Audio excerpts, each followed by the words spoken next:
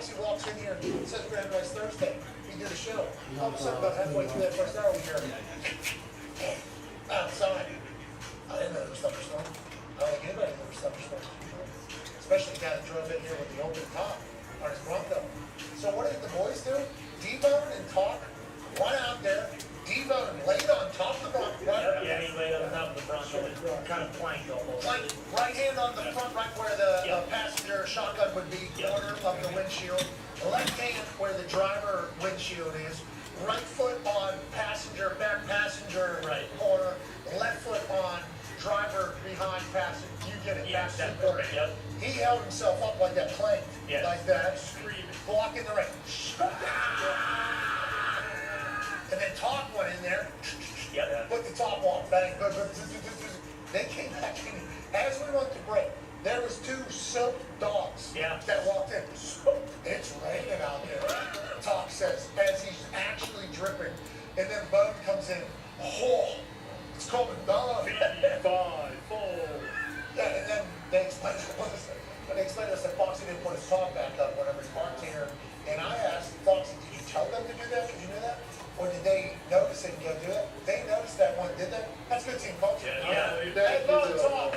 Good work, boys. That's awesome. They sacrificed themselves out there. Bone hasn't done a plank like that ever. And in crunch time, we know him. Left tackle guard, crunch time. Euchre, Trump, whole thing. He's in there. Come on, Talk. I can't do it much longer. That's amazing. Unbelievable. Thank you, boys. Hero move by the way. It really was. Yeah, when I checked the weather this morning, it said perfectly sunny all day today, but you're going to get out sometime. That's Indiana, baby. You don't like the weather, just wear fine. Talk Stay was here at Boston Connor at Ty Schmidt. I think it says a lot about our build. Yeah, without that, kidding me? I mean, Bone too? Yeah, he doesn't have to work out for another year. Well, I guess, but I mean, we've never seen Bone sell out like that. Would you guys have done it, you two? No, I would. Talk dirty, hurry up, get out there! Where's Vince? Where's Vince? Yeah, I don't know. Oh, yeah. Cowboys, they beat us. Me and Tom would have went out there. Sure. Just would like to let everybody know. I would have went out there for you. I would have been there to take it. For that Bronco? Hold on. For that Bronco? That's a nice Bronco. Honestly, if 90% of the cars out there had their sunroof open, I would argue yes. For the Bronco, which you could argue is damn near made to get wet. Okay? Maybe that's what Fox's Bronco needed, was a little water inside that roof. I don't know if any of us are going up. Okay, we might not be might not be telling the right story. Oh, no, come on. I guess they just opened the door. Debo was not planking on top of that Bronco. And also, they didn't put the tops on right. The tops aren't screwed in right now, so that thing's getting so. I thought we had a nice hero story, and I just didn't want to Get back out there, live shot. We don't have a live shot. This is a recording of what happened there. Obviously, Where's the box? they have to put a roof on that thing. They're 35, 40 seconds out there. We're going to laugh at it. There's the bad boys. There's the bad. What are we doing? Should we get towels? Should we get Morris Grandma? Hey, good work, gentlemen. Someone's looking for the button to close the sun. There we go. Hey, good find though. They go straight to the back. I appreciate that. Not the other one, not that one. Okay, it's like one of the door handle things where they hinge. Okay. Yeah, they got it. I think they matched it up there. Didn't they? Yeah, they did. I think that one's flat. Yeah, that was flush. In the middle, I'm talking about, not the corners. Yeah.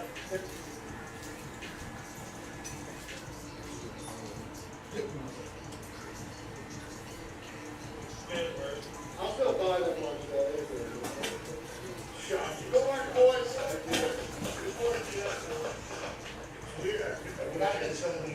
Oh, yeah. Bill Ford's up. Call me over to Brian. Let's move along. You just call me over to Brian.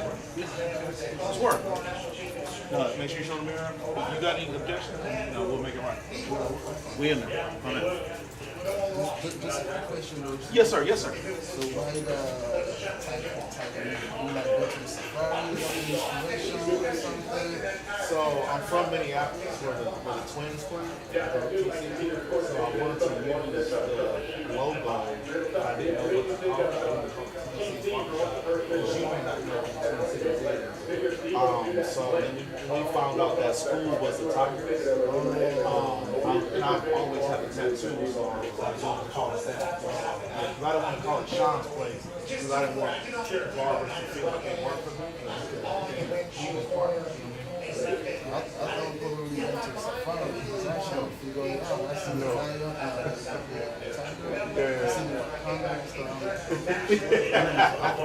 Nah, never been, man. I'm not that kind of brain. Okay. No, sir. Not a chance. I might get there one day. I'm not going on safari. Okay, one day. Suppose that thought that they should be good at I ain't cheap.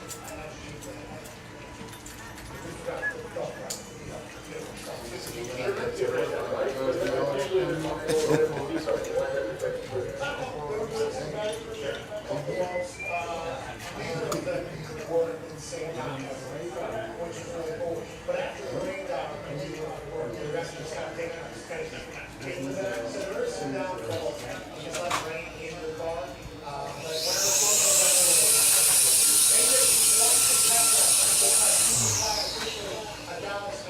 now they're talking about the big league down there in Dallas. They got a lot of big dudes that play big defense for the Dallas Mavericks. This is exactly what you guys are talking about. And we buried it. We were there. Well, I think we buried it. I think people will still wait to see if Nico was right or if this was a decision that inevitably leads to the Mavericks never making it back to the finals like they did with little the year before he decided to trade him away. I appreciate the fact that he's taking those guns and how he thinks he should go see. And obviously, if you get the number one overall pick, a generational talent like Triple Flag, you should feel pretty good about this. Yeah, I would say we feel pretty good about where it's at. 1.8%. Yeah, that's what I'm saying. That's actually got to take a lot of taking up to think about it. He's like they're doing, he's following his plan. When he takes Luka, out of the club, they're doing what they're doing usually when everyone gets all pissed off that way. Yeah, I know.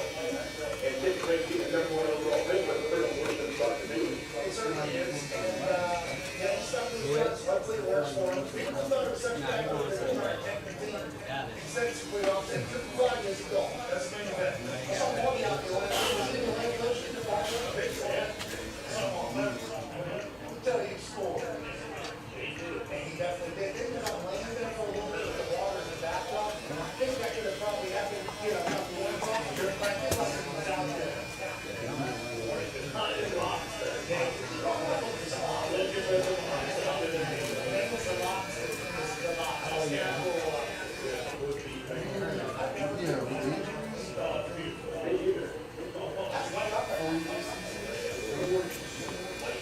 So where'd you get those ping pong balls from?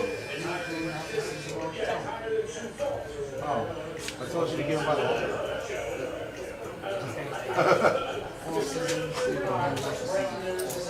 Sir, grab some meat on. Yeah. No, yeah, okay.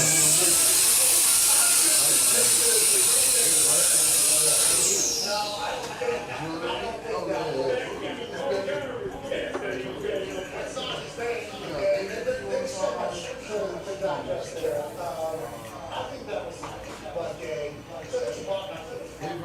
about why there were there's a lot of just very sound here on but you two that were in the ears. There's a bomb out there. There's a bomb out there about him off the record doing that. So what? Now, he can say it whenever you're in.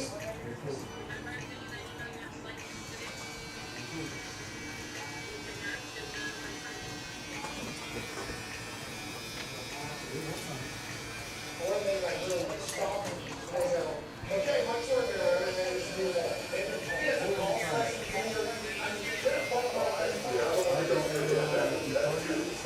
But that's his favorite word for it. I think there's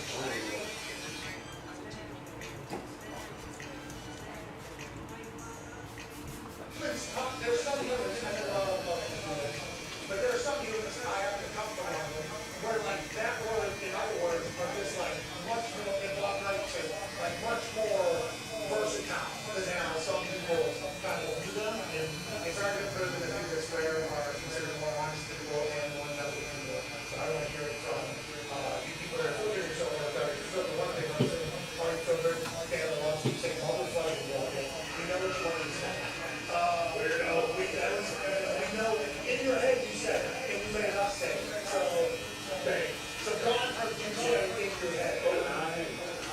thought was too much. Yeah, can't get it out. Anyway, I think you're going to watch it.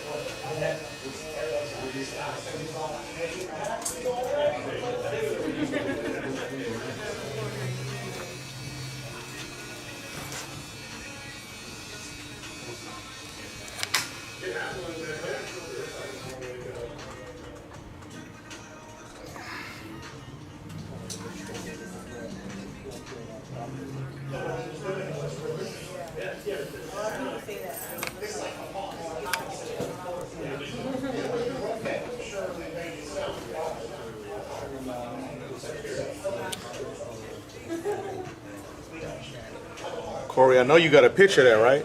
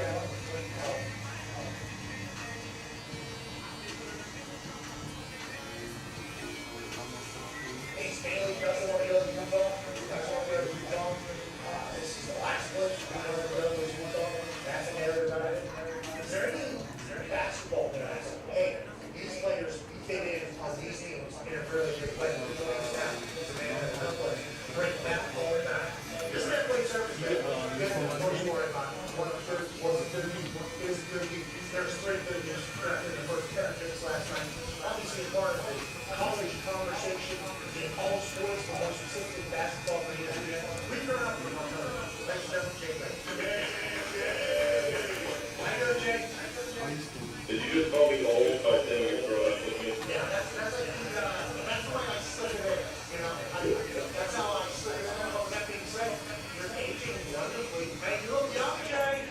You look young, good moisturizer. I love the moisturizer. Good teeth. You getting some photos? You getting pictures? My man.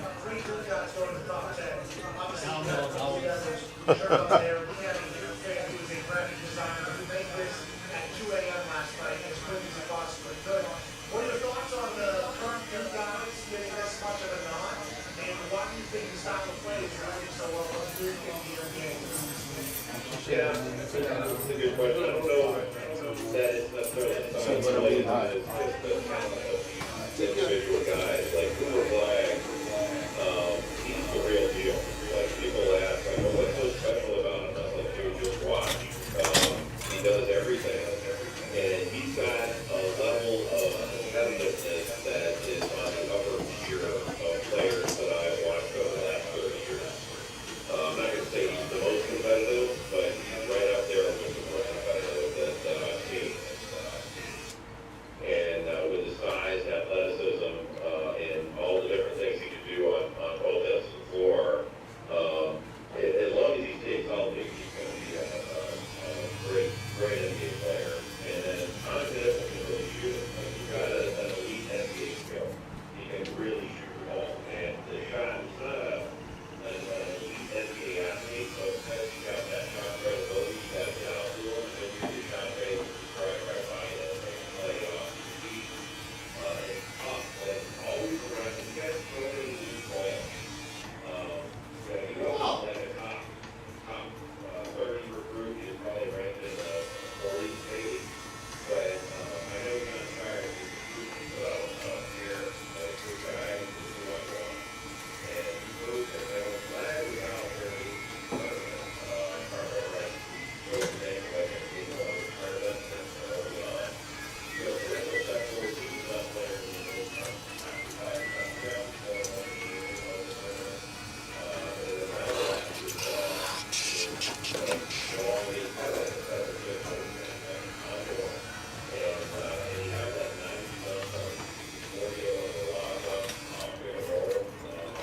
Suck of that hole rip again.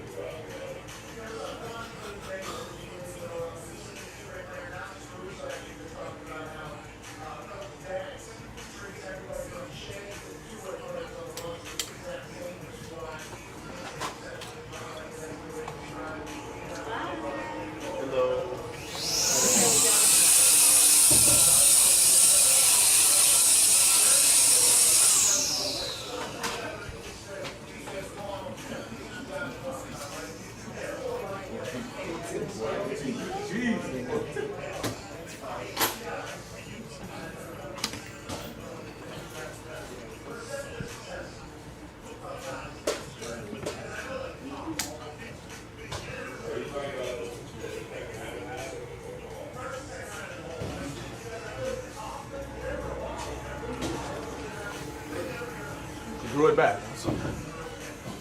Yeah, I made it. Something bit me in my forehead. Yes. I got bit a few months ago it's too. about to pop a little bit. Yeah, I got bit a few months ago too on my face.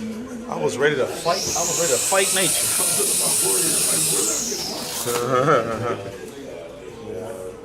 I can relate. What is it? Is it wavelength, or we do a little longer? A little bit longer. Cut it with two. Two. All right, I'll start with two. And then it's a light high temp, correct? Or do you ball? Let's see, 40%. Yeah, let's do it. Yeah, Light. And you just got back from back home? No, I've been back. That was a couple weeks ago. Yeah, no, it was cool. Yeah, it was a good time. All right, that was right before I went. Well, a week before. But yeah, it was a good time. Good to see everybody. And she was glad to come back. Yeah, I don't know why, because every time I go there, it's a problem at the airport. It's like every time. They just check my shit. They search me. I'm like, why is it only here? Why is the line so long? Every time. I could go through Houston in 45 minutes. I could go through Atlanta in 45 minutes. But I go to Cleveland. An hour and a half before I gotta be on the plane, and I can't get on the plane. What's the problem?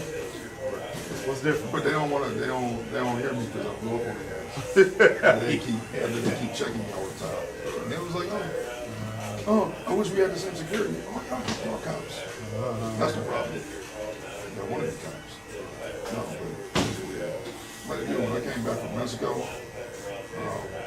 whoever was at the customs threw my passport back in. That's what type of shit is. That's what type of shit going on.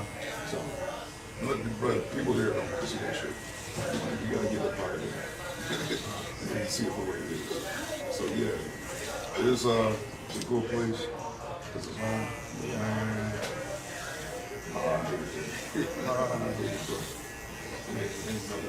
It's a country. Yeah. Look how they talking about Shador. Yeah. Well, so what's up with that? Because I keep getting this like fake news. He living that polite. He's driving a police state. Yeah. And they looking for his ass. It's now APP. Go get this. Yeah. And that's where he lives. But they only want to say that. So, yeah, seriously. You go to Strongsville, essentially the city limits. Police state. They sit there and they wait for you to go 65. Yeah. That's what happened. So, yeah, that's what's going on. You can walk on the people tree, brush your down with it. And you see how they talk about LeBron. He's like, I don't want to be. Like, what are you talking? Welcome, King. How is everything? You doing okay? My man. He lost a friendly wager to me, so he don't want to say much. He don't want to say much. But they're going to, hopefully, we get this back.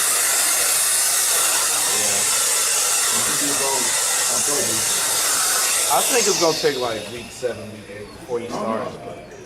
Our team is terrible. Let the other guys get here. Yeah. And then you're going to come in. Play Matador. Take these L's from me real quick. I know, I'm born and raised there. I know. First 4 weeks last year, straight demolition derby. Come cousin. Right. No offensive line. Like what? Anyway, we'll see. Training camp is gonna be hot. I know it is. I might try to go up there just to go see training camp because I know how it is. They'll shut it down.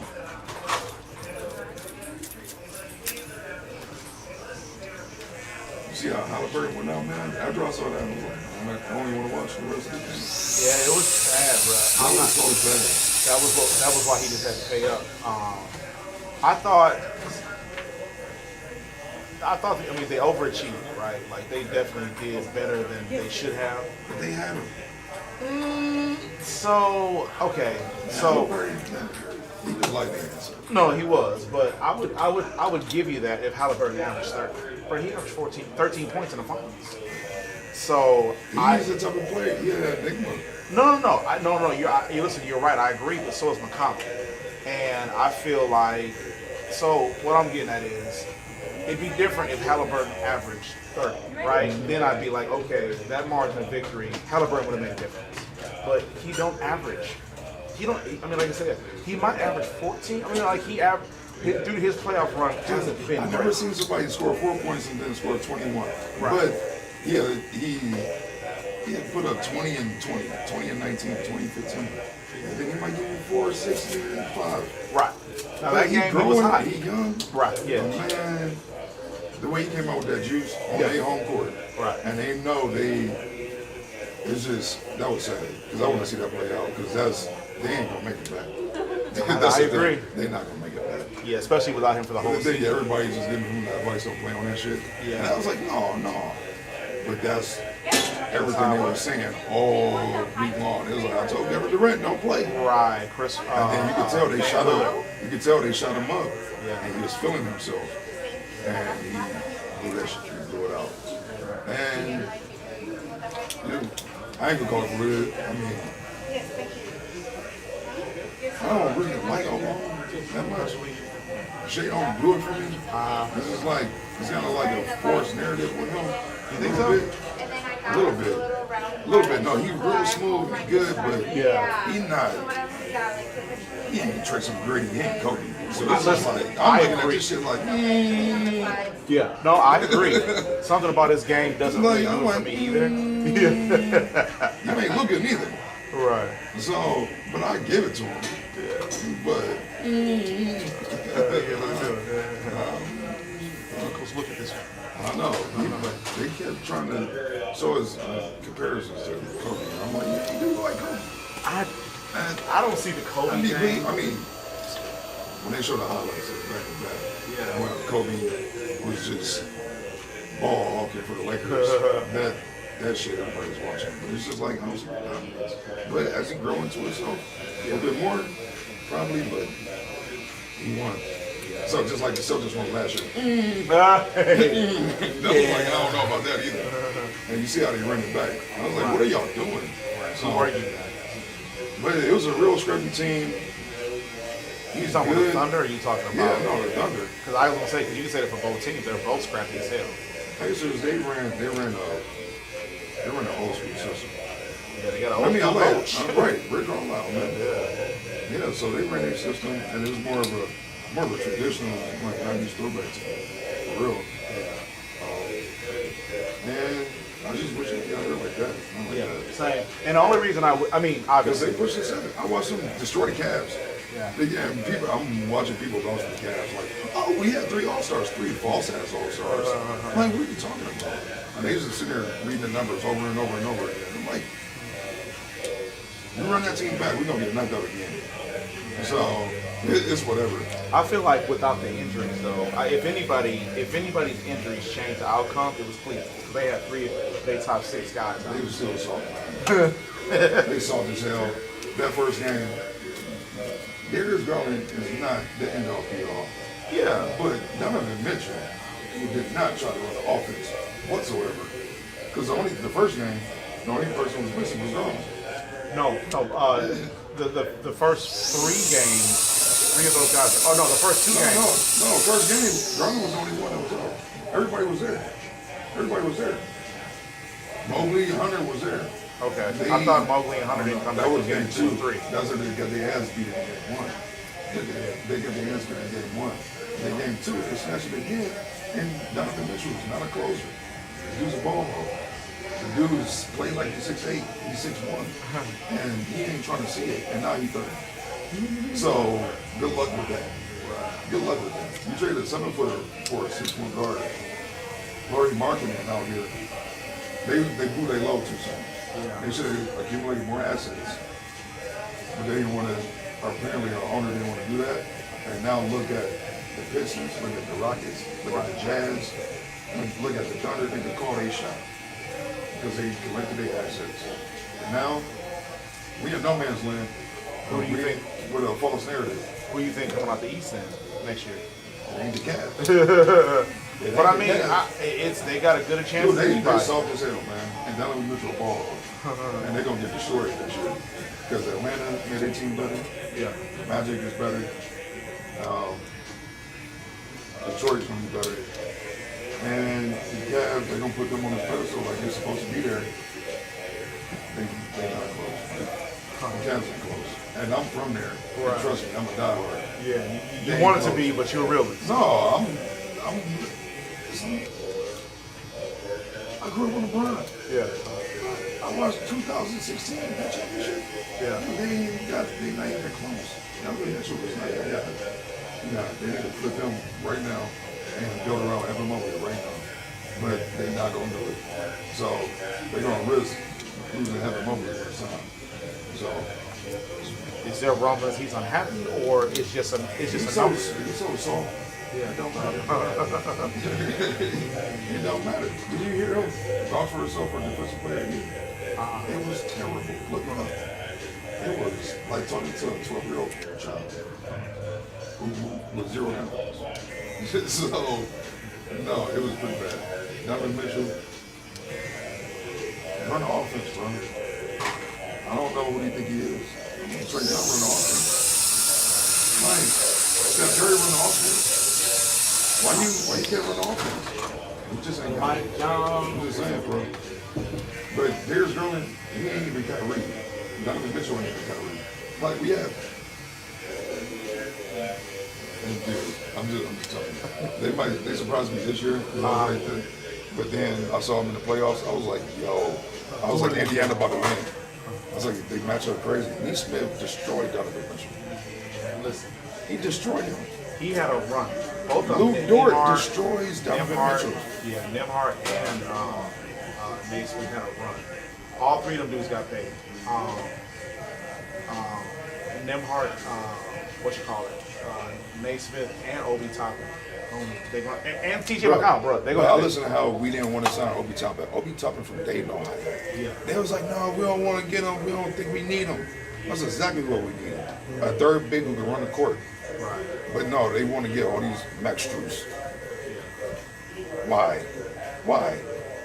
Because he has Italian heritage. Like, why? Why? Is it Like, the population of Italian?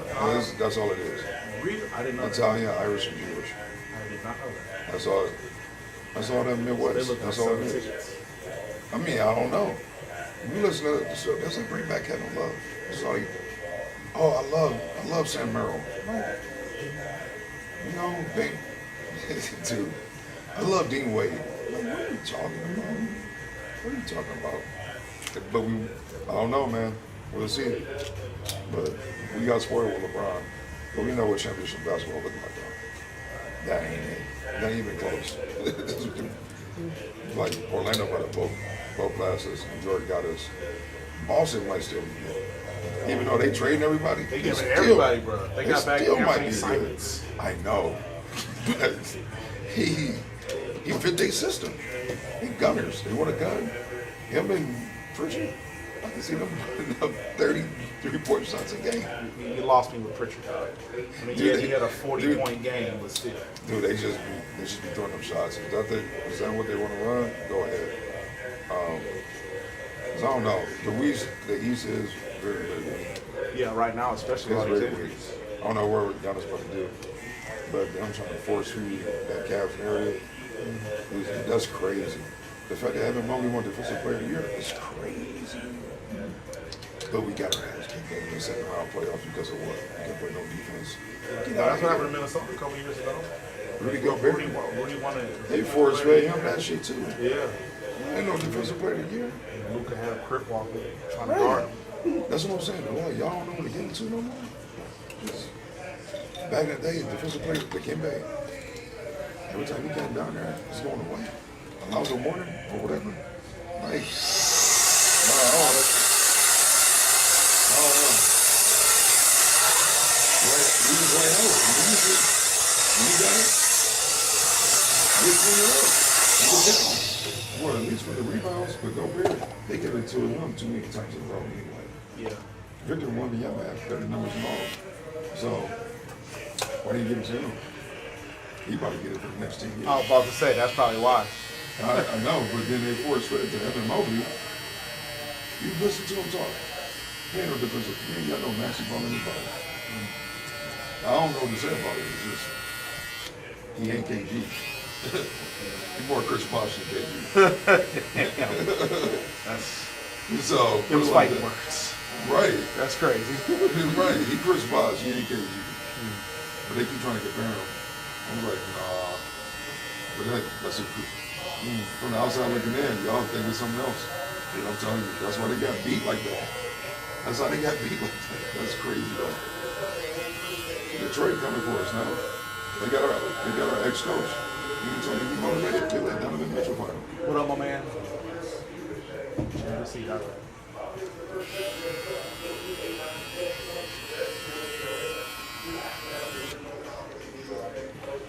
Oh, it's pop. Yeah.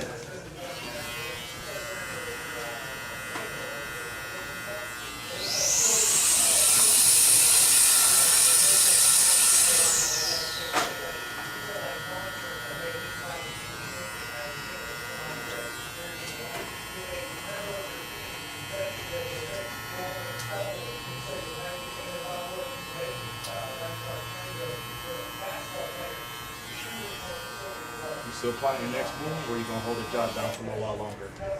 No, actually the job it started to pay off because I got transferred to another site, and it's like that's all I'm asking for. Yeah. And so yeah, I'm gonna rock with it for a little bit now. Yeah. Because now I got to actually pay the bills for it. Yeah. So, okay.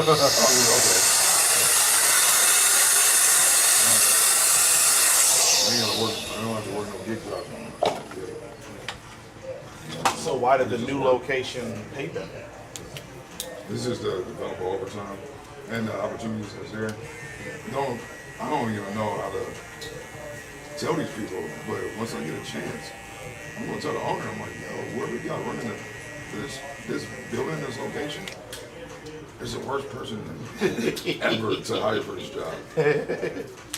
But I'm gonna tell them eventually. Right. But the fact that I'm here is just like completely different. Do I need to knock this down or just line it up? Very. Yeah. Just no, you could just line it up.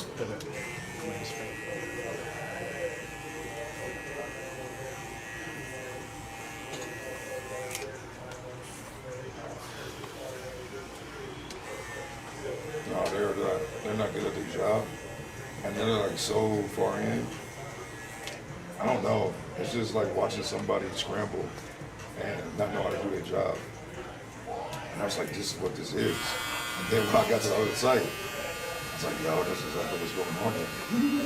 It's like, yo, they scrambling. Don't nobody know what they're doing. All right, so put it like this. When I don't trust your process, and I start going into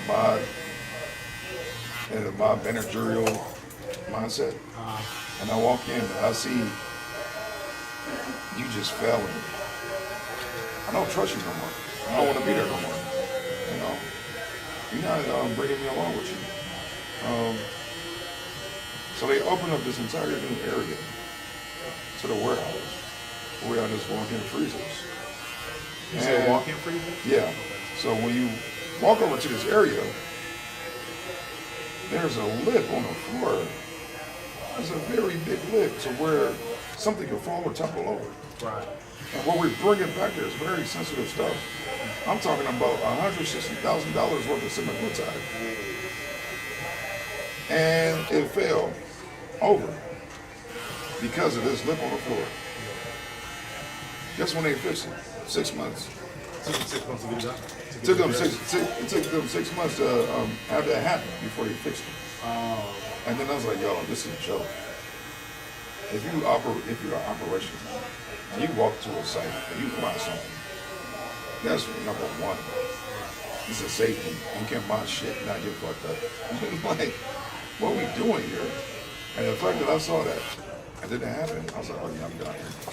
That's why I was like, I was putting the applications in their face. I'm like, yeah, I'm about it. I was like, no, I don't know what type of people y'all are, but y'all too smart for your own good or something. And these is like scientists and shit. I'm like, I don't know what's wrong with y'all.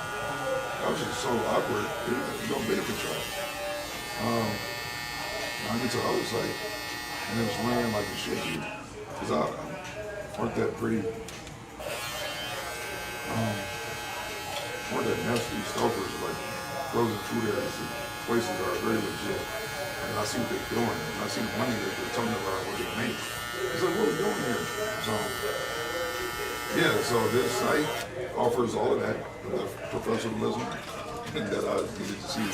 I'm like, okay, yeah, I can work here. But it's the same company, just This is literally the same company. It's a different site. And I don't know how to tell these people, I'm like, yo, these people are telling me stuff. You need to clean house. But what I don't understand is why are they paying you differently at a different site? No, I just work for it. Oh, okay. So you Oh, see yeah, I just overtime work. opportunities or Yeah, whatever. I can work as much as I want to. Yeah. It's like, what are we doing here? It's like, oh, it's overtime, then they cancel it like 5 hours later. It's like, what?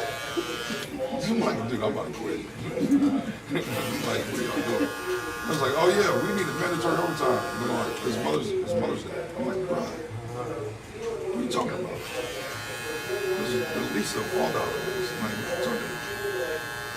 It's not even, that's like, if you're gonna do mandatory overtime, you're trying to make money. Mother's Day's not an excuse not to come in. That's what I'm saying. Yeah. So, yeah, that site is crazy, though. Never seen nothing like it. They made $50 million in a month. You know, Shit crazy. But that's why they don't care. right. They just print. That's why they don't care. That's why they don't care. It's like, oh yeah, y'all can just step on all over yourself as much as y'all want to. Go ahead and figure it out. These checks and keep clearing. Yeah, investigated by FDA the entire time I'm here. Like, they're there on site. The only way they have that is if you're like really bad at your job. That's like step 3. So I don't know what's going on at that site, but apparently they already know. But I gotta just tell them how bad it is. I just want to tell them, like, it's so bad. Because I just want to. I think y'all know how bad it is, but I want to tell y'all how bad it is. This is getting off my chest. I was like, dude, I've been working for like 20 years. Like, I'm 37, been working for 20 years. This is one of the worst running operations I've ever seen.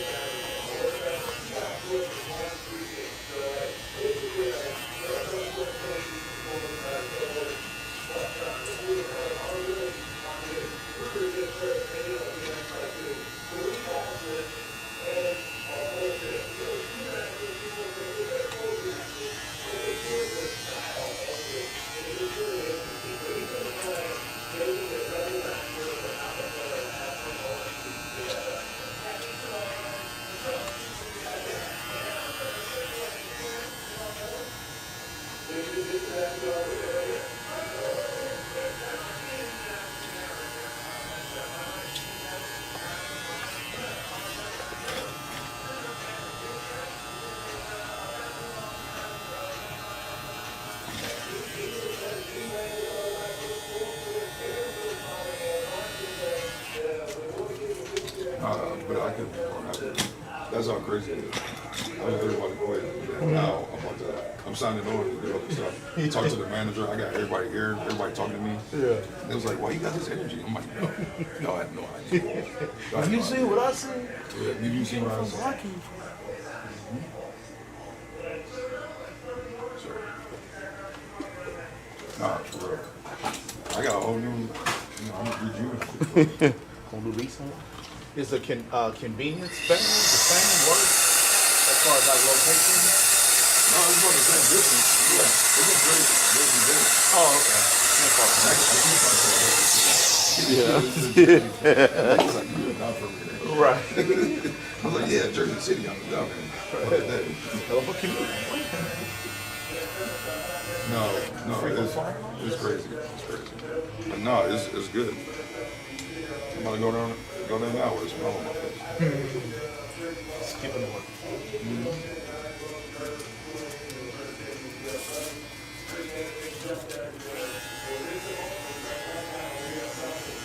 It's like all the women in the world. just like a nice little peaceful environment. I'm in their world. I'm just chilling with my headphones on, and I get these numbers. In the meantime, you can work as much as you want. Just like over 12 hours. I'm like, okay. Just like, all right, you know, like, crack your head. And I get overtime all Thursday and Friday. Yeah. So, just make the difference right there.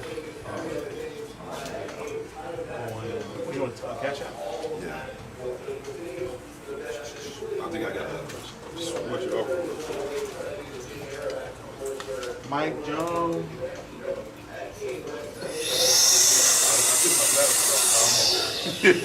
Straining. See that?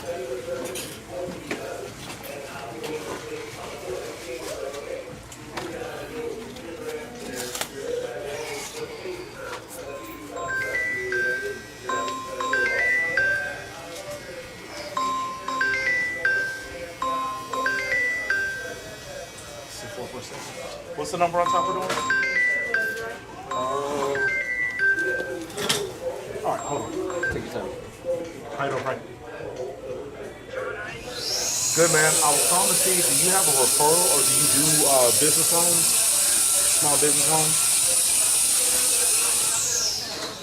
Yes.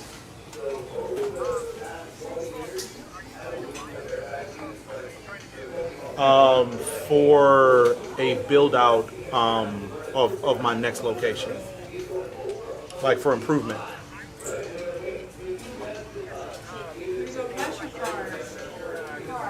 Yes.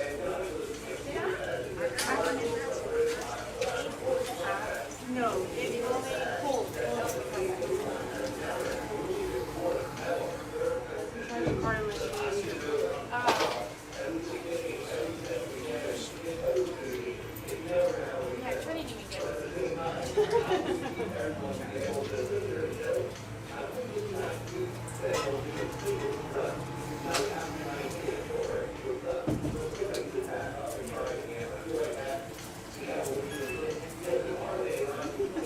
I think it's confused. I don't know. I haven't looked at it from your end, but a lot of people don't know that that's not what that means. Some people don't make it money, but I don't know. Yeah, it doesn't say anything. How much it will be charged. I don't even know if I'm putting the right price for that.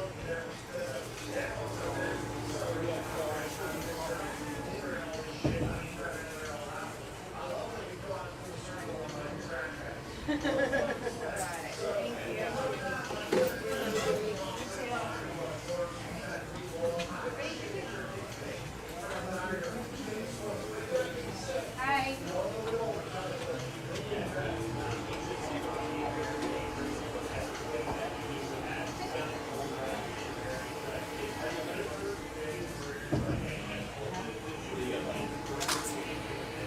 Okay, so that was Frank that got my mortgage back. He will let me know. Okay, you figure out what we're doing? Yeah, so same split, but just shorter from the top, of course. But do you remember what the number was? We didn't do a number. Oh, We just kept cutting it shorter, like the same, like with the comb over, but just a lot shorter. We didn't do like a number last time we came. I think we use a guard. I think you use scissors. Really? Yeah. Well, yeah, okay. If I use scissors, The lowest you can get is your fingers. right, and that's what I'm saying. Let's just do that. But it would only take that. Like, there's no. How much more? Okay, so let's say we did one step lower. What would that be? Well, so I would say this is an 8. That's my biggest guard. Is that going to be the same amount as your finger, or is that? Right now, yes. This is what my fingers would be right now. Okay, let's go a So step lower then. so like a 7. Okay. And then same thing you usually do. I think we did the shadow last time. Yeah, light drop, fade. We did a fade or a taper. It looks like a fade. It looks like we did a fade. Okay, baby, I got you. Cool. How's everything been, man? Yeah, I'm looking for a fucking house. I can't find one. Like to rent or buy? No, to buy. Yeah. I can't justify rental anymore. No one can. No one can. 1,000 a month.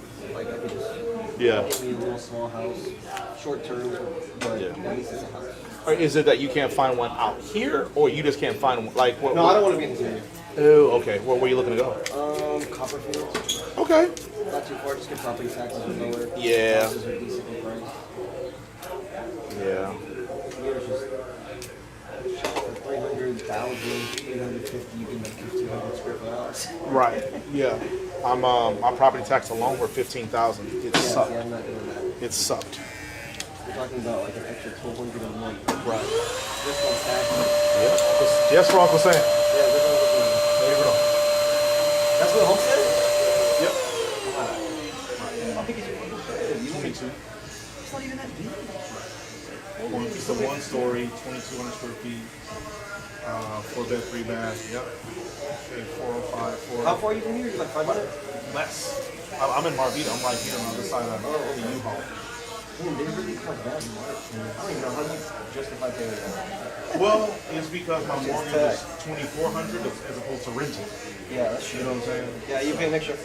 The way I look at it, like, my cousin was telling me, he's like, if you want to just go rent a garage outside, how much you gonna pay? He's like, you're probably gonna pay $1,200, $1,500 a month just for the garage. Yeah. So just buy a house, come to the whole garage, you get bigger Right. square footage, pay the extra couple $100 when it's a house at the end of the day. Yeah. Yeah, I'm actually paying extra so that I can pay towards principal so I can get it done sooner. So this is the 7? Yeah, this is 7. That's good. Yeah.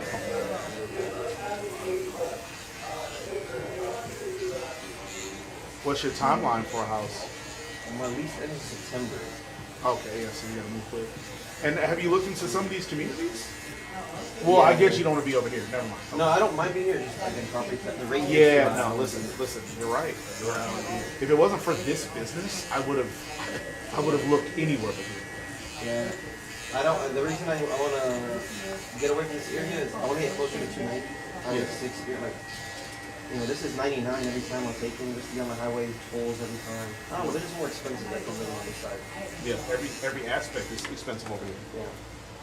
Yep, I agree. I The only problem is when you're finding a house. I don't want to buy new one, buy a used one. Yeah. Most people don't fucking put $1 in the house. Yeah, I know. They just buy a fucking same old carpet since they bought it. Nothing's changed. So I gotta. I think they have all these grand visions for what they're going to do with their house, and then they realize how expensive home ownership is. The only thing I want to consider, like, if they don't remodel the inside, I will.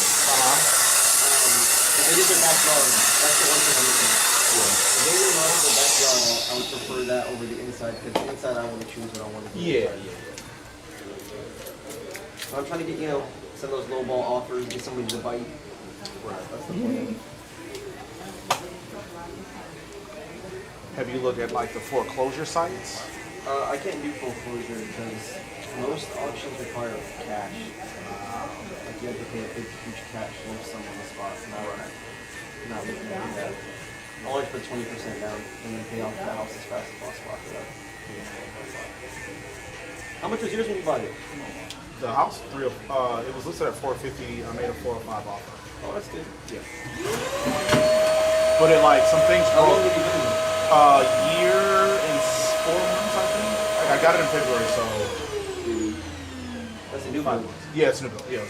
Yeah. So it was built to someone's specifications. They couldn't go to close. They didn't make it to close, so I think that was why I was able to lowball them to the lowball. Yeah.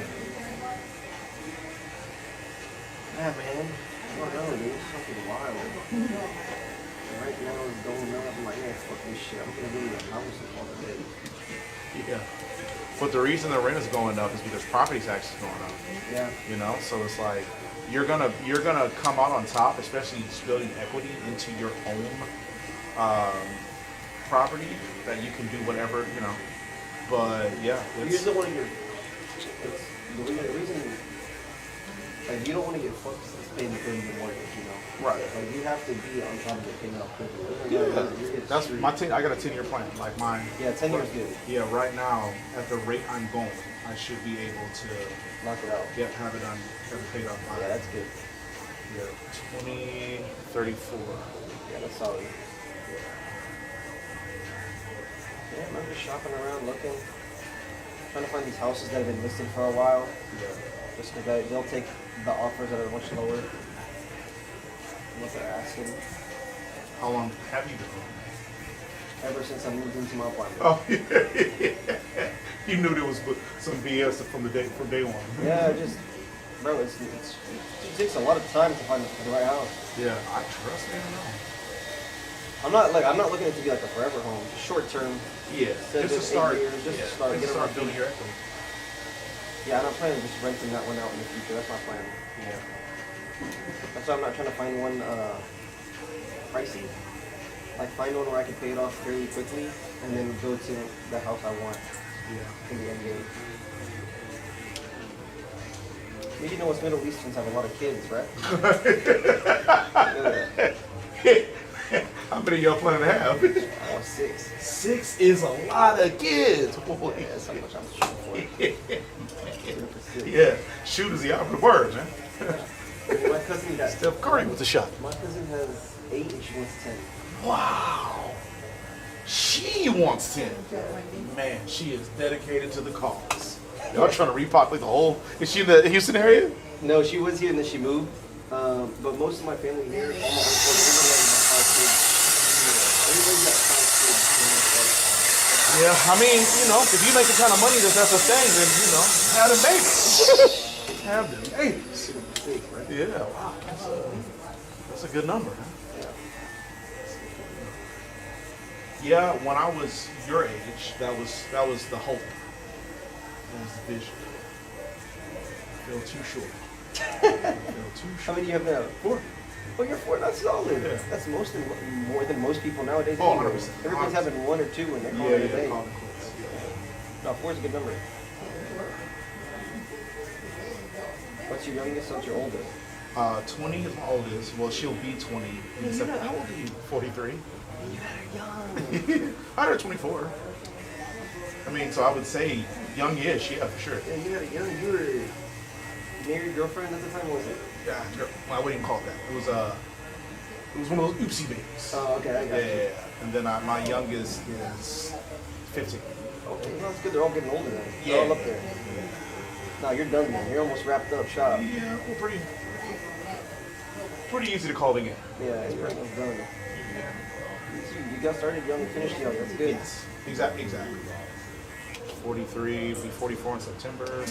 Yeah, most of the heavy lifting has already been done. Yeah, that's good. Yeah, so once you get to age, it's like you're not really doing much. How old are you right now? 26. 26, I think. But yeah, if you plan to start having kids, like, well, I mean, if you want 6 of them, it's Well, I'm like, starting now. I'm starting. yeah. Back to back to back to back. Yeah.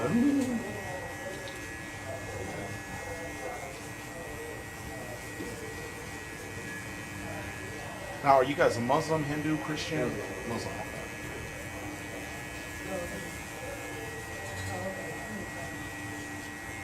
Yeah, that 1 to 2 kid thing doesn't work for me. So you just think like, what if something happens to one of them?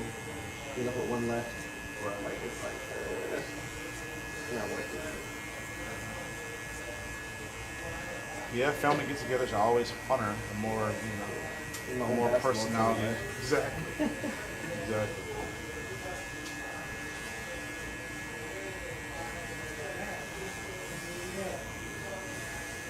Yeah, that's why I'm slowly looking for a house, but I'm trying everyday look, but there's listings there, but even the places like outside of Town Lake, because that area's not bad here too. I was looking for that area. Yeah, but isn't Town Lake property taxes just as high as it is over here? Yeah, they are. Even the outskirts around it too. They're not that low.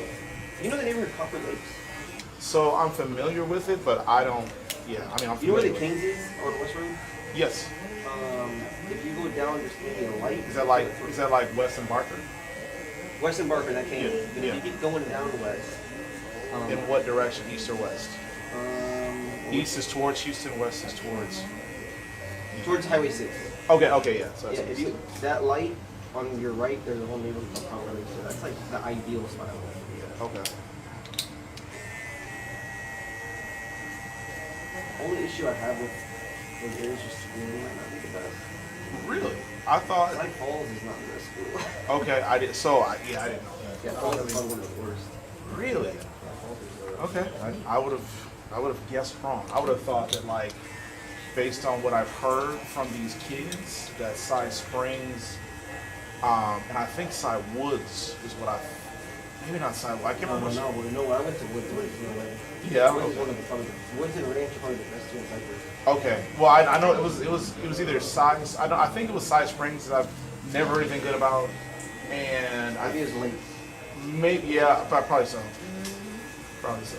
Wait, your kids are going where now? No, my kids are back in Minneapolis. Oh, okay, so you're Yeah, by they're not here. yourself. Yeah. Yeah, I'm not here by myself. Yeah. Just chilling. Yeah. Yeah. So you were from Minneapolis. Yeah. When did you come to Houston? I'm sorry? When did you come to Houston? 7.5 years ago. It'll be 8 years in December. Oh, that's not too long. You like it here better? Man, I'm never going back. Love it. My best friends from college just flew down. They're still in town, but they're in Sugar Land now, visiting some of our other friends from college. But yeah, they're never going back. Yeah. We were just talking about that yesterday. Not a chance. Yeah, it's kind of hard to not like Houston. Yeah, it's just because no matter what you were looking for, you'll find it. Yeah. With the exception of moderate weather. Like Yeah, the weather's horrible. Yeah. If you're looking for anything other than that, Yeah. like you'll find it. The economy's great down here. There's work, there's everything. Literally every industry's down here. Yeah, it's a lot. I will say though that like my mom told me a few months back that she had, and she was complaining, mind you. She was complaining about how much her property taxes were. I said, how much? She's not in Houston either, right? No, she's in Minneapolis. I said, how much did you pay? She said $2,800. So you got Right? You cleared out nothing to Yeah. I almost cussed him. Yeah, bro. I was like, you just don't get it. But like, that's the funny thing about Texas. Like, people think, oh, no state tax, blah blah blah. Like they think it's just a net win. It's No, not. it's not. It's not. It's the same shit. Yeah, it's just they just package you different. Yeah.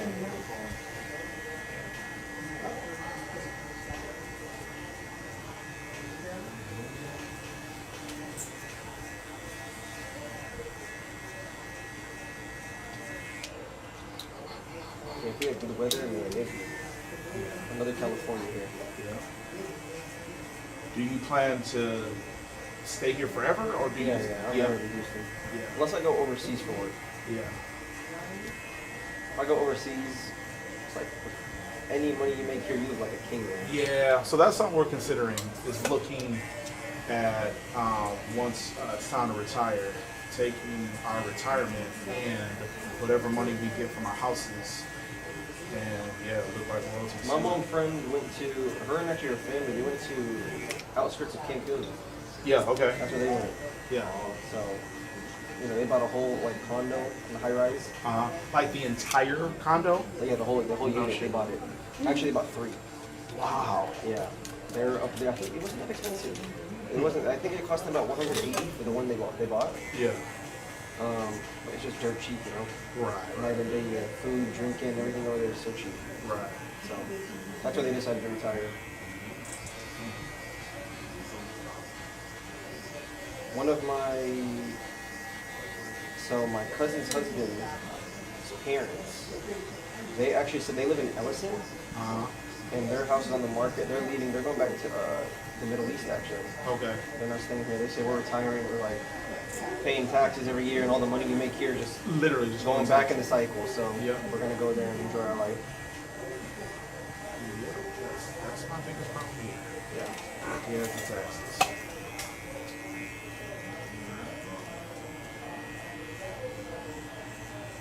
Fun while it lasted.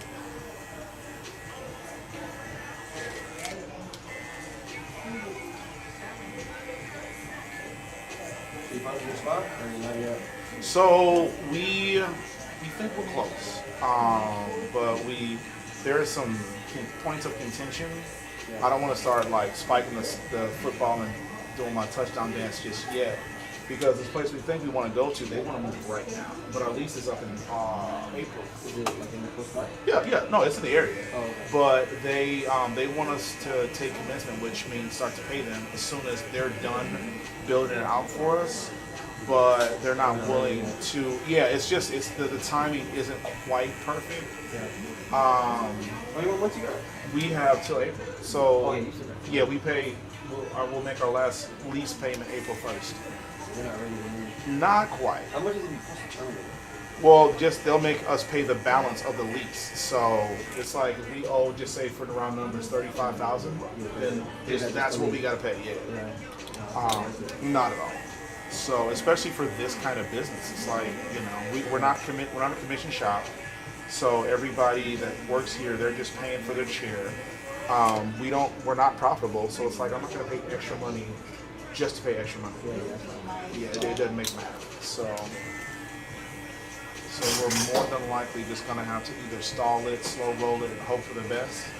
My fear is just not being able to have a seamless transition, because I have enough clients to where I know I'm gonna be able to withstand that.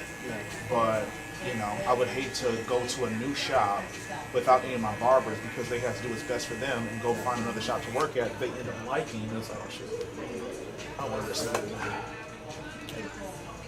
So yeah, but I mean, if like they're like, well, best we can do is March. Like, okay, fine. I can afford to pay 2 leases for a month. Yeah. I can't afford to do it for because they want us to come in there like November, December, or January at the absolute latest. Has Lacey? There's only one vacant spot. Well, there's several, and that's why I say I'm going to try to slow roll it, because right now they don't have anybody in this one particular location, and they have several in the area. So pretty sure we're going to be fine. Like I said, I just don't want to jinx it, because I mean, I'm ignorant to what their side of this transaction looks like, and I would hate to assume the best and end up with the worst outcome. But they're still building this parking lot here too, so we could very easily, like, we have options. It's just, is it gonna work with our timeline is what I'm worried about. I don't edge up this part, correct, or do I? You do use your... Yeah, okay. But yeah, no, I promise we're not leaving the area because I live here. So it's like I don't like the community. Yeah, that's really It's not for me. So I promise you won't have much. You won't have to do much looking for us. Yeah, that's good.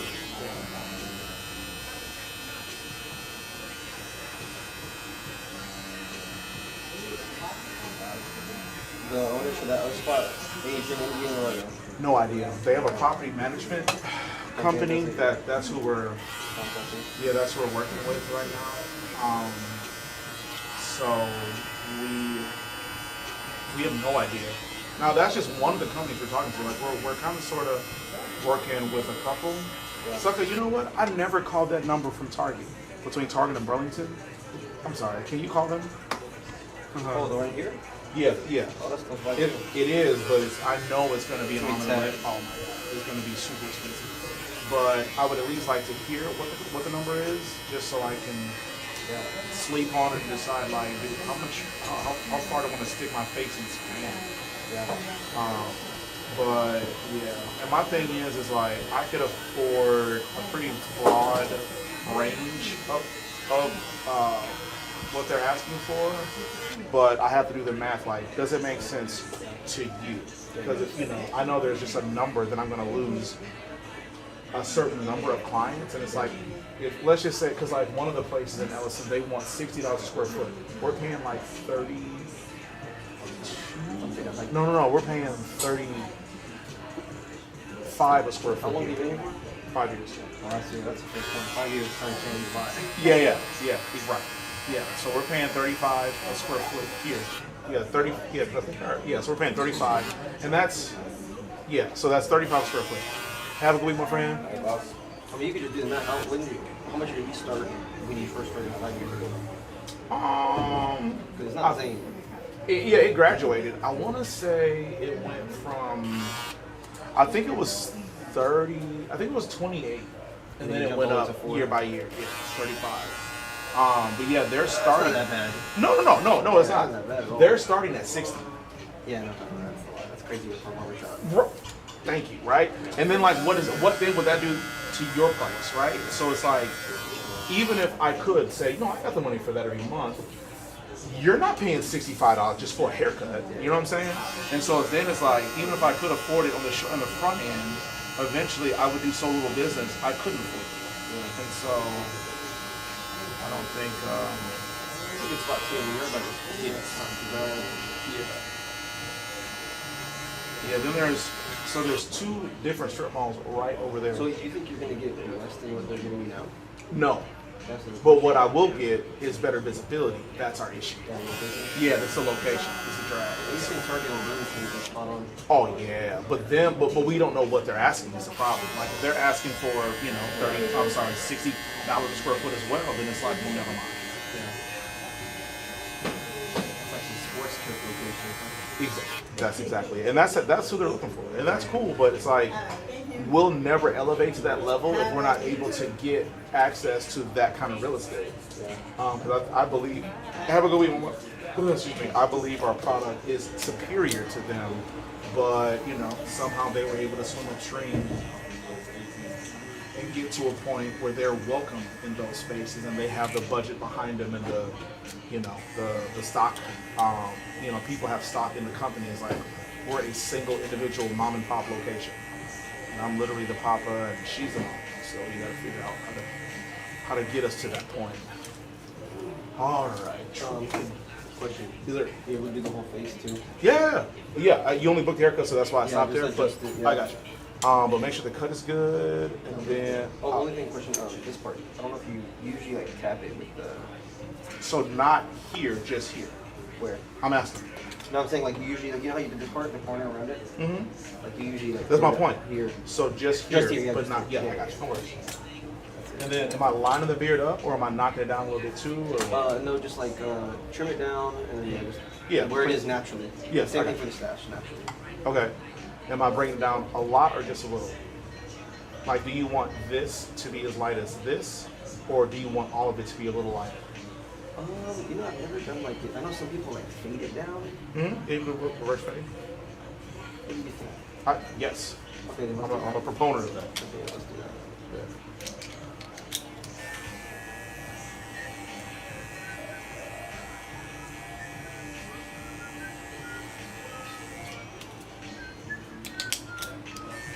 Well, my cousin lives right here too. She lives in the neighborhood right across Marvita. I don't know if it's a Bridgeland. I don't know. So Bridgeland and Marvita basically run into each other. There might be like a tiny development in between the two, but yeah, North Marvita, South Bridgeland would, and I think there is like a small. She pays a 17. Well, how much does she have? How much space does she have? Hers is a 2-story. Hers is probably, hers is bigger than yours. Hers is about 3,400 square feet, maybe 3,200. So, but her footprint is smaller, and I think the footprint is more so the issue.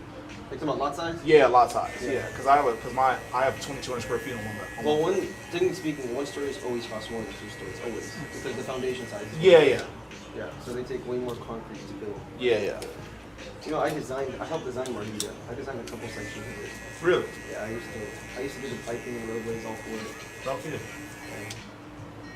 Do you no longer work in that industry, or? I don't hate that industry. I designed transmission lines, like the electricity poles to help the power grid. Okay. So I designed those.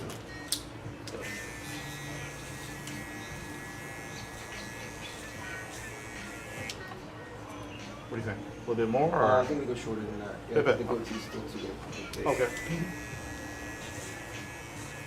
Even shorter. Yeah, this is. I'm just making sure because I didn't even really get to it. Yeah. But this is a 3, so it's still lower than that. Yeah, still lower. Bit. All right. Let's go one lower. That's it.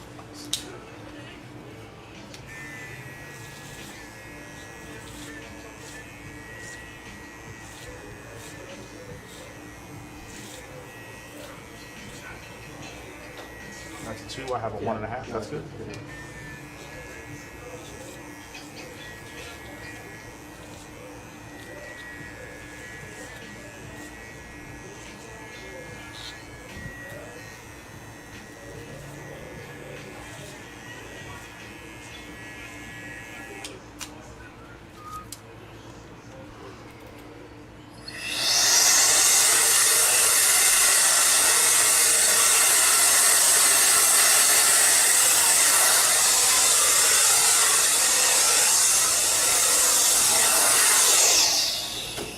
Some Khalil cases. Him and his brother came probably. His brother. Khalil got no brothers. Huh? Khalil got no brothers. It was his only kid. Oh, I thought the young kid he brings in was his little Oh, that's brother. right. You're probably about Omar. I think so. Yeah. The white kid. Yes. Yeah. Yeah, that's not him. Okay, I thought it was his little brother. Yeah. So, but it was almost a month ago, probably 3 weeks ago, maybe 4 on the long end. But I'm pretty sure. I'm surprised you can't go with a little taper. I know. Yeah, he doesn't really do much, and I'm like, hey man. If that's what you like, that's what you like. Hey, listen, exactly.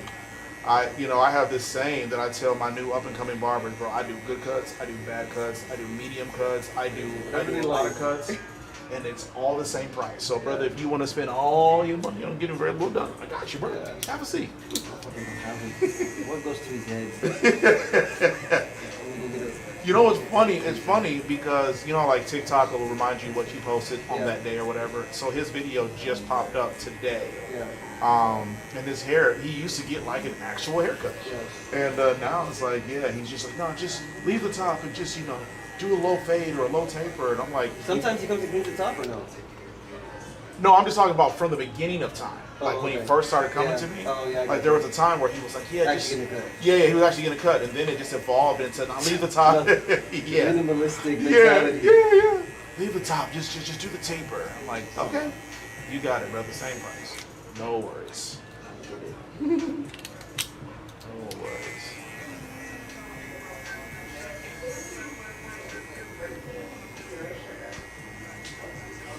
That look low enough for the mustache? Yeah, cool. I say I'm gonna do it when I get home. I just get fucking lazy. Never do it.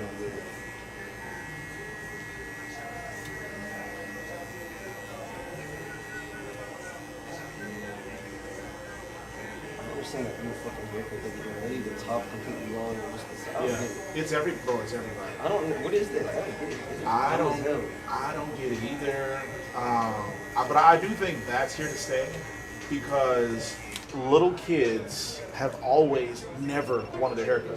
The thing is, now more and more parents are like, well, if that's what he wants, and that's what he gets, right? But like my age, like growing up my age, like nah, bro, you never getting a bald head. Yeah. And now, it's like so many parents are like, well, if he doesn't want his hair a particular way, blah blah blah. It's like, cool, man. But like, I think that's here to stay. I don't think that's ever gonna change. So yeah, get used to it. That haircut is so damn stupid. I can't even imagine you going to a corporate office looking like that. Right. But the thing is, everybody's starting to look like that, so he's gonna fit right in. I don't think he's gonna get any objection.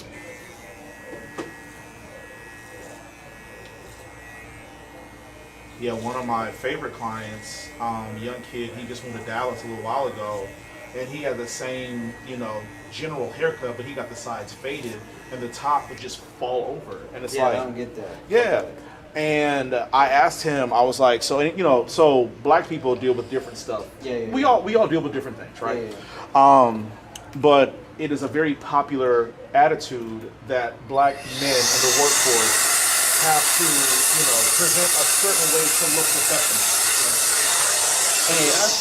professional. Right. And so I asked him. Yes, sir. Yeah. So I asked him if he was gonna have to cut his hair or whatever because he's got a corporate job. Yeah. And he was like, no. I already asked the company. They said that as I am is how they want me. So I'm like, word, in Dallas? I've never lived in Dallas. I've only driven through twice. Yeah. But from what I've heard, whenever I hear about like racist stuff happening to black people in Texas, oftentimes if it's not East Texas, it's in Dallas or thereabouts. And he was like, yeah, no, this company is like, no, man, we want you as you are. We want your uniqueness. And I'm like, okay. But yeah, he has the quintessential like. It's just not gonna work. Yeah, but like, it for me growing up, that would definitely not have passed. My mom, like when I remember when I was like first starting out, trying to get jobs as a 13-year-old, she would make me. So I wore glasses and contacts. She would make me take my contacts out, put on your glasses. I don't want them thinking how cool you are. So I want them to think you're a goofy little nerd, and that you're just there to work, not socialize. Yeah. Yeah, she had me cut your hair real short. Well, even in corporate, like I've been working corporate for a while now, so Yeah. like your presentation matters a lot. Yes, absolutely. Like, it does. If Absolutely. you come with a haircut looking like that, you're not gonna talk to no clients like that. They're not gonna allow you to. And his job, I forget what it is, but and the reason I asked him about his hair is because it's a customer-facing job. Oh yeah, that's crazy. Yeah, I feel like it's in finance somewhere. I was certain he was gonna tell me like, yeah, I gotta get it cut as soon as I get to Dallas or whatever. But I cut his hair for the job interview, got the job, and then his last cut before he came, I asked him, are they gonna make you, switch it up? He was like, no, they had no problem with it. Actually gave me a compliment. I said, man, what a world, Right? What a world. Do you want the top cleaned up or just get it off the lid? Just off the lid.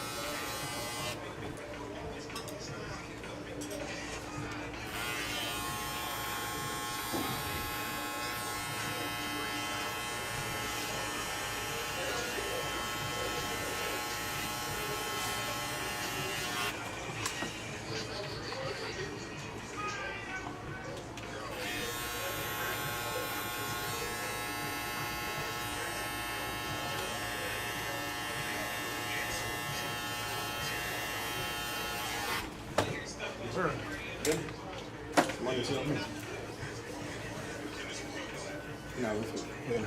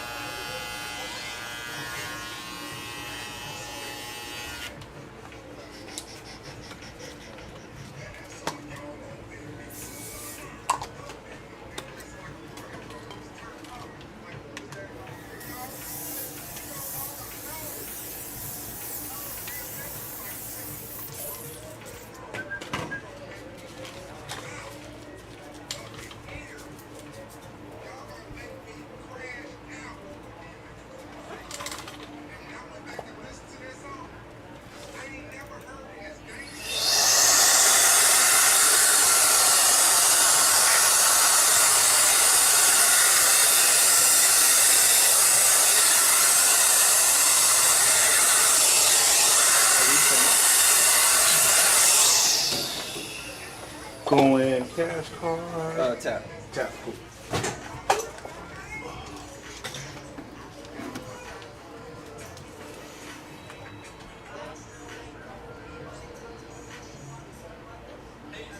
So what do I ask you your top? I'm here for this. So book a haircut and beard, Yeah, I will. but the cut was a 7 on top. Did you update your phone number No. on the app? Okay, well, I always use my Gmail. I don't know if it asks me for a phone number. yeah, it does have a phone number on there. Okay. But yeah, we did a 7 on top, light drop fade, but the book a haircut and beard. Got you. Yeah, that's Good? it. Sir, to see Appreciate it up. you, boss. Good luck with the house, Take man. care. Thank you. Too fly. Pluck feathers. She focuses at me with a smooches.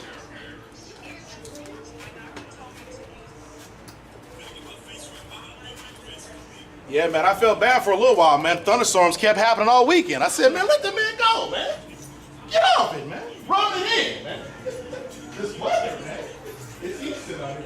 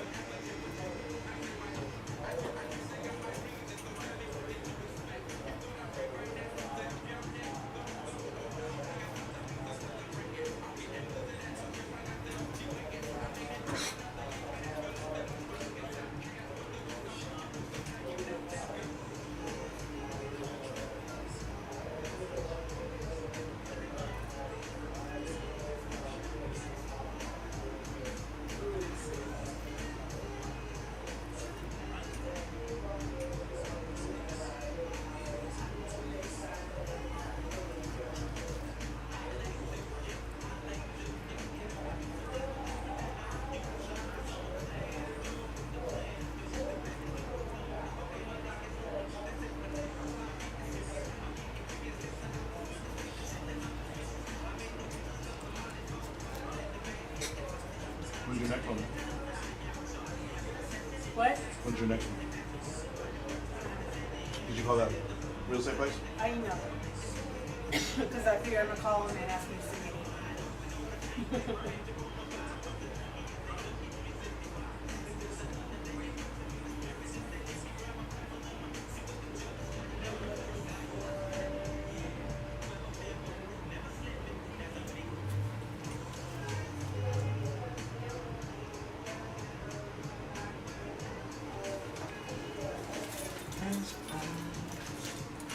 I'm here to change.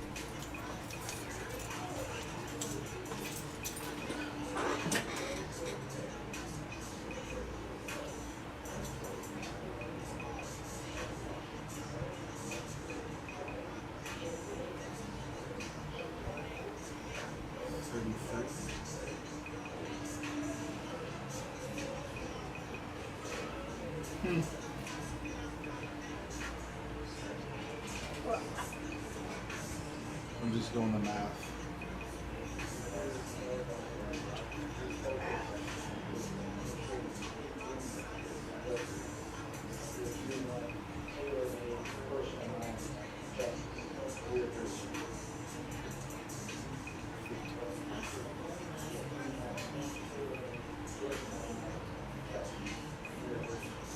Did you do any measurements? I asked Erica what her sweet space was. She said one thinks it's 8 by 12. So I figured we'd go 10 by 10.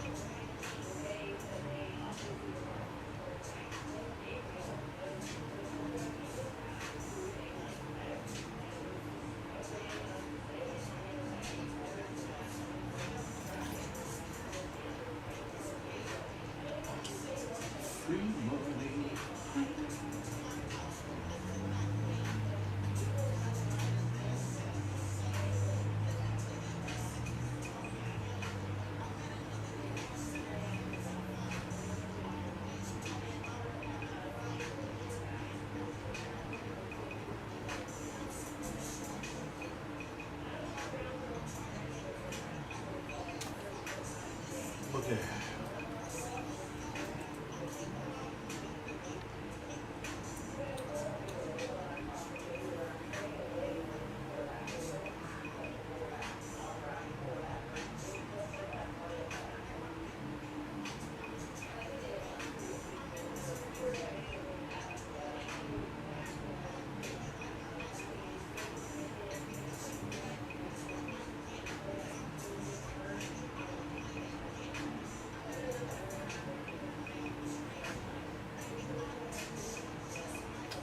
Did you agree or disagree with anything that I added as the changes?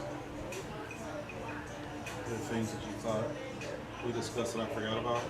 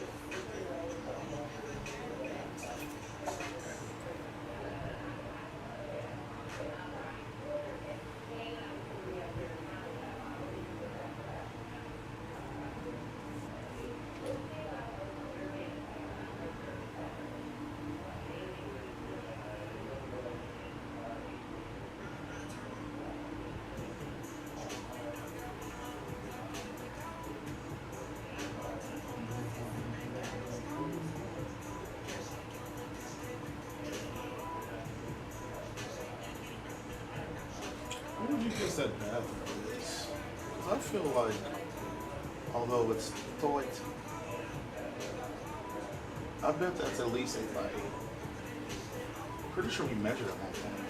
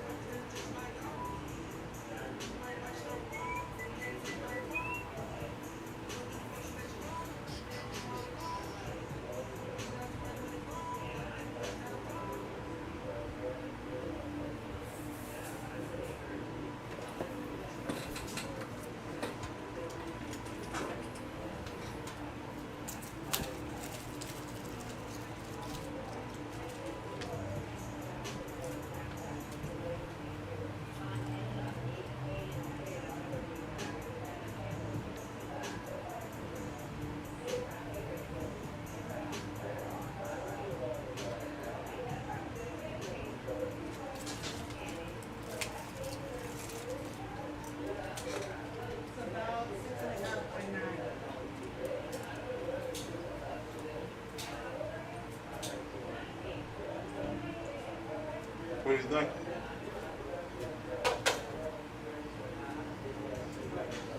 Yeah.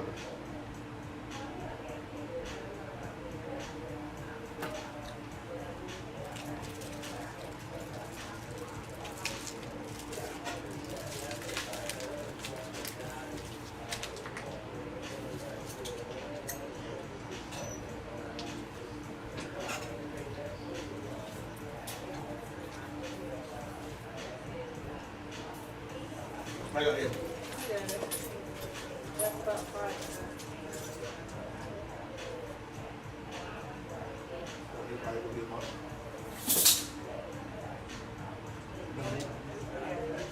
Chin by chin, yeah,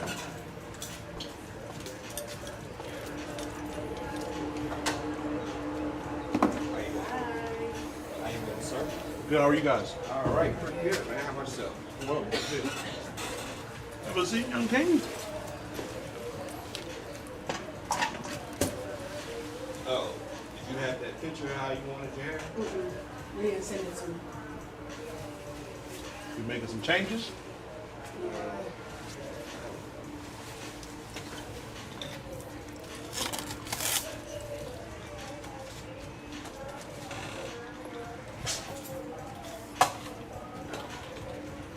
You said that's how you wanted it trimmed up. So there's no difference in what he's got. It's just that dude got enhancements, and maybe it goes a little further back behind the ear, Yeah. but Oh, whatever. yeah. Right, do you want me to bring your top down a little bit more again? Or No. you say not really? Okay.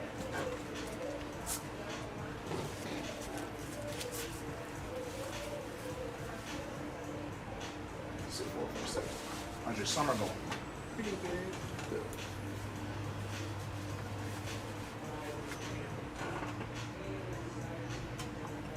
And I appreciate you allowing me to change my time like that, man. Yeah, as long as you give me some kind of heads up. Like I just had somebody call me. They had a 140. They called me at 138.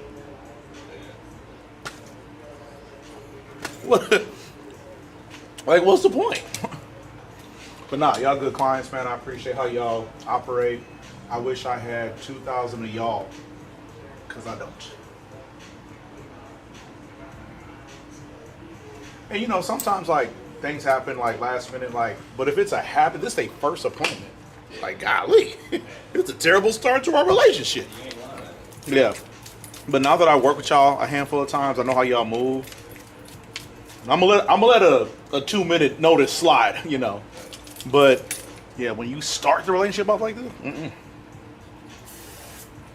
But yeah, no, like usual. So the way my booking appointment, my app works, you can't schedule anything within an hour of the current time on a 5-minute increment.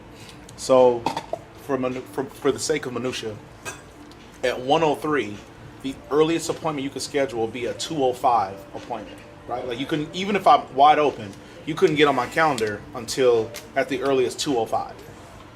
So if you cancel anything within an hour, well, you know. But yeah, if you give me as much notice as possible, like I said, now that I know y'all and I know how you, I know that wouldn't be habitual. I do anything for y'all.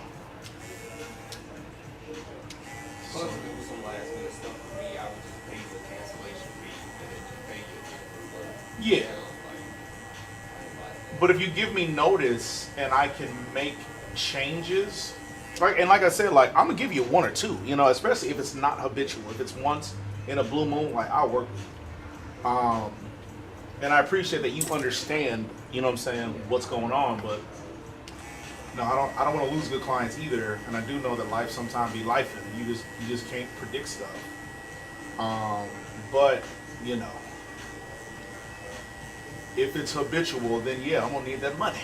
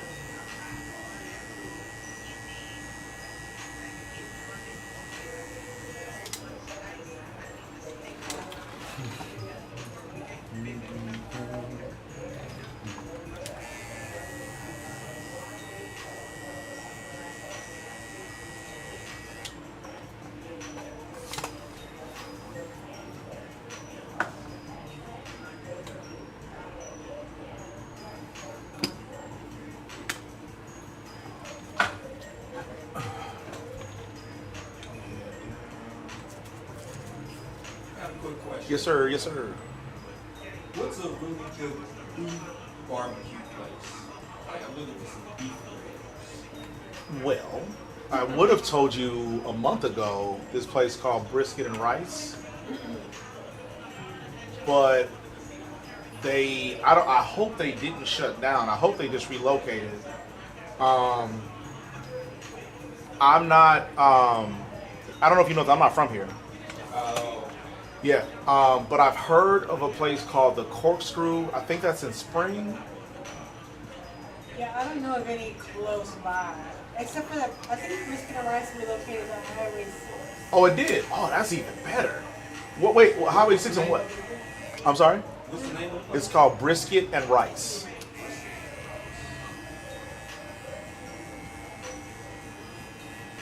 So again, I'm not from here, and when I first came here, I was told how good the bar. Are you from Texas? Mm-hmm. Okay, respectfully. I heard how good y'all barbecue was supposed to be, and I'm telling you, I was like 0 for 9. I said never again. I'm just not gonna do it. The places that I tried were real heavy on the lighter fluid, and it always gave me a headache. So I just gave it up. But then I saw this place that we thought was on the Michelin star list. Turned out it wasn't, but it should have been. But this food's good. But it's called Brisket and Rice. It was on Eldridge and 529. But Yeah, that's the address they have here. yeah, so it's no longer there. That address, but I think it's on their social media they moved, but maybe if you call their number on Google. Yeah, just to verify. But yeah, that was the best. But again, I'm not from here, so if there are better places than that out here, I ain't found it yet. Cause she brought some. What was that place? Like County Road something or Yeah, it was County Line, Harris County. Harris County? Yeah. It was okay, but no, hands down, that's the best barbecue I've ever had in the state of Texas. But again, I've only, I gave it about 8, 9, shots, and I was just like, nope, keep missing. This ain't it. This ain't it. Where are you originally from? So I'm originally from the St. Louis, East St. Louis, yeah. We got real Chinese food and barbecue up there.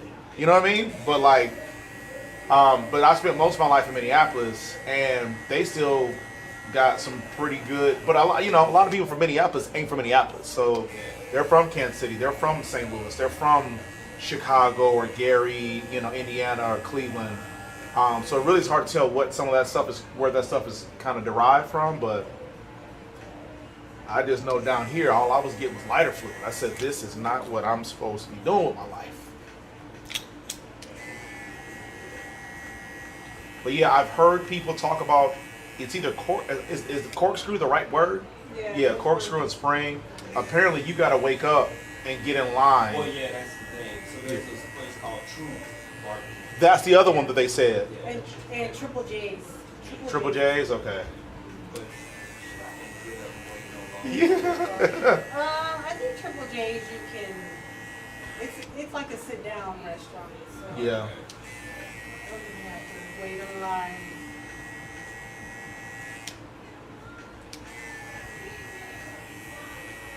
Is this for a special occasion, or you just got a crate? Oh no, I got some friends that came down from Maryland. Okay. Here today, Yeah. and his wife really wants to get some dinosaurs. I hear you. She's like, I want that Tyrannosaurus Rex. I hear you there. Are they from here, or they're just visiting? Visit. Okay.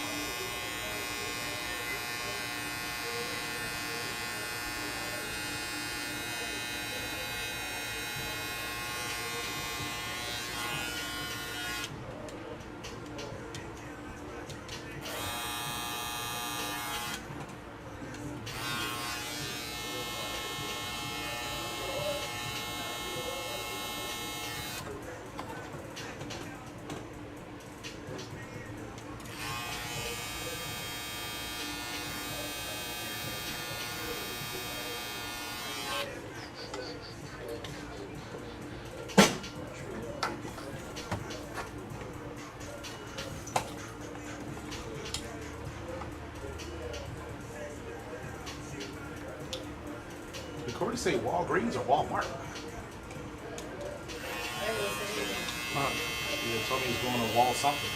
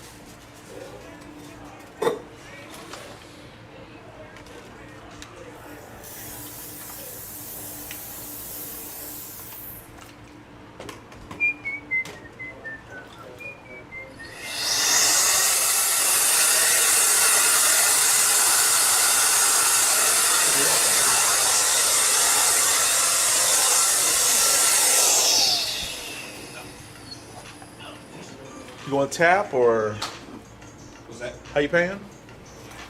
Yeah. Tap. Tap.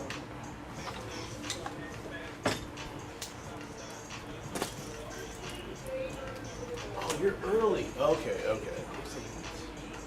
Yeah, I didn't have a 2 o'clock available, so I moved you to 2:10. Okay. But I didn't have a 2 o'clock available because my 140 had till Closed, 2:10. yeah. But they, yeah, but yeah, it worked out.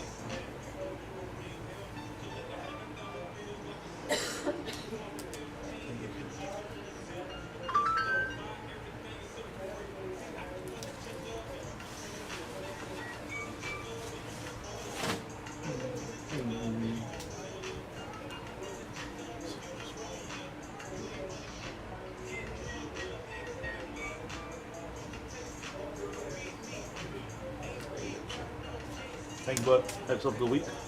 Let's see what. Yeah, let me know what you think about brisket rice if you try it. Yeah.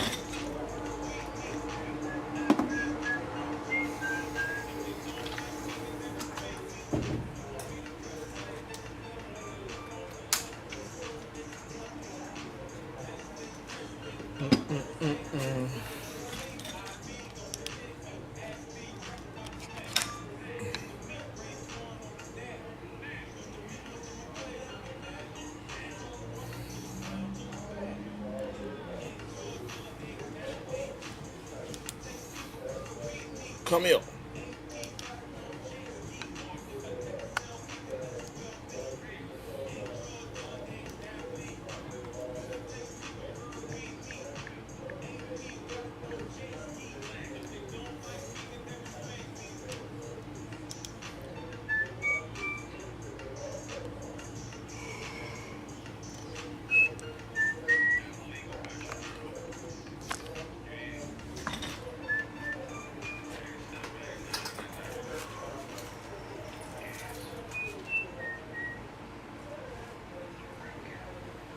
I've got ideas. What you say? You have ideas? I have ideas. I have ideas.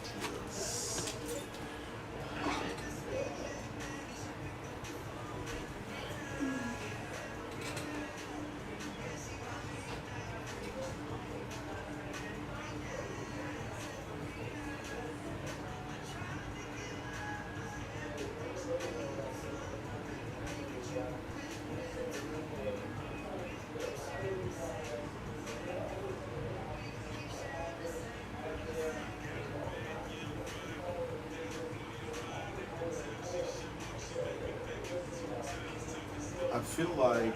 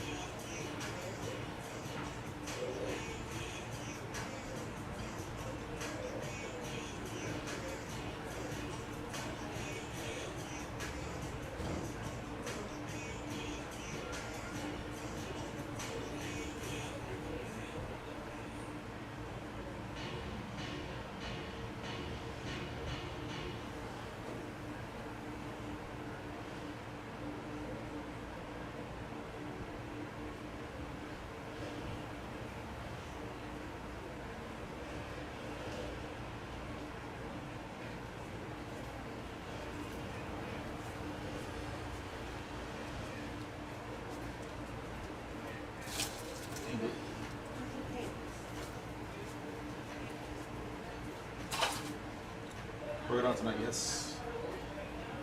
What? I'm still working out tonight. Yes.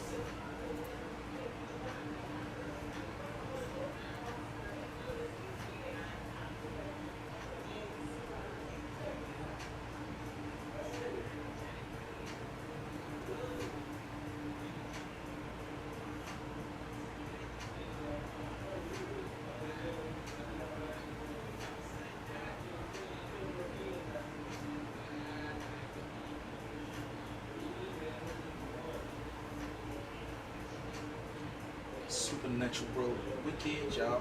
Don't hear me dope. You know I'm finna act a fool in this month. How you?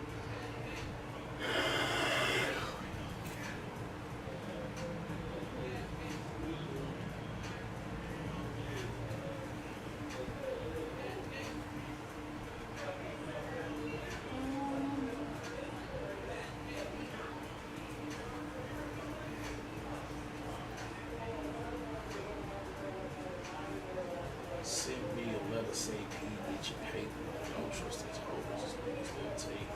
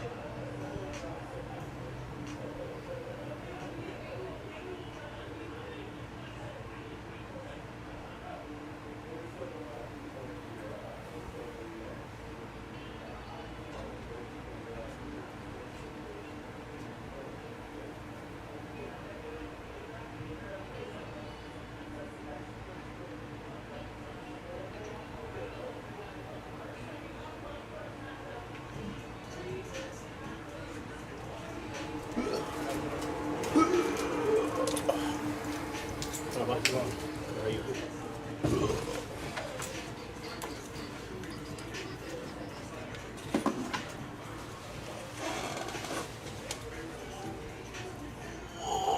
man.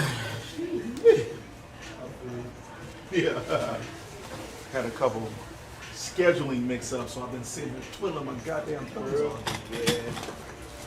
But it's all good. It's all good. It makes yourself up or you? Nah, they're just people. One kid booked a 140, called me at 138, talking about, well, I didn't answer. Then they canceled, and then they booked right after you. And then I had the people right after them, they texted me yesterday, asked me to come in at 2, and I had a 2:10 available, so I moved them to 2:10, but they showed up really early, which was fine, which worked out, because I was just doing nothing. But then, so I cut this kid's hair, and I was finished before his appointment actually started, so I was sitting here again. Which again, I don't mind, I'm just saying, like, I just wish if I could plan for when I'm gonna be chilling, like, I could be productive, you know. It happened out of nowhere. Yeah, that's the thing. But you know, I ain't gonna complain too much. Yeah, we winning.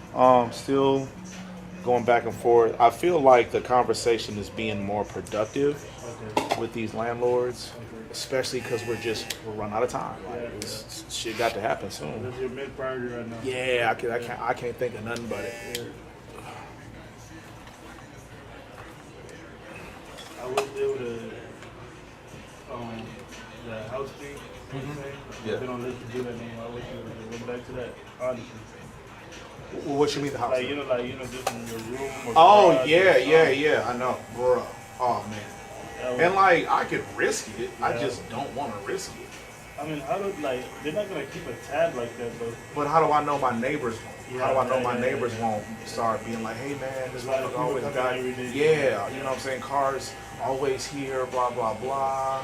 And then, you know, it'll take just a couple. And you can't even have a conversation because that's risky too. Right, exactly. It's basically telling them. Literally. Yeah, and they might be cool with you today, but you know, there might be a dispute like, oh, motherfucker, you always having people park in my drive, you know, like whatever. Or, you know, they want a favor that you can't do. Oh yeah, well, I sure would hate the HOA to find out. You know, it's like, god damn. You stop blaming. Yeah, because that's what happened during COVID. One of my neighbors, this motherfucker was sitting in my garage, getting a haircut, telling me how he doesn't think it's right that I'm cutting hair in the garage. I'm like, bitch, I'm cutting your hair right now. What you mean? He's like, yeah, but you know, I got young kids, and you know, I just never know who you got, you know, coming in and out of your house or whatever. I said, but you're not supposed to. And he's like, yeah, but I'm just worried about my kids' safety. And I'm like, right, but you get a haircut from me right now. Yeah. And you're like, yeah, but you know, that's different because, you know, I like we live across the street from each other, blah, blah, blah. I said, big bro, you order Uber Eats and DoorDash. Like, I don't know who coming to your crib. And he's like, but that's not the same. You know what I'm saying? All I'm saying is I'm just worried about my family. And, you know,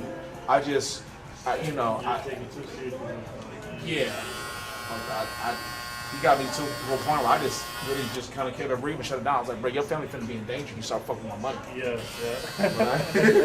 I didn't say that, but I wanted to say that. Yeah, that last. It was that house right there. Yeah, it was the first crib that she was coming to. It was that time during COVID. I said, bitch, I'm finna lose my house. Like, I'm not gonna, if I can't cut out of my garage, I'm not gonna be able to afford my house. At the time, all the shop was shut down. He's like, yeah, man, that was the only option. Yeah. He's like, man, I'm just worried about my kid. Fuck your kid. I mean, at that point, everybody working from home. Yeah.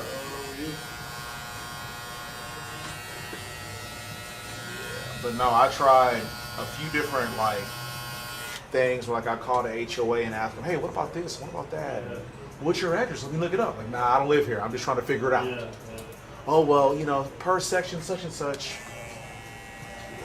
Just trying to send some people to my door. But yeah, like, I have enough clients to where, like, it could be a word of mouth type thing, but I'd have to get on Booksy. You know what I'm saying? Like, I could have my address on there. Yeah. I mean, the thing about, like, the money you're going to be saving just from not having this, you know. No question. but I would also, you know what I'm saying, my clientele probably slow down a little bit. They're not going nowhere different. Well, no, you're right, but the thing is, people move, people, you know, die, they get promoted, you know what I'm saying? So it's like, it's stuff like that. Yeah, they, you know, and so, and not only that, but I wouldn't be able to grow.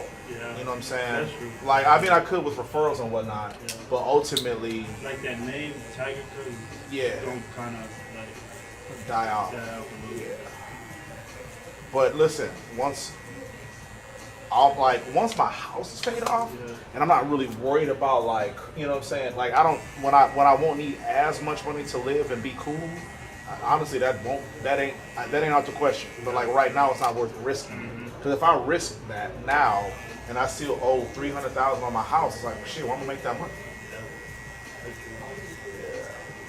You think money going for sure take some type of hit. Yes, absolutely. So, because like during COVID, it was clients that I had that we were locked in, but their spouse didn't like them going to a single guy's house. You know what I'm saying?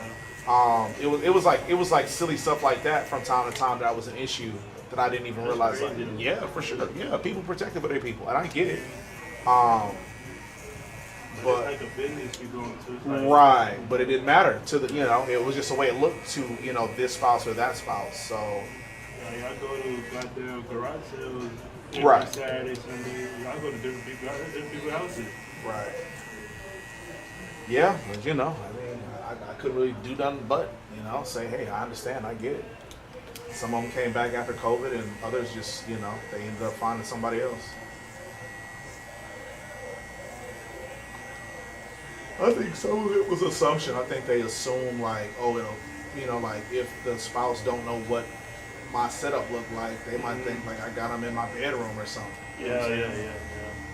The only bad part is you trying to stay right here. Like you can't move from right here. Right. I was gonna say Richmond Rosenberg. Yeah. Like it's trust me, I know. Cheap right now. Yeah, I've had clients that have moved down there from here that are telling me the same thing.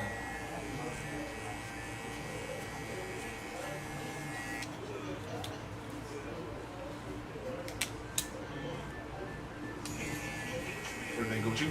Yeah. It's working.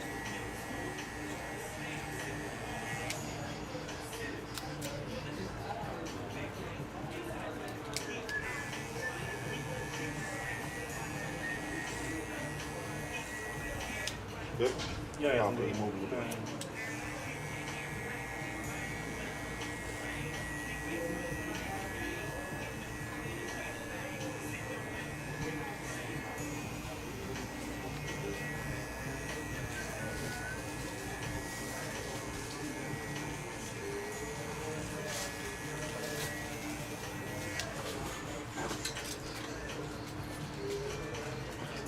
We had that talk too, like I just kept it to, you know, I was saying I was getting burnt out. So now I just kept it to like, we'll find a day that shit. Really? Okay. I do 3 to 4 days. And you good with like the drop off in bread? I mean, obviously it's not. something coming in every day. Right. That's the good part about it, but you know, it was getting to that point where I had to. For your own sanity. Yeah. And like, you know, the videos quality been going up too that way. Cause I could just focus on that one video, the one client, that one day, other than my brain being all over. Cause I gotta think different shots, and, you know, all type of stuff. Right. And what did you say you charge for a video? Because I'm gonna probably 400. I'm gonna possibly, if and when we move and relocate and get everything situated, I might have to patronize your business. Oh no, I'm gonna, you know, I'm gonna do that for free. No, I'm good. No, I need that. That's type of okay. Anyway, for my page, you know. All right, man. Like my other page called Core Visual. Corporate Visual. Yeah.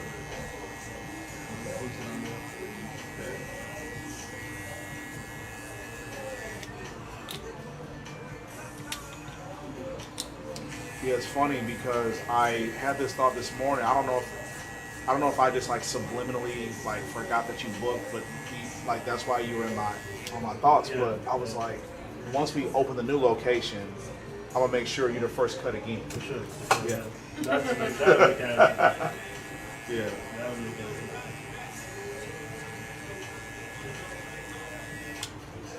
How many, the lease ends what? This April. No, April. next year. Next year. I got a little It's time. gonna fly. No, trust me. But it's fine and not in a good way. I'm anxious because we don't know exactly what's what yet. What's next Yeah, year? so it's actually moving too fast. Like, cause, 2026 is right around the corner. And it'd be one thing if we had a lease signed and we understood what the payments were, like all of that, bro, we don't know none of that. And so I'm really, really, really, really stressing out about it.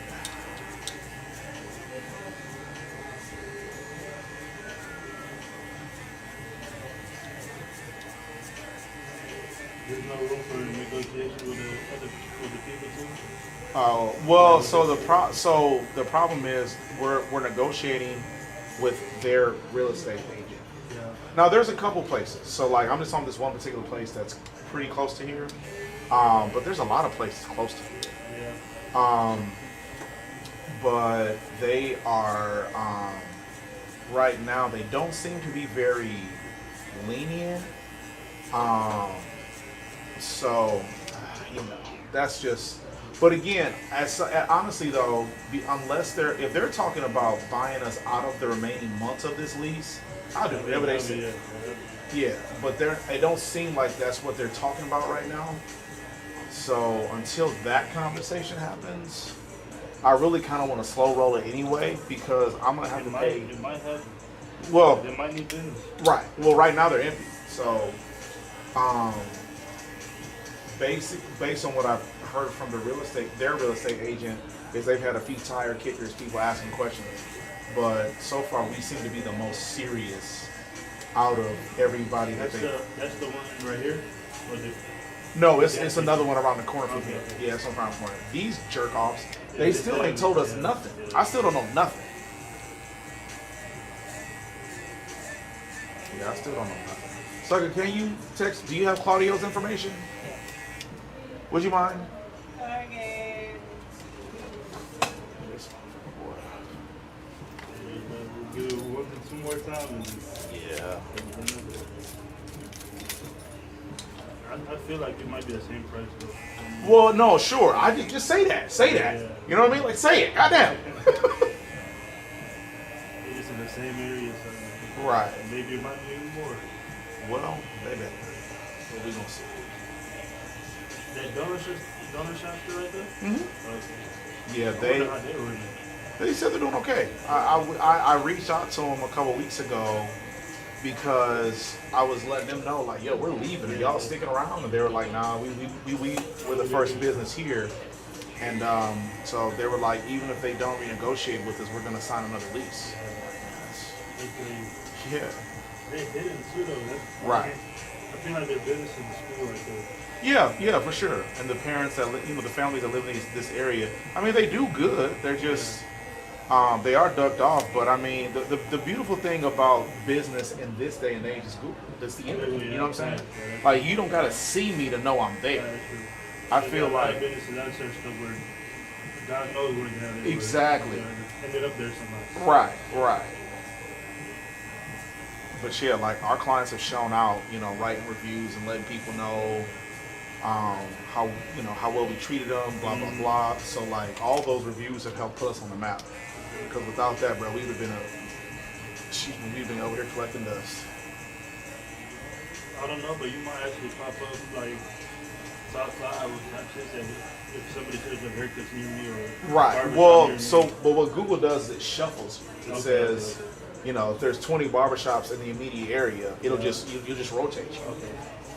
So, because like when I first moved over there in Lantana, I Googled barbershops near me, and like literally nothing showed up over here. Yeah. And so I didn't think there were any barbershops anywhere near here. Like other things showed up, but they were all far away. And so I figured there was nothing over here. Turns out it was like Ridges, Roosevelt's, and another. Oh, Southern Fades. Yeah. They were all over here, but the first time I looked, none of that popped up on They were Google. still shuffling.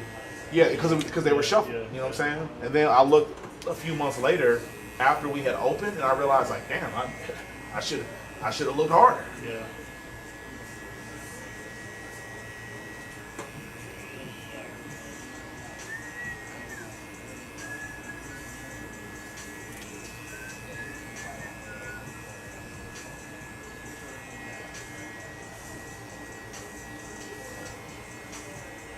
They broke their lease right here, huh? The Yeah. one next to you. Yeah, they signed their lease 2 years after we did, Yeah. and broke their lease a year before ours was up. So, you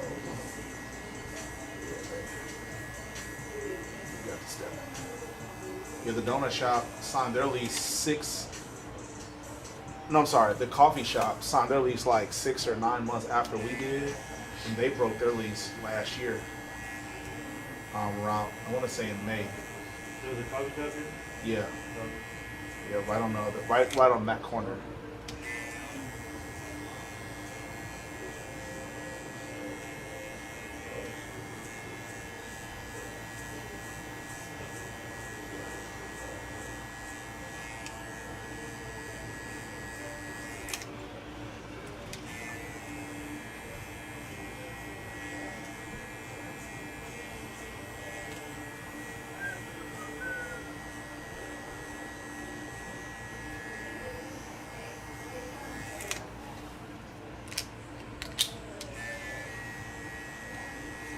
My dad was looking to buy some land last week, and I'm just looking for Rosenberg in Richmond. It's so cheap.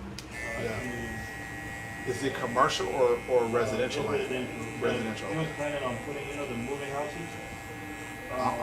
Like, it was, like, basically, it's like pre-built houses. And you could just move them anywhere down there. He was trying to put that, buy the land first and then put that over there. Right. Do it for rent. Still looking into it, but the land is like, super affordable right now. Right. Especially in Rosenberg. Interesting.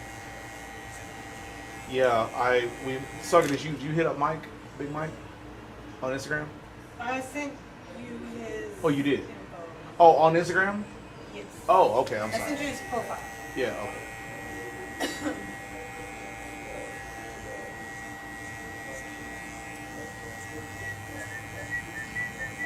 But yeah, one of our clients works in that space, like with those types of businesses. Like he does, I don't know if it's called fabricated homes or. Yeah, okay, like short out homes and they rebuild them? No. Manufactured homes. Okay. Yeah, they're called manufactured homes. Yeah, he works in that industry, and I don't know if it's barn dominiums or just plain but I don't think it's mobile homes, but it could be different. Either way, I got to reach out to him today anyway. 'Cause I'm gonna see. Trying to get them? No. No, I was gonna see if he has any info on a business loan. Okay. Because depending on what we do or where we do it, we're probably gonna have to get a loan of some sort. Yeah.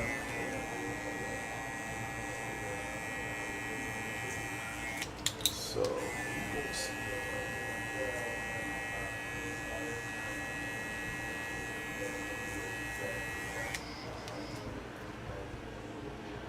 Stuff is complicated for no reason. Super complicated.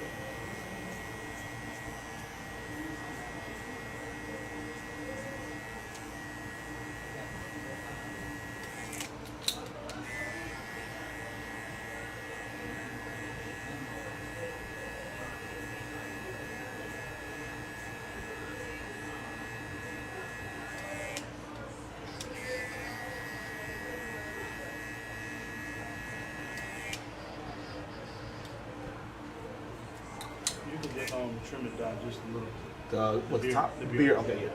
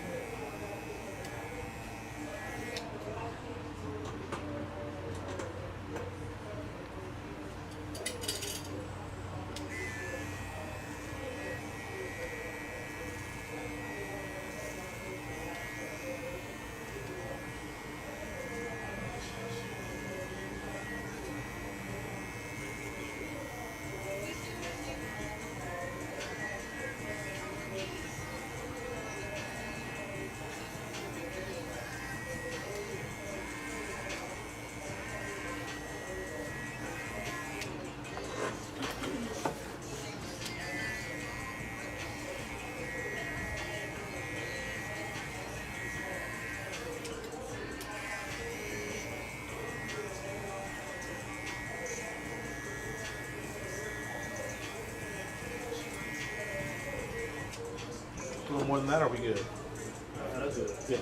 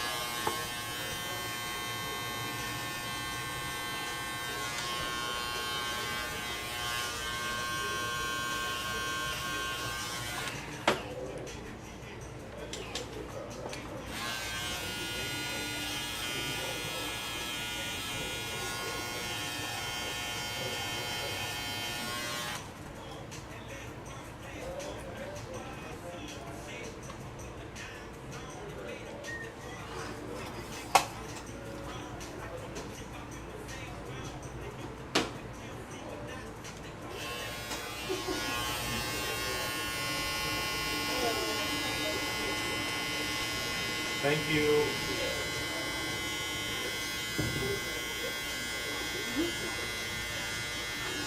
Bye-bye.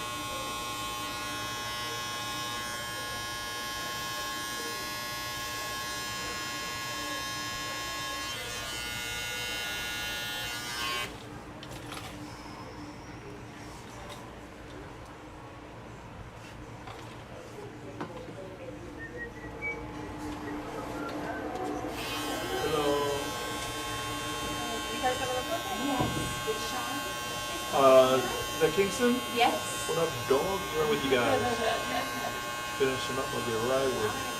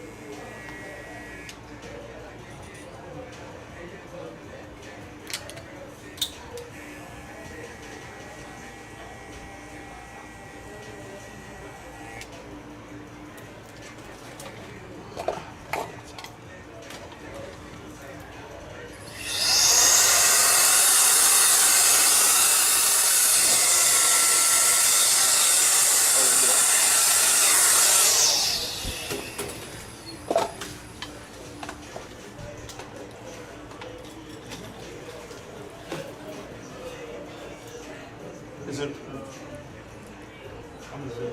We'll see you, dog. I'm ready for you, buddy. Ready? What up, dog? How you doing, bud? Good. What up, Hello. pretty good. How you? Good, thank you. Nice to meet you. Nice to meet you.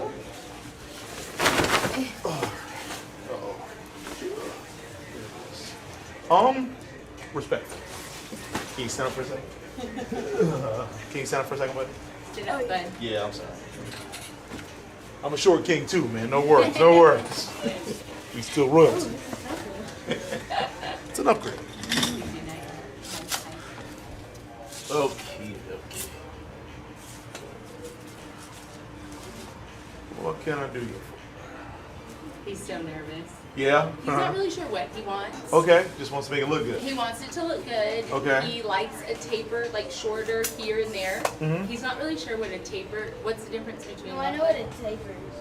I just wanted to kind of taper the sides. Mm-hmm. In Like the back. all of the sides, or just so a taper is just here, In the back. here, and the back. A Yeah. fade is all of that. Yeah, I wanted to taper it. Taper, okay. So, are you sure? Yeah. That's easy. I can taper. If you don't like it, we can go to a fade. But if Okay. I go to a fade, it's like, well, you gotta Then wait a it's couple not. weeks. Yeah. Wait till it grows back. And then, so what I don't know what I want to do is like the top. Yeah. Just like the right length. Sure. And he would love some help with like styling it because I think it's just kind of like a wake up and go type situation. Organized mess. Yeah. So, where were you getting your haircut before? So she kind of cut it before. Ah, okay. Yeah. Okay. And then to see if he was gonna sell her out. Yeah. That's why I turned you away. I was like, man, tell the truth, dog. What happened? Let's be honest. But yeah, so she did that. Yeah. But Okay. like a month ago, we had it cut before, and it was like, oh wow, such a difference. Yeah, but we just wanted to try a different place. Yeah, Try Yeah. just he needs some help with styling Yeah. and understanding his own hair type. Yeah. Okay. Do you want all of this, or could you live with some of it being gone? Is one question, which is an important. Right now, we can get to that when I get to the top. But the other question is, do you want your taper? Like, do you want the top and sides to be connected? Because this is not quite. There's not much transition. It's like short hair, long hair. Do you want to keep it like that, or do you want it to fade into the sides? Okay, yeah. I see what you're saying. I think I kind of want it to fade into. Okay. Yeah. So then, what then would probably happen? I'll fade the sides in. I'll still do the taper. This will kind of take care of itself because I'm going to fade it. So then we'll have to decide how much of the front do you want cut off. Yeah. And my suggestion would be at least to your eyebrows. Yeah. But Because it is like kind of in my eyes. no, it's not kind of, brother. It's there. Yeah, it's there. Yeah, it's there. I got you, bro. But he like kind of like pushed like. Yeah, I crunches it, know. I like, got but one of their my- hair's not curly. Yeah, it's yeah. wavy. It's wavy, yeah. Yeah. Do you how did you find me? I know you wanted to try something different. Like, how did you find me? So when I like to look for something, I do a lot of research, you know? Your analytics. So I just went on Google Maps and Yeah. I just searched up places like near me. Yeah. And then I just saw your place. I thought it looked cool and stuff. Yeah. Okay. Yeah. I didn't know if one of your like classmates or friends referred you, because there's a kid that I'm going to see later on tonight, and he does exactly what you described with his hair, and I'm like, what is even that?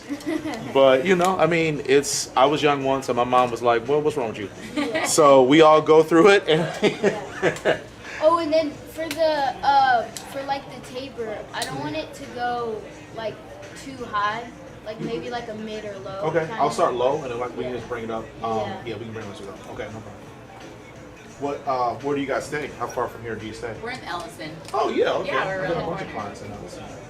What was that? I said I have a bunch of clients in Ellison. Yeah. Yeah, yeah. It's very convenient. Yep. Yep. Have you guys lived out here long? About 5 years. 2020s and we moved. Yeah. Yeah, you guys are veterans. It's changed a lot. Yeah. It has. It certainly has. Getting really busy. Have you been here? So we have been open for 5 years. Okay. We moved out here in 2019 in that Lantana right there. Okay. And then last year, I sold and moved to Marvita. Okay. So I don't like driving. I don't like the commute thing. I want to fall to bed and be at work. I mean, it's just time's too precious to be sitting in your car, and these people are crazy. So. Absolutely. I don't know which point you just made was more valid, but they're both very spot on. Yes, we like to stay close to home, so it's nice the stuff developing more around here. Yeah. It does bring more traffic, which is kind of fun. Yeah. And you're not going to be able to escape it, so minimizing it for me was the agenda. That's nice. Yeah. Yeah. What grade are you in, buddy? 7. 7? Yeah. Are you going to the Going 7? to 7. Okay. Yeah.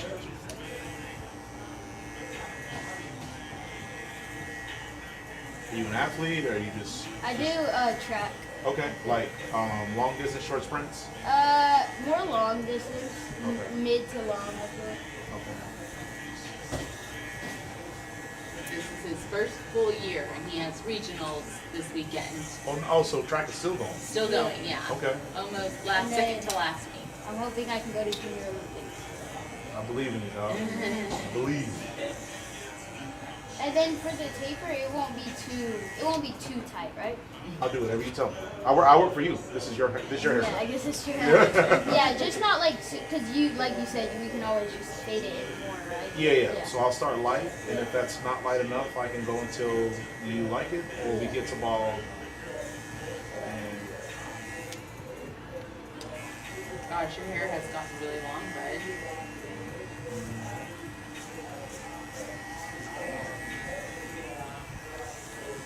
so was the last place you got your hair cut just not your, like why didn't you go back? I don't know. No, he just wanted to try. I think because when he was telling me about it, he showed me this one Yeah. and the other one, right? Yeah. And then you were like, "Mom, look at it," and I just booked. You know, She I just was just booked like, a random one. that one was a little bit closer, and I was like, "Okay, well, let's just try it." Yeah. And so then when we're like, "Okay, time for another haircut," we're like, "Well," he was like, "Well, I wanted to try another place," and so I think they did a great job too. They just, we don't know what we want or what is best for his hair. Right. So I think he's kind of looking for a little guidance on that. Sure. Would that be true, bud? Yes. Okay. I don't put words in your mouth.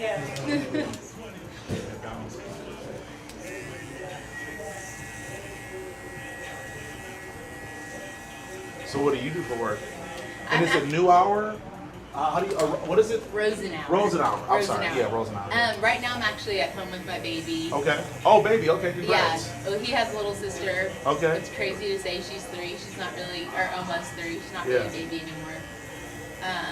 But yeah, I'm home with them, and then I kind of work part time as an assistant. Okay. So making the kiddos and the home life all kind of come together. Yeah, cozy. And, yep. Unsung hero. You used to do yoga. Yoga I used to instructor? teach Okay. yoga, yeah. I can see it. Makes sense. Life has definitely changed in the past 3 years. Yeah. Will you go back to that, or?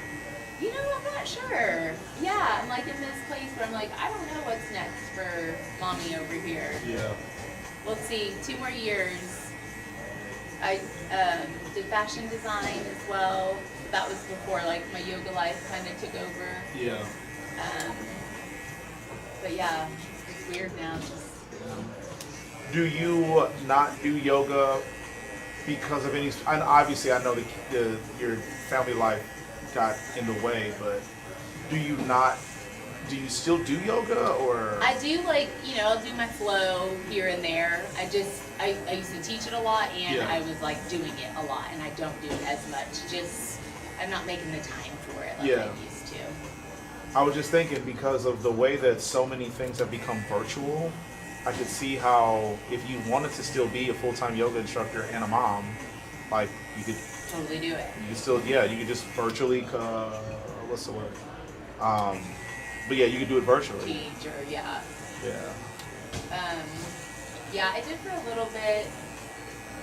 I just feel kind of all over the place right now, and I have to focus on what, you know, my main priorities right now, and that's these little cuties. Are you done, or do you think you'll have another? That's it. Yeah, that's it. No mas. No mas. No. The last one was kind of a little bit of a rough delivery, and they had to take some stuff out, so can't have any more. Okay. But that was we didn't plan on having any more anyway. So it's a bonus. it was But you know you made the right decision. Yeah, it all worked out. It all was fine. She was our last. Like, okay, let's give it a try.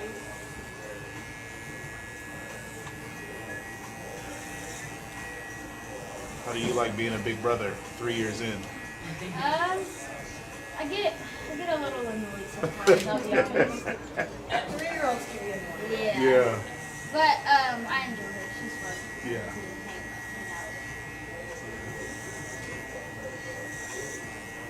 I had to reschedule our appointment earlier just because it was like she wasn't cooperating and like we were all over the place. I was like, I'm feeling really anxious right now. So yeah. Yeah, little new people can be an adjustment and a crash course to your schedule, your life. It can be very they could leave a very long-lasting impression and they probably will never appreciate it until they're parents themselves, right? Yeah. Oh, I'm definitely learning some new things about my parents. Yeah. The more I go into it, I'm like, woo! Yeah. It's like, Mom, I'm sorry. Dad, I didn't mean it.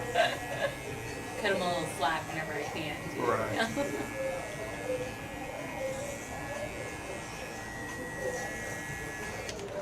So is this the salon where you rent your station?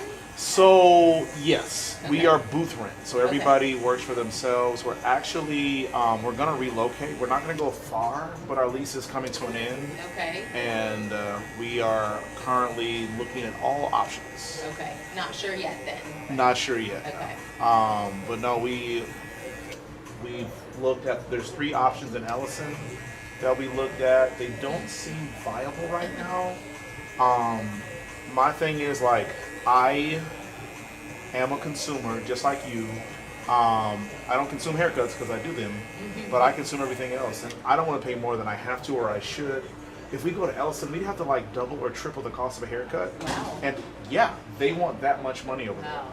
And I understand, like, it's business, it's capitalism, I get it, but I don't want to cater to that clientele. I would much rather keep my costs at whatever I can to see the most amount of people and make as many people happy as I can. But if I'm charging $70 a haircut, it's like, I don't value a haircut. I work in the industry. I don't value a haircut like that. Yeah. So I wouldn't want to charge anybody anything I wouldn't want to pay for it. And if we go to, so far, we've heard back from 2 of the places. There's one place we just reached out to today. So we have no idea what they're charging yet, but I'm guessing it's going to be somewhere in between the 2 because one of the places is like super out of control expensive. The other one is on the more expensive end, but it can be manageable, but we would definitely have to adjust our pricing for sure. But I would rather stay on this side of 99 because it's a little bit more reasonable. And I don't have to worry about like sacrificing the client base that I currently have. So we'll see. Yeah. But no, everybody here is, excuse me, booth rent. They all work for themselves. Now, if we go to Ellison, the only way that I could possibly make that work somehow is to put them on commission. But the staff we currently have isn't interested. Yeah, everybody wants to have their own space. Yeah, and I don't blame them. So I worked in a salon for, gosh, how long? It was quite a while, 10 years, what, no, 5 years, maybe 5 years. Yeah. When I was in college. It was such a fun experience. Yeah. Was that why you got brave and started cutting his hair? Probably. I was like, I watch the girls do it for a long time. Right. How hard can it be? Well, I cut my husband's hair. Is Yeah. like how it started. Yeah. And his hair is very different though. It's very straight. I Yeah. can change the blades and give him an edge up and just a little bit longer on the top. Yeah. It's easier, and he's fine with that because he likes saving money. So, Right. But Kingston, it's a little bit difficult. Different. He's like, you can't cut my hair how you cut Dad's hair. It's always such a struggle. Right.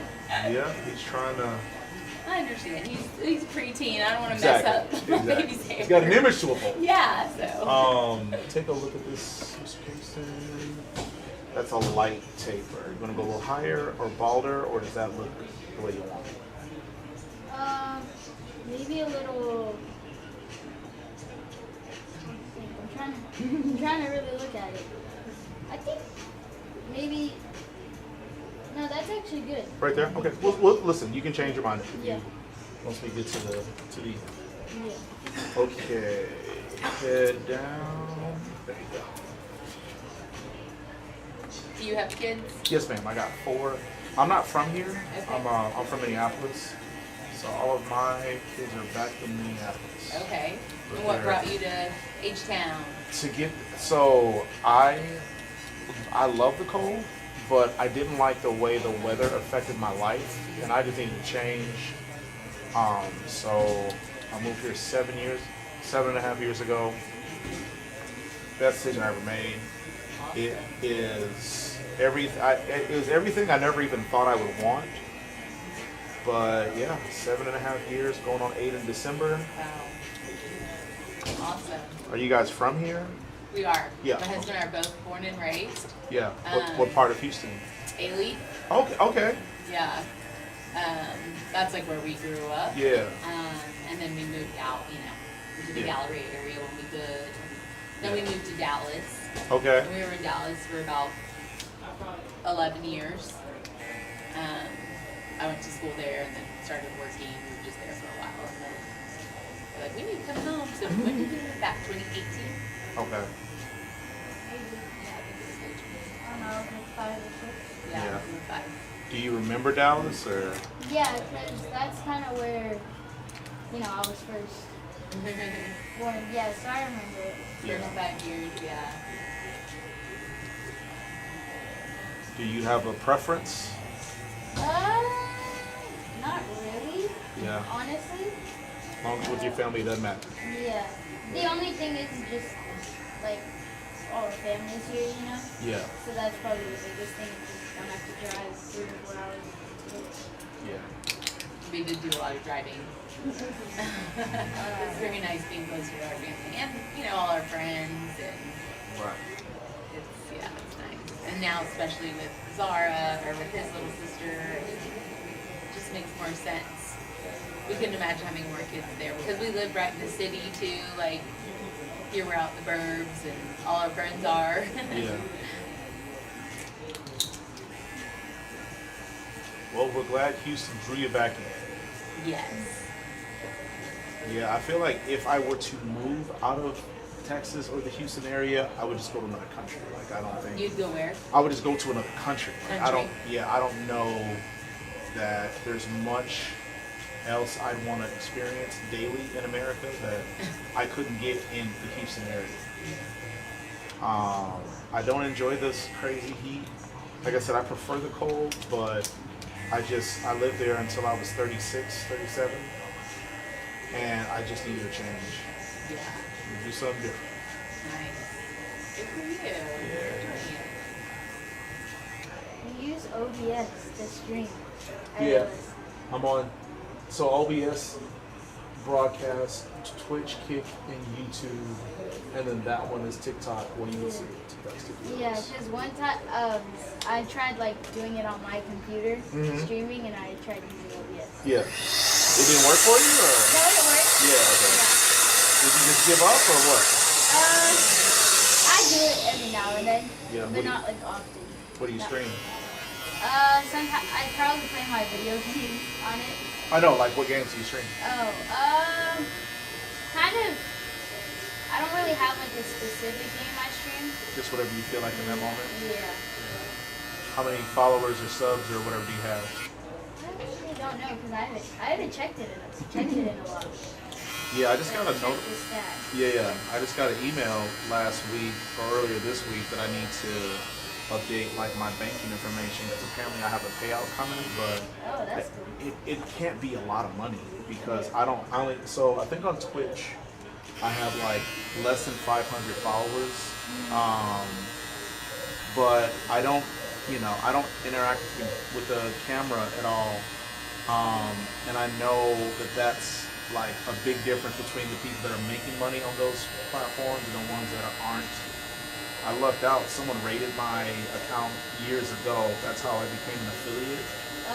They had like, 30 or 40,000 followers, subscribers, whatever, and they raided my page once. And so if it wasn't for that, like, I would have no followers, like barely any followers. Oh, wow. Wait, how'd you get followers? So some random dude, he just raided my page. He broadcasted my page through his platform.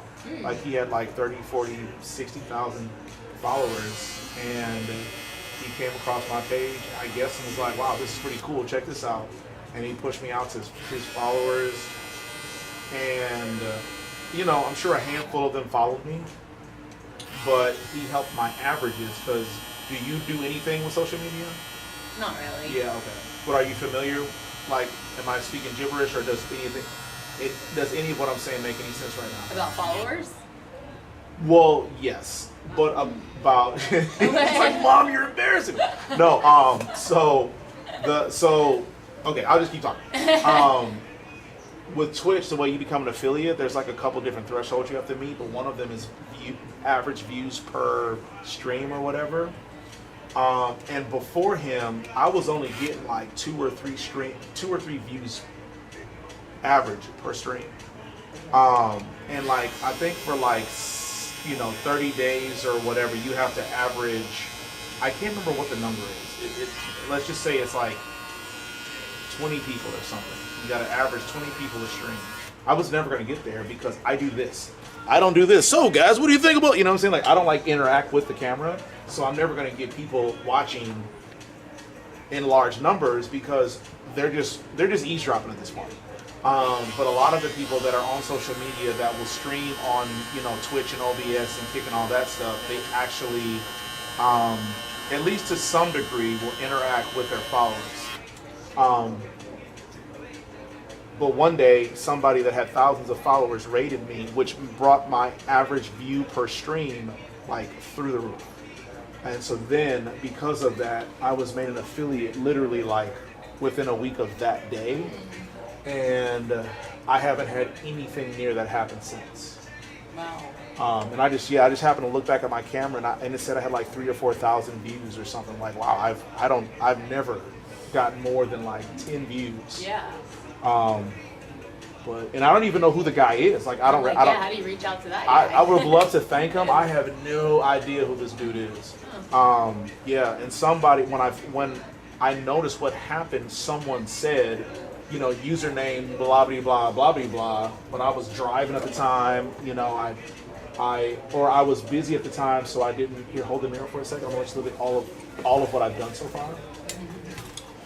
But yeah, so I just at the time I wasn't able to figure out who the guy was. That look the way it should? Looks good. Nice, that little mushroom. Yeah, It's gone. Yeah, okay. So then we'll figure out the top? Yeah. Okay. But yeah, so that's my social media story. That's a blessing. That Yeah, guy. no question. Now the thing is though, is like, yes, it was a blessing, but like, I mean, in the 7 years I've been streaming on Twitch, I've made less than $100. So like, yeah, it's a blessing, but it's like. So really, how much can you monetize? Yeah. So there are people that are making millions of dollars. Really? Like, oh yeah, there's Kai Cenat, there's Speed. There's some people that are like printing money. Wow. But they're selling a different, like, their watch factor is different than mine. Mine is more so educational, and it's also like a selfish promotion thing that I'm doing. Like, I want people to see how I interact with people, their kids especially, to help promote my shop, our business, Whereas like those guys are like, they're streaming for a good time, they're entertaining, and some of the conversation I have with certain people, super entertaining, funny, whatever, informative at times. But again, I don't do enough with the camera or like the actual viewing audience, so I will probably never peak past, 3 or 4 views a stream, or whatever that number is. It's not going to be very big. My goal, the reason I started streaming was because I wanted to get to a point where I didn't have to charge my clients for a haircut. I would love to be able to just cut for free all day. In exchange, I would then interact with the cameras more because, well, now the cameras are paying me. And I still want to be respectful of your time, but ultimately, the enjoyment of the viewer is more so invaluable. But yeah, if I could help, families in need, and not even so much that. I'd rather not charge you, and really not charge them either, because they're just watching, and so it's not like they're coming out of their pocket either. But I'm just so nervous to get to a point where I'm more interested in what they are saying than you guys, because you probably won't then come back. That could put me in a real bad spot. Real bad spot. But yeah, so that's my thought process. I like it. You do need your numbers to increase. I do. Then yeah. Yeah, but I don't have a real clever way to do it right now.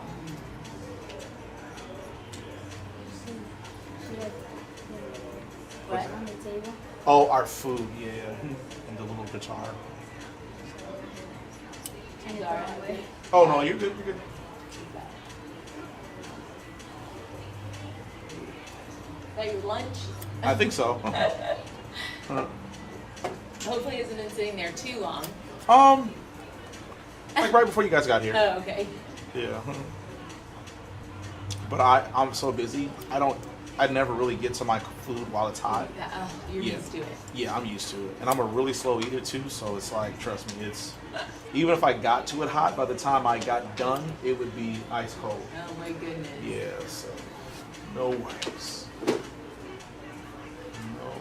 Are you like a multitasker while you're eating? Is that yes. what? Okay. Well, but I'm just a really slow eater. Like I can't swallow large pieces you of just kind food. of take your time. Yeah. But it's not even on purpose. Like, I want to be a fast eater, I just can't. I just don't think I got the genetics for it.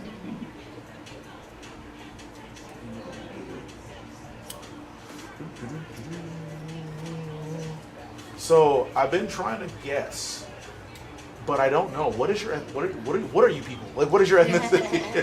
I'm Puerto Rican. Both my parents. Okay. Are Puerto Rican, and his dad is German. Okay. German American, I guess. You say German what American? American. Okay. His grandparents were in Germany or from Germany. Gotcha. Yeah, he's born in here. Has a little New Orleans blood and Cajun blood. Little Creole. Yeah. Gotcha. So it struck me because you guys look like my youngest daughter. Okay. Like you guys could be her siblings. Okay. Yeah. And so that's why I was like. And what's your wife? What's her? She definitely ain't my wife. Sorry, her mother. Yeah, I shouldn't assume. I don't know. No. It's harmless. That was a harmless question. I don't know what her ethnicity is. She's just a very, very pale Caucasian lady with blue eyes. Okay. But yeah, my kids are very fair skinned. But my youngest two look like you guys. My older two, they are. Well, my younger three, I'm sorry. But my oldest, I'm sorry, looks different. Okay. But all the same mom? Yeah. Okay. And it's weird because like my younger two definitely look different of themselves, but their phenotype is pretty lockstep. But my oldest daughter, her hair texture, like my son and younger daughter's hair is like this. Okay. But like y'all's facial features, like very similar to theirs. But my oldest daughter has a different nose. So who do they look more like? Or are they just? So my younger 3 look like me, but my oldest daughter is like, More mom or just a good no, that's the thing. She don't look like neither of us. Okay. There were moments when she was younger where she definitely looked like me a little bit, and she looks like her siblings when they were younger, but as she's gotten older, like, I don't recognize her in my family. What do you think? Like length.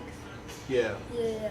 And then I just cleaned up just a little bit more what I didn't get with my clippers. Yeah. Do you want me to take more off the top, or let's see, like, how do you plan to style this? Because I know she said you kind of like crunch it up in the front. That's kind of like, I don't really know how to style it. Okay. That's why So he has the salt, the the sea salt. Oh, okay. I didn't know that was actually. I've never heard of that one. I know there's powder. I didn't know there was sea salt. Have you heard of that sea salt? I've never heard of that. I've heard of it on fries at Wendy's. I didn't know that was interesting. And that helps give his hair like a little bit of texture. Yeah. But then, yeah, I don't know. He kind of just. But I'm trying to like. How do you style it? He needs help. How should he style it? Well, so you know, I'm not one of those barbers that thinks I'm an artist. I'm a paid servant. I work for you. So I don't have this notion that you're supposed to look like this. You're supposed to do that. I believe your style, your swag, your confidence, like all of that comes from you. I'm just here to help you, like, pull that out of you, you know what I'm saying? And help you go to wherever direction you want to go. Because, like, you probably don't want to look like this, right? Like, if you had an option, you wouldn't want to look like this. So I can't then tell you, oh, you're supposed to look like this. Like, what do I know? So I would just say, so I put some powder. I don't know how different powder from sea salt is, but do what you would normally do to get yourself ready so I can see what you're gonna do with your hair. Put your hands out, bud. Yeah. Do you? Move your hair around, because then I can. See how you feel. What would you do? Yeah, because then I can say, okay, maybe we should cut a little bit more, or you know what I'm saying. I like how it goes in here with that. Okay, good. Yeah, because that looked to me wrong. That didn't look like that should have been like that. See, the problem is, I don't. It's all good, no worries. So right now, if this is probably what it will look like, the only thing I would change is, like, I would like to just make the taper look a little bit better. Other than that, like, I think this is you, brother. This is your look. I think you're gonna kill it. It's good, Yeah, cool.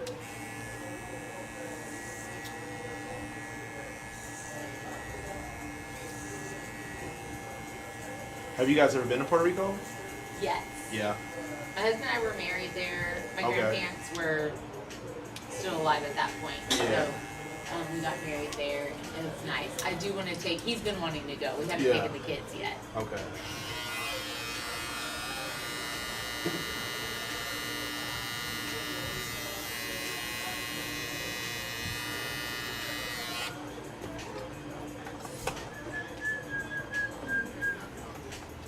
Yeah, that looks good.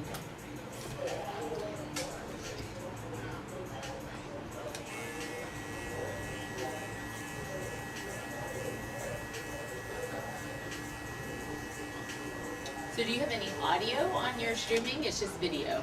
So most of the audio is, so what I'll do, okay, yes, the streaming, yes. The streaming, I've never listened to it, so I don't know if it actually picks up, because I muted my cameras, only because I was getting feedback, and so I just said, let me just turn it all down. That could be why my streams don't do so well, is because I wonder if maybe some of them don't have audio.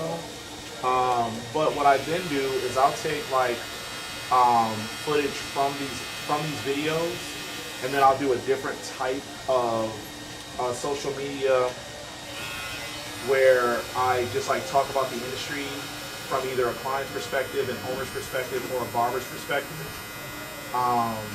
Like, I'm in a bunch of Facebook groups where stylists, barbers, owners, and then just regular consumers that want to complain about the industry, or barber students, instructors. So then I'll, like, look for topics in those and then I'll screenshot it and talk about whatever my opinion is on that topic. So I do that separately from the videos, but I take the live footage to do those videos. What do you think? That's the one? Yeah. My man. And you're gonna do it on this side. Or is this just in it? Oh. I think I did it. So look, no, that's okay. If you think something looks different, let me know. Because I think I did what you're talking about. Oh wait, no, yeah. Yeah? Yeah, I'm just. Do you mind if I run my fingers? Yes, man. Do you think? Because I'll be the one like, but fix your hair. Is it this that you're? No. I was just, I don't know what I was talking about. Or I did, but it's hard to explain. I don't know. I'm like, do you think right here needs to be shorter? So what I could do is I could thin it out instead of, because I could make it shorter, or I could just thin it out and like debulk it a little bit. But I just, I don't know. Like if he's always, if track is a struggle because he's always overheating, then yeah, we should thin it out. Yeah, his hair is thick. And then sometimes it'll like get like up. It's so poofy, yeah. Then maybe like with the wind and the heat. And yeah. I'm just trying to think how your hair, like I know your curls, like it kind of does this. Mm-hmm. You got the collar. Yeah. So I'm wondering. I feel like Suck this. Up. Can you pull that maybe in? just thin it. That might be. I feel like this needs to come. Yes, ma'am. Thinned out. No problem. I love all this. Wait, sorry. Okay. No worries. You got it. You got it. Am I embarrassing you, bud? It's literally her job description. Trust me, bro. I got the same kind of situation. Same kind of situation. But they wouldn't embarrass you. They didn't love you. They weren't proud of you. I'm telling you. No way. Let's see if that's.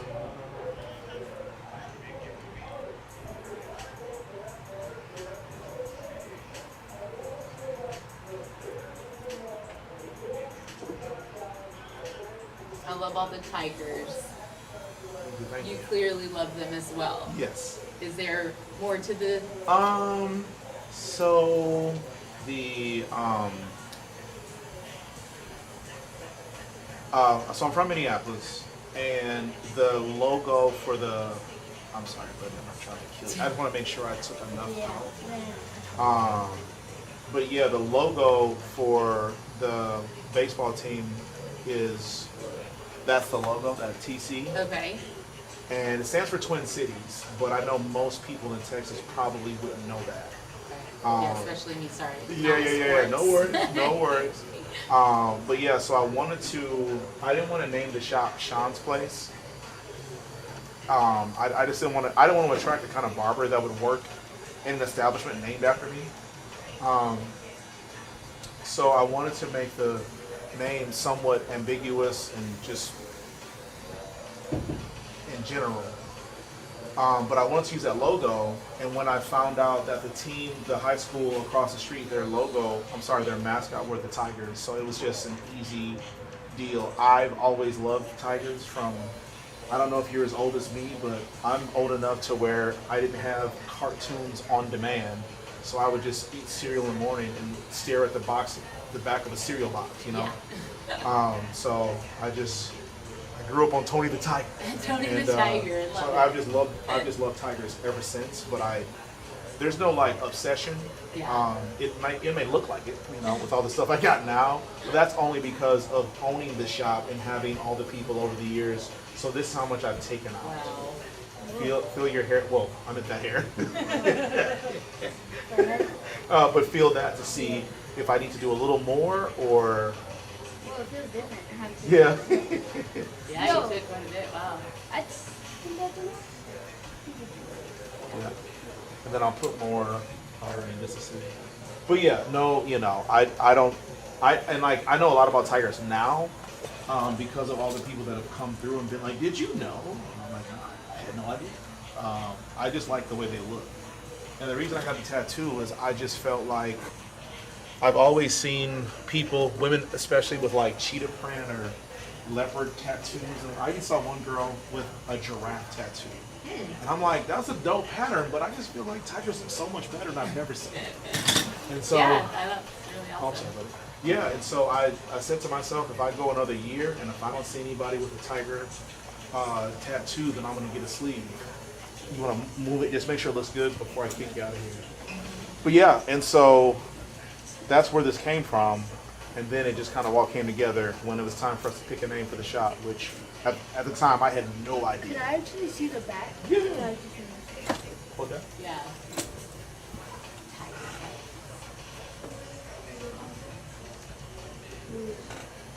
Real good? Yeah. Cool. Mama Bear, you approve? Looks good. Well, there you go. All right.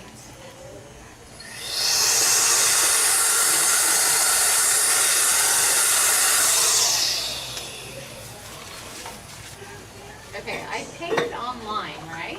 That's, Well, so the first one how you does it work? cancel, the first one you canceled, it looked, I can't tell if it paid or not. But Did we not do it the second time? no, so so I don't prefer to take payment off the app because they get a bigger portion of my services than I want. So I prefer to take payment in shop. Oh, perfect. Yeah. Okay. So good. you could do, so cash is preferred. Okay. Anything outside of that is the same. So Zelle, Cash App, Tap, And Apple did Pay, we whatever. pick the right service? I it think was so. like 32. Okay, we weren't sure. We're like, oh, how much time? He is difficult. Yeah. No, this was sufficient. Okay. I would say if we're gonna stick with this though, the next time you can just book a teen cut. But Okay. that first cut, yeah, this was. Yeah, you're kind of trying to figure it Yeah, out. it was helpful. But yeah, moving forward. Now, if you're gonna do something drastically different, then yeah, go back to that specialty cut. Okay. But this is very, this will be very straightforward. Hello. Perfect. So, yeah. What's up, best friend? Okay, you get on there.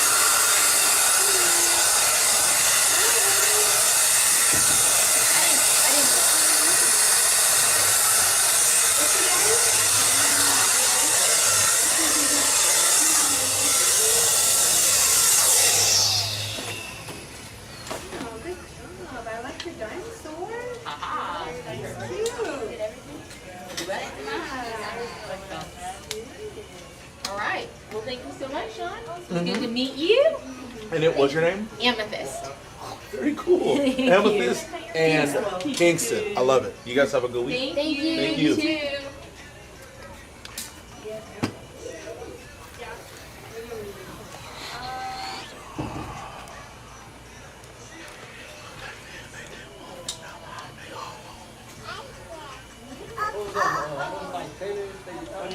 I'm sorry? Oh, yeah, yeah. You just go through it, like, no, I'm asking, like, you just go through it. Yeah. So those are like comb shears. So you literally, you've never used thinning shears before? I see you make it like a part. I literally, so there was no method. So the only reason I didn't make a part. The only reason I stayed in the front because that was the area that she was talking about was kind of, you know what I'm saying, poofy. But with thinning shears, the first time you have to use them, let me know. Now that I didn't realize you never used them before. Next time I might have to use them at 7. But I mean, and worst case, what time are you staying till? To 7? Okay. Worst case, I will use them on Marcelo.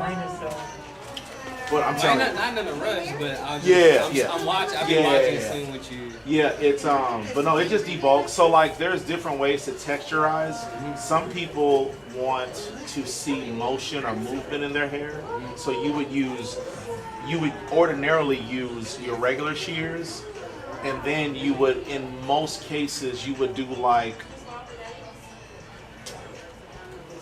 if vertical is this way and horizontal is this way. I don't know what the term, but like you would. So if the hair is going this way, you would do cuts this way. You know what I'm saying? Like not straight across because you're gonna cut sections out of their hair, but you would do them at like a 45 degrees. Yeah. So and then Yeah. front to back. Whatever you're comfortable with. But that again, that's if you're trying to texturize the hair so that they can see like motion, movement, different like dimensions. But what I was doing, some people consider this texturizing, and I'm sure it could be considered that, but for the most part, it's just taking bulk out of the hair. But the next time I have to texturize, I can show you some of the different ways to do it. But this is going to be, but you don't really, as long as you don't do too many cuts in the same like general area, it's not going to be very very dramatic. Like you're not going to visually see like a section of hair missing. It's just going to cut like, a fourth of however much hair you pass the scissors through. You know what I'm saying? Do not do that on coarse hair. Lord, please don't do it. I've never tried it, and I just don't want to see it happen for the first time in this shop. Please, Lord. It wouldn't make sense. I don't think it would, but maybe there's. I can't. I mean, I'm sure there's a reason to do it. I've never run into a circumstance where it happened. I mean, I can see it because like our hair has so much more volume. But they would have to have their hair straightened before that made sense. But I just think most people wouldn't want their hair, debulked like that. Whereas like straight hair people, it's a different situation.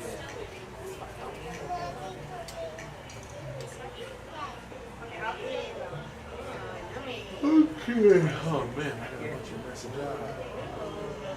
The dinosaurs come here. Can I find it? You almost got it. There you go. Good job. This one right here? Oh, I like him. He's squishy. Oh, you make him a haircut? Okay. Good job. Ready? Haircut. Top of his head right there. Good job. Henry's turn.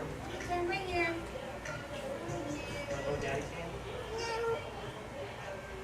Daddy, wash you. Right here. It's okay. You're doing good. You're doing good. You're doing good. It's okay. And then I'll come off. You see it already. Take care of your clothes. Yeah, baby. With dinosaurs, so they can shout. Look, you want to do it? Good job. You on your hair? Okay, ready? Good job. Good job. Yeah, Henry, good. Yay. Why are the guns out if the sun's not out? Just went out. What up, boy? Almost. A little bit more, okay? Right here. Right here. Yeah, you just missed it. You just missed it. All right.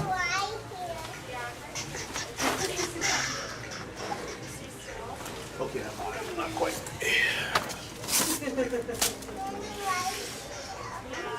How was your acquisition going? I'm working on trying to talk them down the price of the acreage around. Okay. What the price for the actual establishment is? That one's good. Yeah. But the acreage are kind of talking down. Okay. Give me 1 second. Okay, let's have this go, okay? How many toes do you have?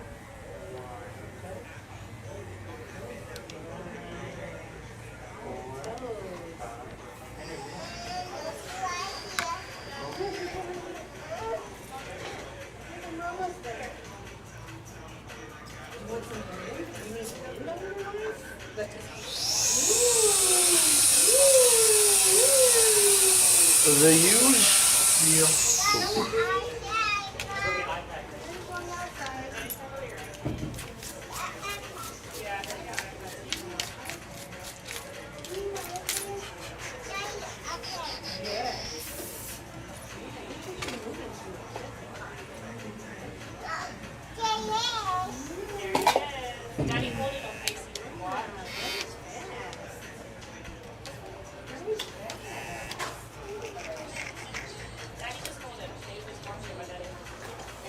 Got a lot going on this weekend, or just routine? Heading out to Tennessee at about 2 a.m. Okay. Tonight? Well, normally I'd fly, but I can't take my boat on a plane. Ah. What, is there like an event or just vacation? Going there for the food. Yeah. Oh, man, dude. That's the life of a barber that puts his clients first.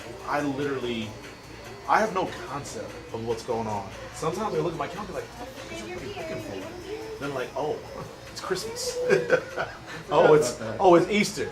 Oh, it's Thanksgiving. I had literally no idea. There's an unusual amount of cars out there. Yeah, it's like, man, what's going on? I noticed that when I pulled in, I was like, damn, they must be busy. Yeah. I was like, we're not. Oh, today is an unusual busy day? It's like the amount of cars Yeah. out here. So what happens is this dental office, randomly they do business there. There are several days out of the week, out of the month that they don't even open. Yeah, that's some trucks. Yeah. Trapping. Yeah. So I don't get it. Because, like, we're the only, besides us, I would say for every 100 cars that can go through this parking lot, 85 of them are for us. Well, we're doing the usual, right? Yeah, Okay. well, it'll take about probably a half inch or an inch on top. Up top? Yeah. Okay. But yeah, like there's a pool construction, pool remodeling company. There's, Jake from State Farm. And there's a gun store. And then there's a donut shop. So I guess I lied. I would say for every 100 cars, 70 of them are for us. Because they do a ton of business in the morning between 5 a.m. and like probably 10 a.m. And then, for probably about 5 to 9, 8, they do a bunch of business. But yeah, so whenever it is the parking lot's randomly busy, a lot of times it could be because the dental office, for whatever reason, because I guess they have several locations in the area, or at least in the Houston area, so they will randomly decide to work in this location. And then they'll have a bunch of clients.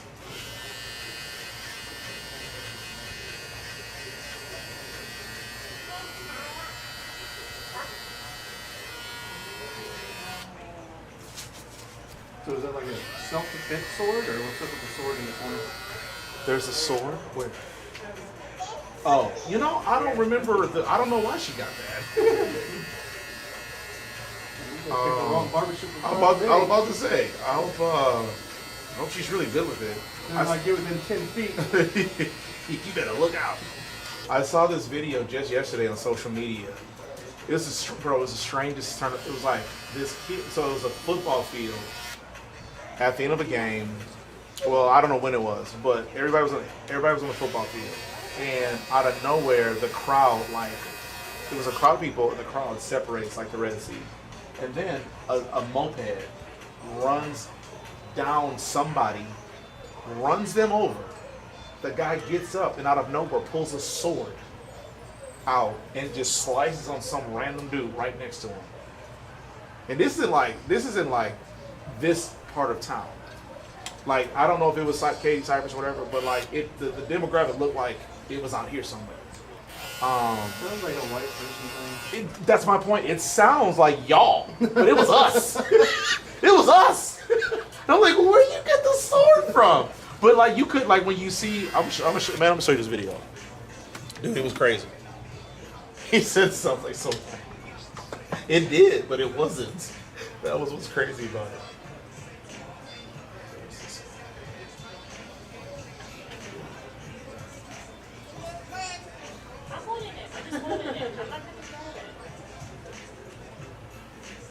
I know some bosses around here.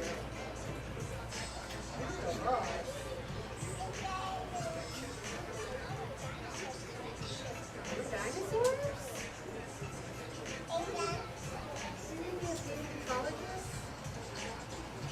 This.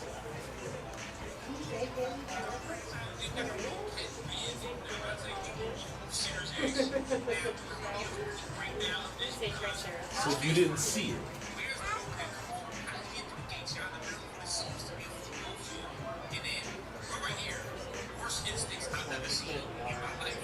So what you don't realize, the dude that got hit with the moped, as he got up, pulls out a sword in the same motion. And this dude here, Oh, I see. yeah, you saw it that time. Yeah, that dude got sliced up. And what I don't understand is, where was the sword in the first place? He's got shorts on. Where did he pull the sword from? I mean, this could easily be somewhere in Texas.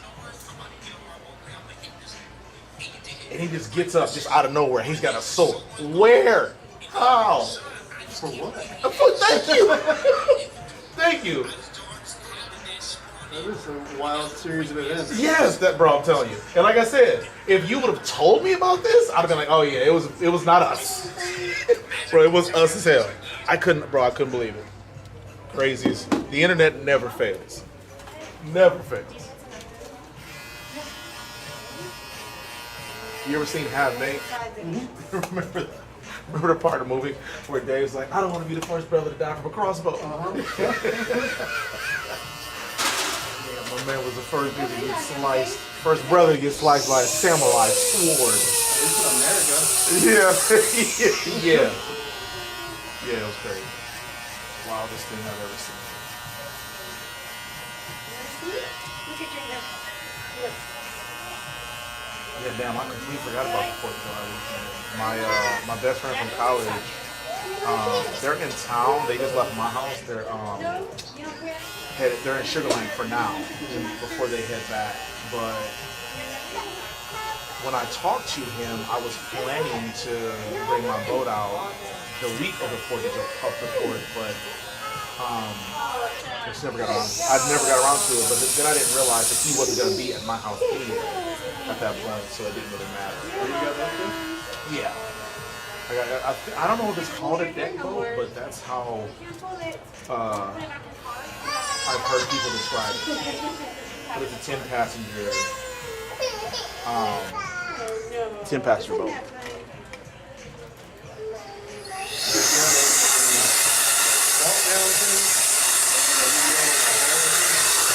Wait, what? I don't know the anatomy of the boat. I'll show you. It's not a pontoon.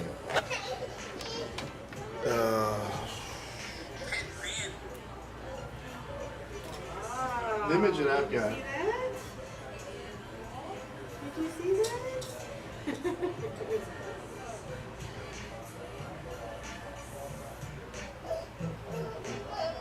Yeah, baby. So much. You guys have a good week. So, that's it. Thank you. Have a good week, guys. Thank you. Oh, okay, yeah. It's like a ski boat. Ski boat? Okay. Well, yeah, it's 10 passenger. I think it's got.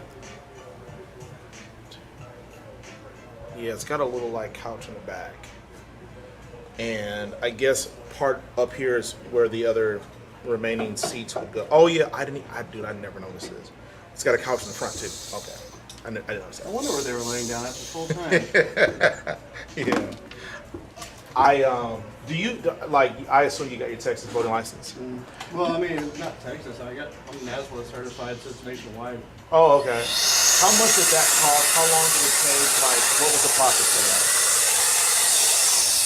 To be honest, I got mine that runs on the rescue squad. On the what? On the rescue squad. Oh, rescue. I got you. Because I had to operate pretty much all the marine traffic we had out there. I didn't take a chance. Gotcha. Well, actually the guy that I bought the boat, so I went on the boat with one of my buddies. And he was telling me that he believes that if you were born in the 80s, you don't, I think if it's 89 or before, you don't have to have one, I think. Okay, yeah. I'm probably still gonna get my license just because I don't want any problems, or at least I'm gonna verify it on Google or something like that. But I think I have a photo. I think I took a picture of it.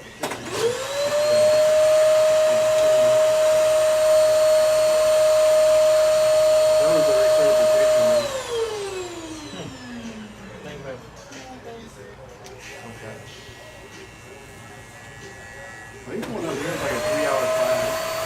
Yeah, my buddy, the guy I bought the boat from, was telling me that I could pay for the expedited version. I think it would be valuable to know things. I think the 3-hour one is like the fast track one. That's not fun. It don't really take all that long. Yeah. I think I finished mine maybe an hour. Okay. Because whenever you do the expedited one, it makes you feel like an idiot because it basically presents it to you in like second grade level. That's what I need. Like cartoons and. Yep, that's what I want. I want the cartoons. I want the illustrations. Yeah. Kind of what it was. It reminded me of something I would do in like second grade. Yeah. I want a coloring book if it comes with one, and a lollipop at the end. Well, you get a boat license at the end. I want that in addition to my lollipop. Gold star. Really, getting a boat license, that's the cheap part of getting a fishing license. That's what's expensive you have to do. You gotta constantly renew it? Yeah, I don't think Texas offers a lifetime. In Tennessee, they used to offer a lifetime, which was like $150 or $200, something like that, and you could do it for life. Yeah. Which I've got that one before they quit doing it, but now it's like $100 a year or something like that. And that doesn't include trout. I think it's just like regular fish. You do trout, it's like $150. Wait a minute. There's specific types of fish? Mm-hmm. That's crazy. I didn't know that's specific. Yeah, trout is like one of the weird fish in Tennessee. You have to get a special license to fish for. But I think if you go to like Colorado, you don't have to have a special trout license because there's so many of them there. Right. So is it why can you understand the rationale as to why in Tennessee you have to have a license for that specific fish? Don't ask me. I never fished for trout anyway. Yeah. I never really cared for it to buy one. Right. Yeah. If I do all my fishing at HEB, baby.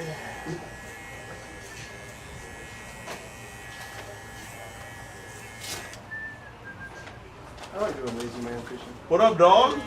How you doing, my friend? Good to see you, bud. How you doing? Doing well, man. How about you?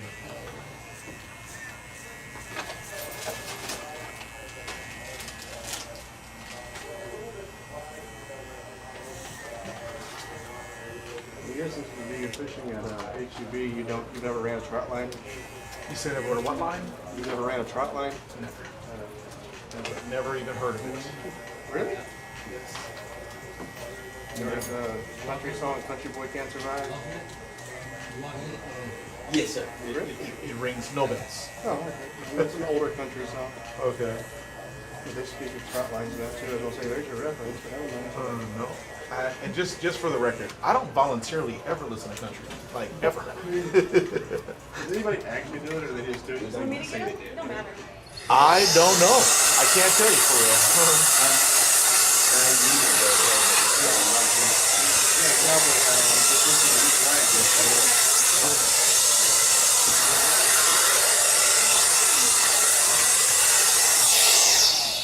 Over here, little boy. What kind of hair? Basically, it's a long rope that goes across a river with about 100 hooks on it. Oh, so you're cheating. No, it's legal. No, sure. But It's lazy man fishing. yeah. It's cheap. Yeah, you still got to catch the bait for it. Yeah. Oh, you don't just go buy the bait? Man, Yeah. that's cheating. So how do you catch the bait? I usually use a cast net. Okay. See, and I thought that's what they were doing to catch fish. I thought like when they throw a net out there, I thought that was catching fish. It is bait fish. Oh, okay. Yes, sir. Sorry. Just one of these bit so I can download one. Man, I'd be lying if I told you. So I don't fully know. Right. So I don't understand like the class of them. I feel like you'd be fine. But like, this is obviously just twice the size of that. So I don't know. If I were you, do you, how far, because have you 128. right. Yeah, I mean, that's a decent, 16. that's a decent size, but if you're downloading games, I wouldn't even bother with that. I would just download the games and delete the ones that just don't get used, because you can always re-download them, like, and you don't have to pay for the game. Once you pay for them, you own it for life. So I wouldn't even bother. Personally, me, I wouldn't even bother with it. If there are games on there that just aren't getting played, delete them. And if someone wants to play the game, then re-download it. But yeah, because like because that memory card. Want to have like multiple on the screen. I mean, yeah, but like you can have. I want to say they'll have like you already got like 10 games on there, like at least room for 10 games. Yeah. So I wouldn't. I mean, it don't make sense to me because at one point the memory card's gonna get full. Then you gotta replace that. And you know how easy it is to lose a memory card? Them things are this big. Oh, brother. And you just So if I were you, I would not. I mean, you can do what you want, but what I was gonna say was I would recommend if you want to get a good memory card, go to Micro Center. I don't know how far away that is from your other job, but it's on Chimney Rock. Huh? Chimney Rock. It's off of Chimney Rock, I believe, in Houston. I'm not from here. It's on.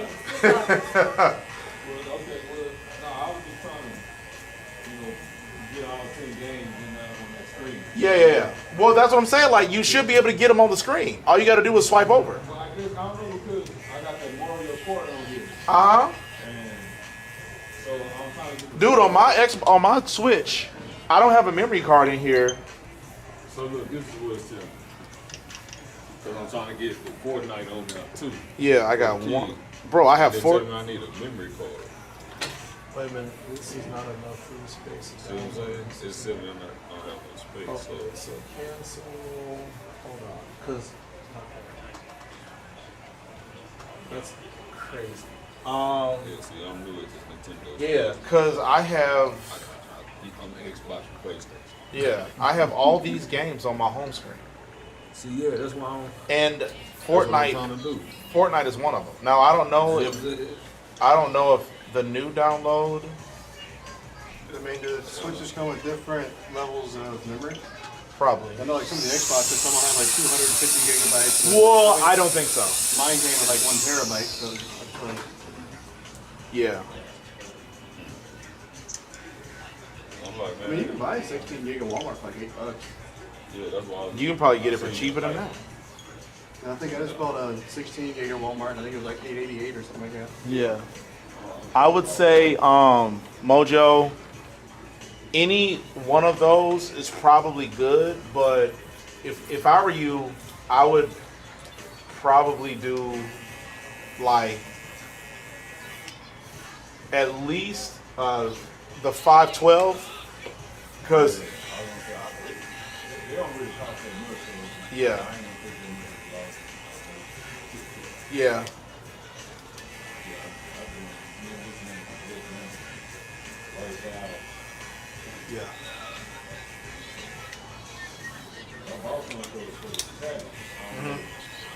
Well, it would work. That same one would work. What size is the one for the tablet?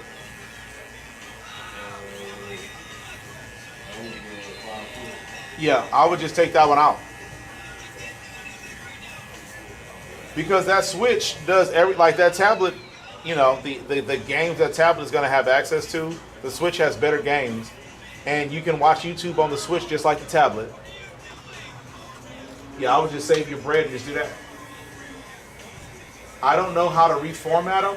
I'm sure it's a simple YouTube video. You might have to do that because whatever you downloaded on that tablet, whatever you downloaded on the memory card from the tablet is going to have a different kind of file on it. So it's going to corrupt the file, which means you can't use it no more.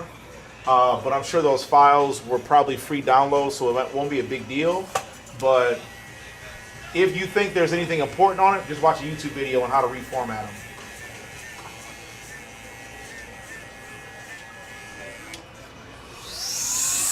Oh, man.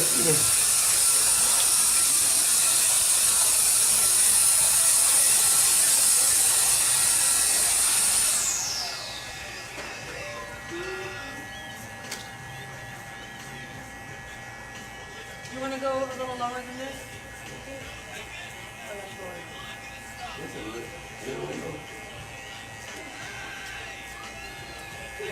What do you say? You want to move? You want to look at it?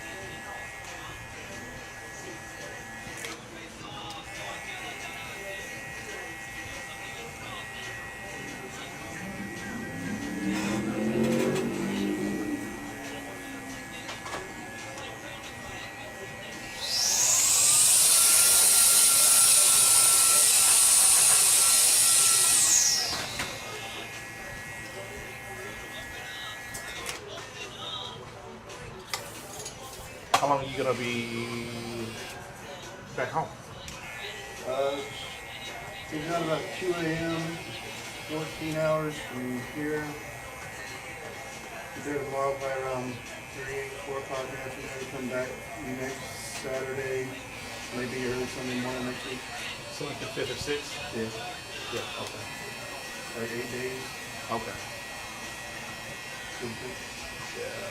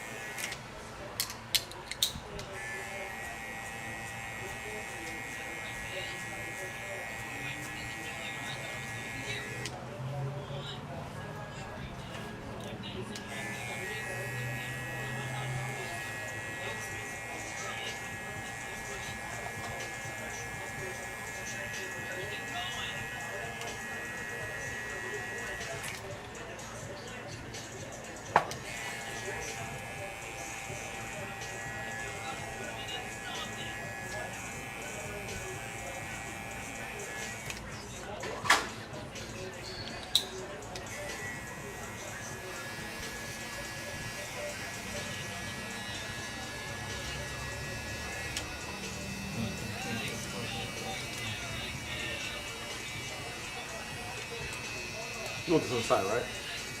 Yeah.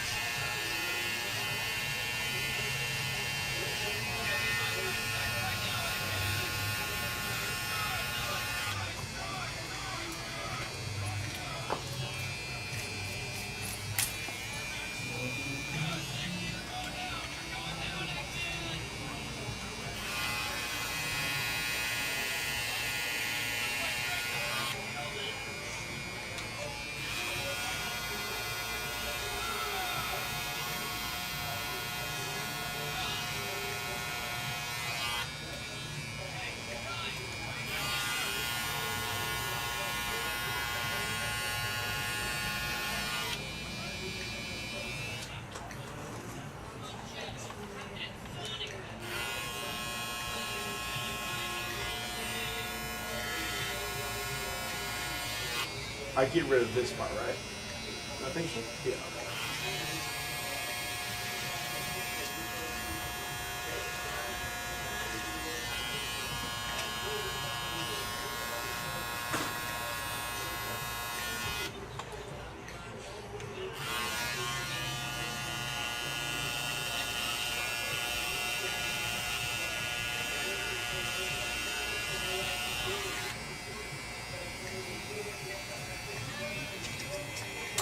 That was a sneeze bush.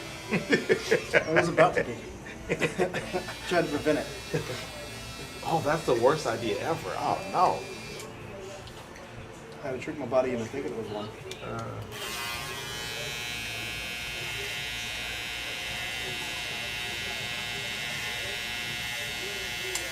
If I stop the sneeze, my brain explodes.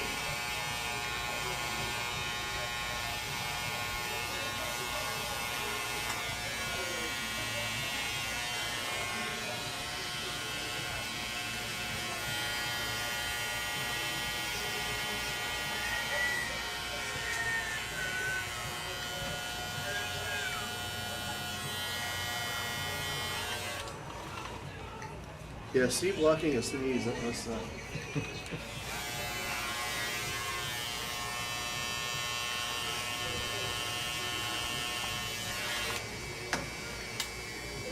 feel like the only time that's acceptable is when like bad guys are looking for you and you're trying to maintain silence so you don't get caught.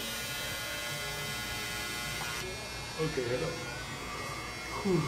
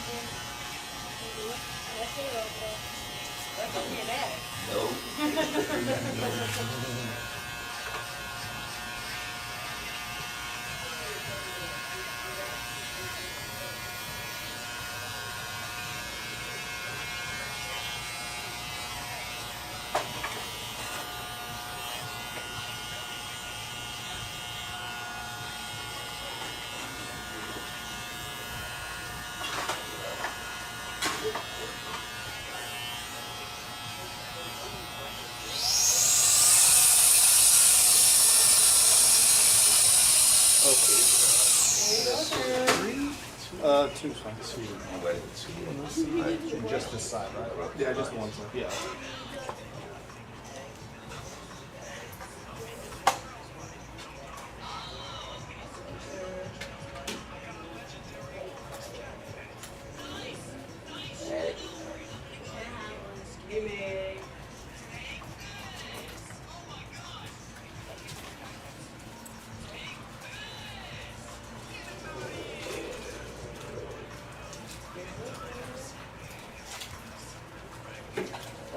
Come on.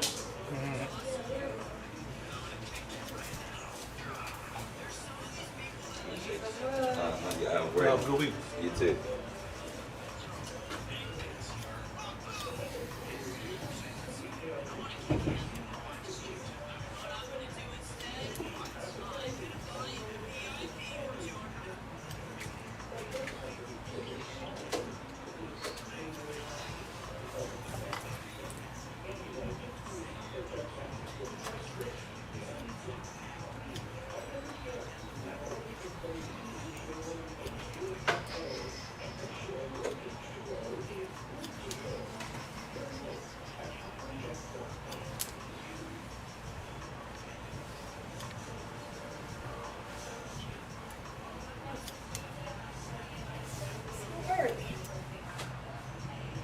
I'm holding my next one early because I want to take a bite of food.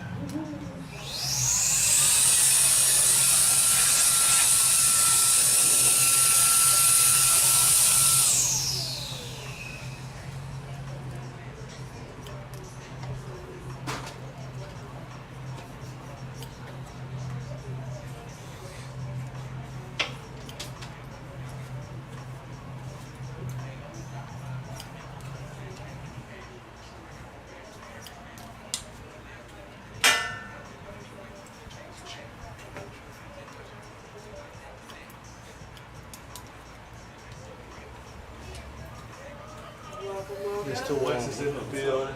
I'm swagged out, Shawn. Got the chest meat out, got the hamburger meat. I ain't think you was gonna be ready. I ain't know. Yeah, just finish. Had that good thinking process. Yeah, yeah. Yeah, yeah. I didn't want to go home, but I went home. I want to come back out. I know that. Sound like me. You can do the same thing. Put this low. I know. That's okay. You say low, low. Still walking, brush my way to a certain extent.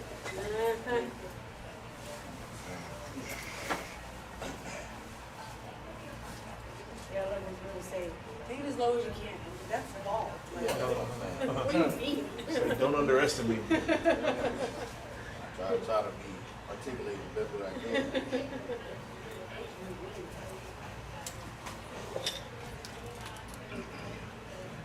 I was gonna say pretty close to what his look like on top.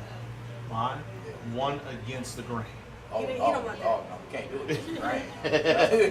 So then do a half with the grain. Oh, no, we're going to go a little at a time. Yeah. I mean, either way, it's gonna throw it back.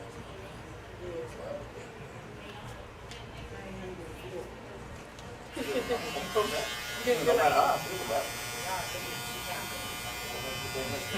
Oh, she scalped me. Damn. I've been involved.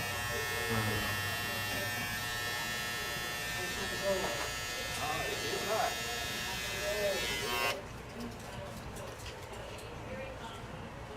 Y'all watch the game? Yes. I watched it with the volume on. Where did He ain't here. Oh, he left? Not here. He ain't back there. Oh, huh. No, yes. I watched with great delight. Oh, really? I didn't want to see him get injured. That didn't make me happy. But Nah, I don't think nobody. yeah. He's a good guy. He's just annoying. Yep. So I wasn't. I did not take pleasure in seeing him not make it through the game. But yeah, first I want to say 7 minutes in. Yeah. Well, yeah. I mean, if they knew then what they know now, of course. Yeah. Okay. Okay, looks good before I razor everything else up. See if I took enough off the top. Yeah. Did you have any money on it? No. No? I didn't even watch it. Oh. I did everything through Facebook. Yeah. I'm not watching that. There's always something that's gonna happen anyway. You know what I'm saying? Yeah. Yes. Yeah, I bet 3 of my clients. Oh, really? Yeah, on the game. So. Sound like you came up the way you said. Yeah, man. Well, so He's just happy he didn't have to do no. that part.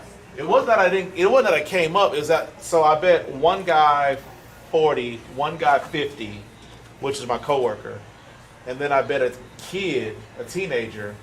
I bet him 100 push-ups if Oklahoma wins, 200 if Indy wins. Like if Indy wins, I got to do 200. If Oklahoma City wins, he's got to do 100. I did not want to do 200 push-ups. I would have paid any amount of money to not have to do 200 push-ups. So that's why I was like, that's why I was happy. You know what I'm saying? Yeah, I wasn't necessarily about the money. Yeah, damn the money. Who cares? Yeah. Hey. I can make more money. Exactly. It's that push-up I don't want to do. It's not that many. Shit. There Do he you- is. There's Montgomery. Oh, Montgomery. Hi. We were just singing your praises, man. Yeah, man. What a great guy, man. You want to have to pay that 40? Yeah, no, he owed me 50. Well, he paid. He don't owe me. He paid. But yeah. That game wasn't right. You say it wasn't right? No. What you mean? But one Halliburton got hurt. Okay. Like, white SGA was playing. They wasn't calling So they wouldn't call no fouls. They wasn't calling no fouls like they always do. Uh-huh. And it definitely wouldn't have went that way if you didn't get hurt. I mean, so I was thinking about it. I don't remember exactly, but I think Halliburton was averaging 13 points. He was dropping 30 that night. Okay, the only point I'm making is I think they won by 18, and they took all their starters out with 15, like it was like 10 minutes ago in the fourth quarter. And the backup crew got it to under 20. And I feel like based on how he had been playing. You talking about the game before 7? You say what? No, I'm talking about game 7. I'm talking about game 7. If I remember right, I thought they took all the starters out basically with like 7-8 minutes left. Like the game was over. And if Hallie averaged 30 a game and he missed, I would agree with you, but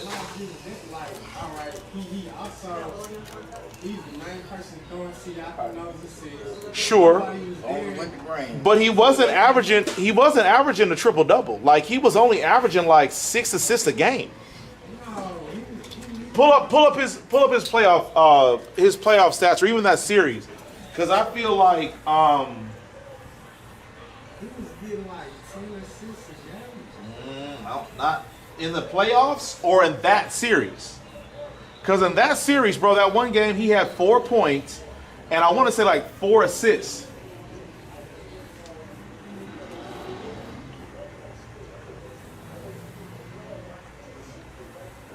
But the argument I'm making is, see, TJ McConnell, what'd you say? Well, yeah, he would have made a difference. I think TJ McConnell, made the game more interesting than it would have been if Halliburton had stayed. Because, yeah, he would have gotten to a hot start, but bro, they would have called a timeout, made adjustments.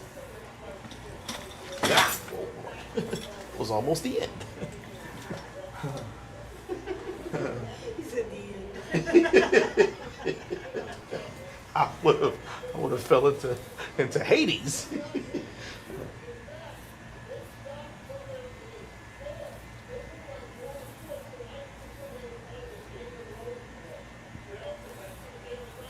just feel like when the middle went down, everybody, their head was just messed up. So something tells me you looked at the data, and the data told you I was right.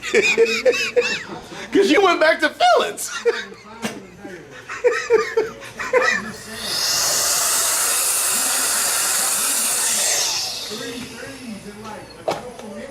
I know. No, sure. I understand that. But by those metrics, he would have finished the game with 945 points, right? Of course not, because they would have made adjustments. They would have made adjustments. It's like, no, man, he was on pace for 3 million points. Sure, but they would have made adjustments. And that's all I'm saying. And again, Halliburton hadn't been filling it up. Like he had more bad games than good games. And it's good. I think he had one game where he scored more than 20 points in the series. And that was in Indy. So the idea that he was going to light it up in OKC, I'm sure he would have got off for another few points before they figured out, okay, this is what he's doing. We got to stop that. But TJ, they could not stop TJ. McConnell. They had a harder time stopping him than pretty much anybody in that series, which is weird.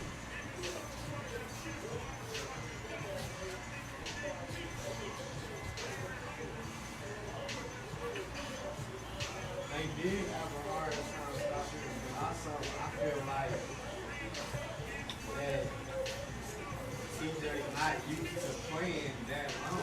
He had to play, you know what I'm saying? Like he played right longer than usual. Right. It says he averaged 17 points. In the finals or in the playoffs? Playoffs. Okay, all right, yeah.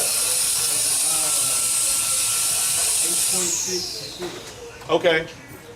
But what did he average in the series? Cause take.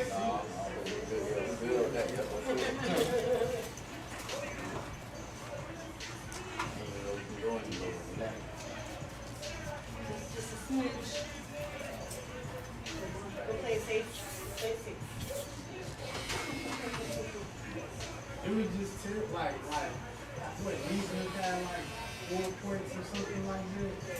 OB, he wasn't scoring like that. I'm saying like it just became mentally challenging for everybody out there. But they came into the second half with the lead. Yeah, that's what I'm saying. Like the first half, I was like, okay, see like it's But you want to know why? Because they made adjustments, Matthew. Like, that's why, man. Adjustments. A-D adjustments, man. They made adjustments. That's what happens, man. I went to public school, man. I can't spell, right? But I can count, man. And I got $50 in my pocket. I'm gonna sit you up. I'm the worst dude to lose a bet to.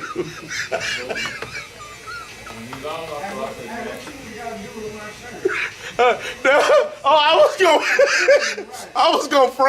was gonna just hold it hostage.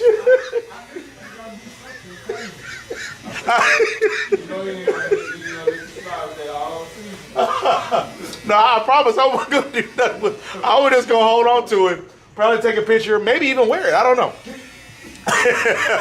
But I didn't want like that loser dust on me, so I was probably not gonna wear it. I only drink this temple with winners. That's why I wear the LeBron jersey all the goddamn time, man. Gold status, man.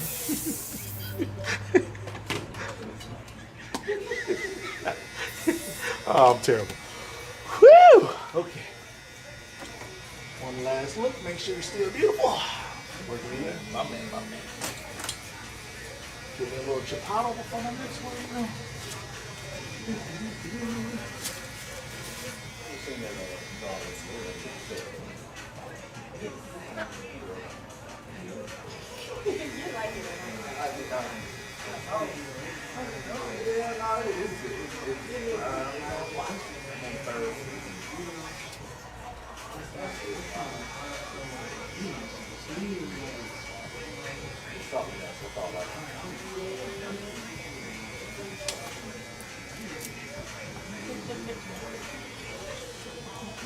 yeah, that took a second.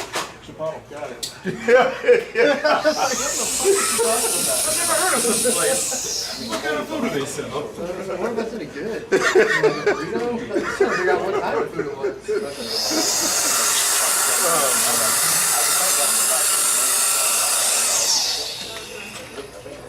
That's what I was Go through it there.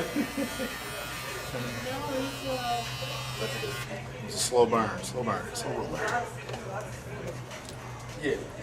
But I feel like, I don't know, I felt like I was like the biggest one. And maybe her mom. Now maybe thought it was on the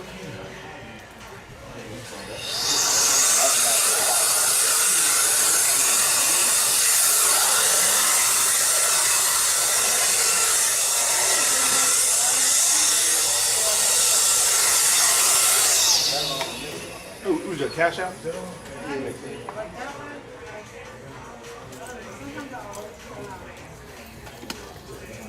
What up, my man? Yeah.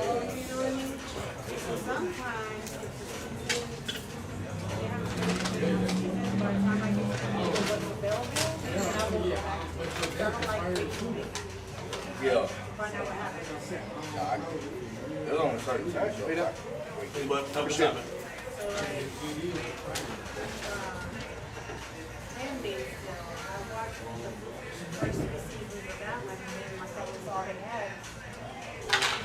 So I stopped watching it, and then I'm like, oh, they finally announced it out for final season. 6. So I went back and watched the whole entire season. Yeah. Yeah, watch all of you. Skate. Okay.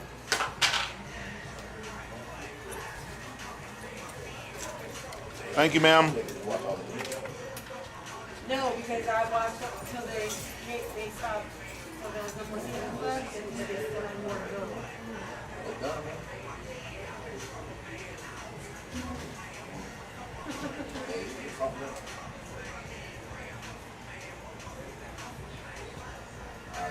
There's some TV shows that I didn't watch like Bear Throne. Yeah, that one I waited till. I'll wait until one of the times. Too many people talking about it. Yeah. Sad part is I knew exactly what was going to happen. I think he was talking about it.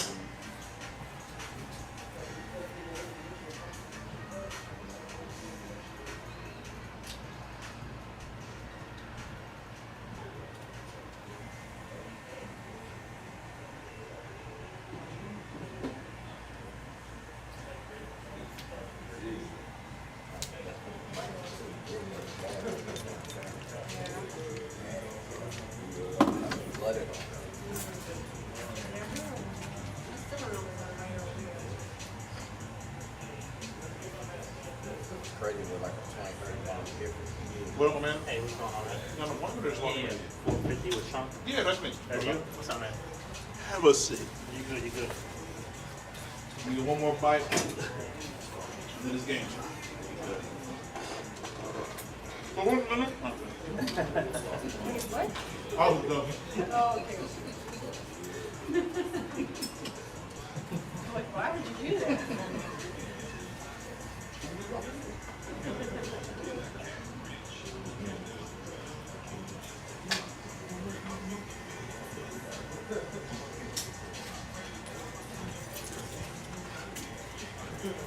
So I booked it online. I don't know if it's charged me online or not. But No, it just reserved your time, so okay. yeah, you didn't just pay for I it. can Apple Pay you? Okay. No. You just. How'd you find me? Actually, I just moved back here, man. Masonwood? Yeah, right there. And I was driving by and saw it. And I just moved to Houston altogether too. Where from? From New Orleans. Welcome to H-Town. Yeah, man. I'm liking it so far. Yeah. I'm almost 8 years in. Really? From where? Minneapolis. Oh, I got you. Never been? No. No? Never been. Good. Don't go. You'll end up in Houston like me. No, I'm just kidding. It's cool. Every place got its different. Yeah, absolutely. I was just there for 36 years, so it was just time for a change.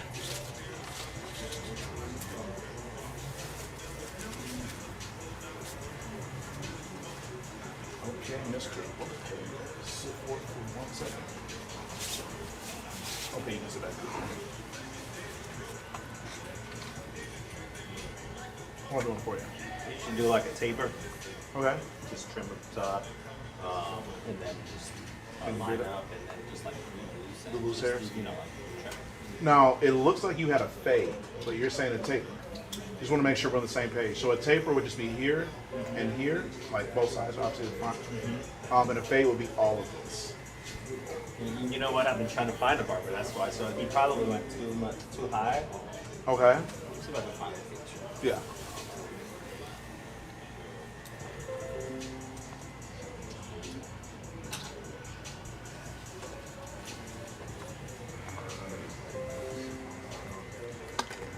Take pictures of this. Yeah, I don't do that. That's a problem. This is probably the best I can get right here. Yep, that shows me nothing. All right. So kind of like faded in here. Not too high. I don't want it too high. You know. Right. So Google like images of a taper. It'll show like a side profile. So this, oddly enough, that is a fade. So are you going for that, or go back, or like obviously your hair's not this long, but you want this concept, or so that's the taper there and there. That's a taper. A fade was that first guy pointed to. Yeah. Okay. Yeah, probably more like that. Okay. Yeah. Do you want me to lighten this part up in any way? Yeah, just a little bit. Okay. You probably know better than I do, but just like whatever looks good. Okay, you got it. I'll start with a 2, and then we'll just go down if that's not long, short enough. Yeah, that's good. And then you did say a little off the top? Yeah, Or just like a trim. just like trim? Yes, sir. Yes, sir. So what moved you out here? Work, man. I got Okay. a new job out here. Okay, congrats. Yeah, thank you. It's a lot. It's a new industry for me, so. Okay, doing what? Financing. Okay. Business to business. So I pretty much go around businesses, signing them up to use our financing services for their customers. Are you, financing for their customers? Yeah, so like if you go to the mattress store or a Oh, furniture okay. store or something, Gotcha, you want gotcha. to finance the furniture, then I got you. they'll run my system, and Gotcha. our company loans you the money.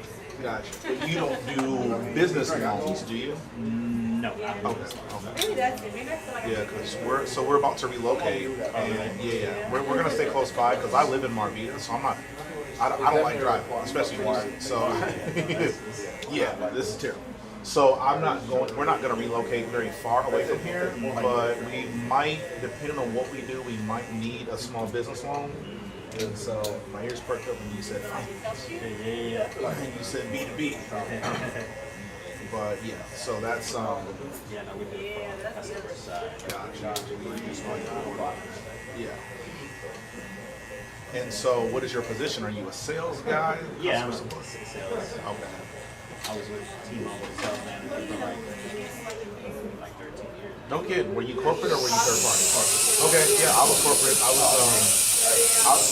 I lived in Minneapolis, but I worked in St. Paul. Oh, okay. I was at a top 100 store. You worked at Sprint? No.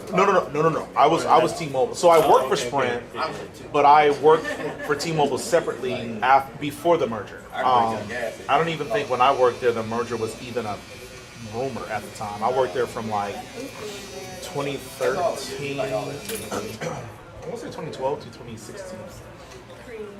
Yeah, man, made a ton of money. I love it. But yeah, I was a small business. I think it was called Team at Work. When I worked there, and yeah, so I was basically I was our go-to guy that worked with the business account executive, the small business account executive, and then yeah, anytime like there was a deal with like 10 or more lines, I would have to loop him in, but everything else, I would like oversee the store's progress. Oh yeah, they still have that position. That position there gets switched up quite a bit. Yeah. And did you say you were the store manager? Or? Yeah, I was store manager. When I left, I had 3 locations because they started doing the Sam's Club and the Costco. Really? So I ran a standalone location, and then I was in charge of 2 of the kiosks inside the Sam's and Costco.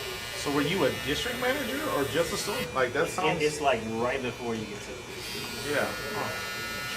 I didn't want the district manager position. Why not?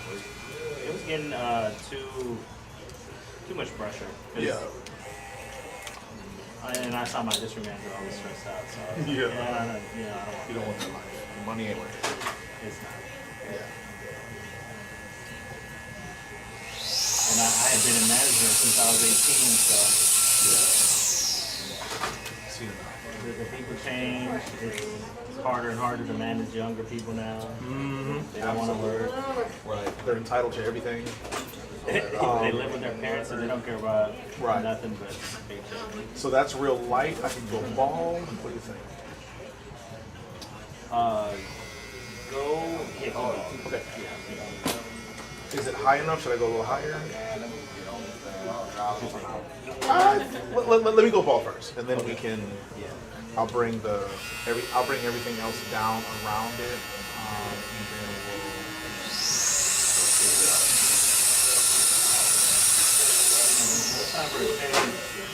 I got tired of relying on other people to make my paycheck. Yeah. I know what that's like. Yeah, I was a lead at T-Mobile. Lead at Sprint, lead at No, I was a small business. Well, I was a lead still, and I was a training, like a trainer at T-Mobile. And then I managed Sleep Number, a Sleep Number store. That was actually really, I made a lot of money, but I hated the difference. Well, yeah. It was a way, so like at T-Mobile, you could see 100 people in a day. You know, if you're in a busy location. At Sleep Number, you might see 10 people in a week. Like, it was bad. Yeah. They're gonna spend way more money, but you know, the foot traffic was way more infrequent, and that to me was very like. That was the worst part about it. Like the days dragged on. You know. I was with my friend. Yeah, the days just dragged on. Man, that was torture. But yeah, made a ton of money. I didn't enjoy it. So I went back to cellular. I went to AT&T, store manager, and I went third party this time because I was corporate Sprint, corporate T-Mobile. Went third party AT&T because they didn't have any openings, and but third party did. Man, that was the worst job I've ever had. Yeah, man. Once you go a corporate, you can't go to third Yeah, party. it's tough. You can't go backwards. Yeah, you can do it the other way. Exactly. Yeah, it was terrible. But yeah, we have a guy that just started coming here last week. He's the T-Mobile small business guy. You say AT&T? Yeah. You sure? I thought he was T-Mobile. Or no, he came from T-Mobile. Well, he kept saying T-Mobile. Oh, no, he was Yeah, T-Mobile. he's T-Mobile. He was Yeah. There was another guy. Oh, okay. We're talking about the bald guy, right? I'm talking about the bald guy. He was T-Mobile? Yeah, that's what I thought.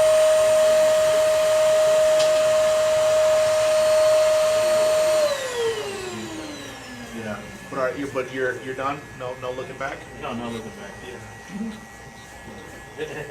I make a lot more money now, and I pretty much make my own schedule. Nice. My boss lives in Austin. I see her once a month, maybe. Nice. For like 3 hours. Yeah. And Like via Zoom or in real life? in real life, like she'll come out here and just hang out with me for 3 hours. Yeah. And she'll head out. Yeah. Now, do you have to generate your own leads, or do they just give you leads to work? No, well, they gave me an existing book. It's like 300 locations. Oh, nice. But I do have to generate my own leads too. Yeah. It's not tough. We can pretty much finance anything you can think of. Really? Tattoos, wigs, No shit. furniture, appliances. What else? Car repair. No kidding. Med spas, dental. Okay. So I mean, literally, like I could drive down this road and probably Yeah. hit up like 20. No kidding. Interesting. Okay. And then, are you guys are your rates competitive? Are you guys in the high? Like, what do you know about that? Oh, for the customer? Yeah. No. They're competitive in our industry, but Yeah. the interest rate is like 160%. Whoa. That's pretty bad. Well, because we cater to people with no credit. Yeah. Yeah, because anybody needs to finance a med spa service. It's probably not, in line to buy a house. So then with do you guys work with T-Mobile or? No, not at all. No. We do work with Boost Mobile. Yeah. So like some customers go in there, they want to finance a phone. Yeah. We have a few stores. What's to stop you from going to all these metro, all these other little mom and pop stores? Like cell phone stores, I mean. So it has to be over $300 that we finance. Okay. And we actually also have an underwriting team that analyzes each location and sees like how risky their customers are. Yeah. Because we obviously want them to pay us back. Of course. These people have bad credit for a reason. So. Right. So they do a bunch of research on each location and see like what type of customers they would be bringing in. So there's a lot that goes into it, but it's fun, man. I enjoy it. Yeah. Would you say you work as much or more than you did as a store manager, or what's your work-life balance like now doing that? Right now, because I'm just getting started, I'm working a lot more. Uh-huh. Once I get probably like 6 months down the road, I'll just be coasting for the most part, just maintaining my book. Yeah. What's your quota for your new leads each month? 12. Okay. I did that in 2 weeks. Yeah. Is this a big company? Oh yeah, it's American First Finance. Okay. We own a bunch of pawn shops too. First Cash. Yeah, there was a First American Cash that shut down during right before or right after COVID. Yeah, we own all those, and we have partnerships with a huge bank in Wise, so it's been around for a long time. Yeah. There's a bunch of companies that use us. Yeah. Do you guys have a large presence in the Houston area, or are you like one of many, or are you the first guy in the Houston area? There's 8 of us here. Okay. Yeah, Houston is actually our biggest market. Okay. Everywhere else only has like 2 or 3. So how'd you hear about this job? One of my friends, he's worked for another company that does the same thing, they're just smaller. Yeah. And he's been trying to get me into this for probably about 5 years now. Really? He's like, you got the money, it's insane. He said, with your work ethic, you'll make a killing. Yeah. And I was always scared because I had been in cell phones for 13 years, man. Right. You're always scared to make a change into something completely different. And finally, I was like, you know what? Let me try it out. So I moved to Fort Lauderdale for 3 months. I tried it out. I did good. I liked it, and then I finally moved out here. With the same company? Yeah, the same company. What's your earning potential? It's uncapped. One of the guys here, like top guys, he makes probably about $250 a year. That's a good one. But he's been with him 5 years. Right.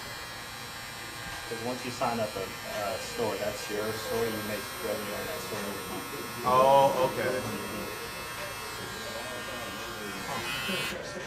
So that's where the money comes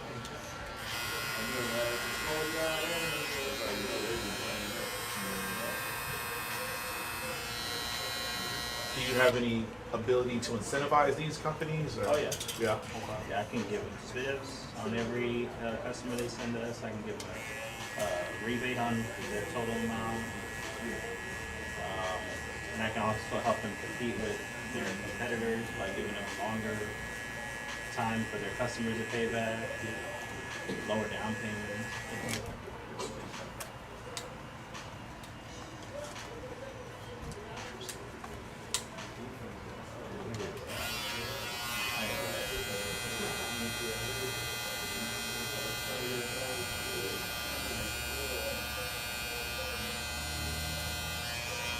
And you're pretty much left alone. You just gotta show your work basically.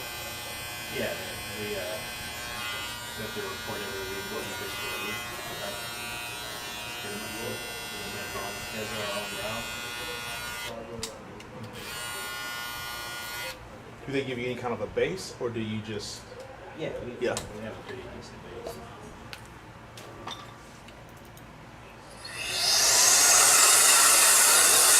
Yeah, right. I never managed a T-Mobile store, but I swear that was aside from this, that was the best job I've ever had. So it's interesting to talk to somebody that was like, bro, it's too much, I have to go. But I mean, 13 years is a long time. 13 years, and Yeah. I enjoyed it. I had, great time, great teams. I've moved all over the country. Yeah. Actually, I started in Oregon. I went to Tennessee. I went to Louisiana. Where else did I go? Yeah, Tennessee, Louisiana, and back. So, it was a great job. And I was there forever. So. Yeah. Could have been that bad, right? And you said you just moved here from Louisiana, but you're from Oregon? Yeah, grew up in Oregon. Okay. What was that like? I think maybe I've had one other conversation with someone that's ever even driven through Oregon, let alone. Yeah, I don't think I've known many people from Oregon. The weather, the people, everything. Yeah. It's more like hipster. Yeah, that's what I kind of thought. A lot of outdoor activities. Yeah. It rains most of the year. Really? Okay. Yeah. It's like Seattle. Yeah, Seattle? never. So no. Same weather. It's like 4 hours in Seattle. Okay. Yeah, that would make sense.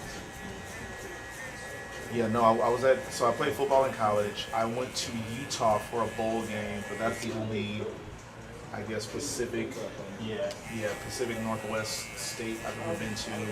Been to Nevada several times. Never anywhere else though. Never been to Colorado, California, Seattle. My brother played football in Seattle. He played in Spokane, but I was planning to go there, but he got traded, so I never got the opportunity. Yeah. It's a cool little place, man. Yeah. I visit at least once a year. My parents live. Okay. Would you ever move back or no? Like nah. See enough of that. So, I love the South. Yeah. The weather, everything. Yeah. Grew up in the cold, raining. Yeah. Can't do that anymore. See, I actually prefer the cold. I just don't. Yes, absolutely. Especially with this. Oh my God. I just don't like the way that cold affected my life. Like, when you gotta be at work at whatever time in the morning, and you gotta wake up an hour early just to start your car. Yeah. That I just did not enjoy. Driving in the snow was terrible. Looking the day by 3 o'clock, 4 o'clock, it looks like this, and then starts to get dark. You know what I'm saying? Like that type of stuff, I did not enjoy. But like actual cold, don't get me wrong, I don't prefer 30 degrees below zero, but I prefer it to 100 degrees every day for 16 straight months. That I do not like that down here because it never stops. It never stops. Yeah, and so getting 4 or 5 months out of the year where it was a little chilly. What's up, dog? Snack time. What up, big dog? What up, my man? How's it going? Are you the Dad? Nice to meet you, man. I'm Shawn. Yeah, I get right with you. I get right with you. But yeah, no, I didn't mind it, but it's nice to have the like diversity of, okay, it'll be a little chilly for a few weeks. It'll be a little, the colors, the fall colors, like you don't get those down here. Like that wild assortment of all the oranges and browns and reds and purples, like you don't get all that. You just get greenery year round, which is great. But it's one season, and then they complain about their winter like it's winter, bro. It's not winter. No. It's just a little bit. Summer's on a 15-minute break. Like chill out. Not that big of a deal.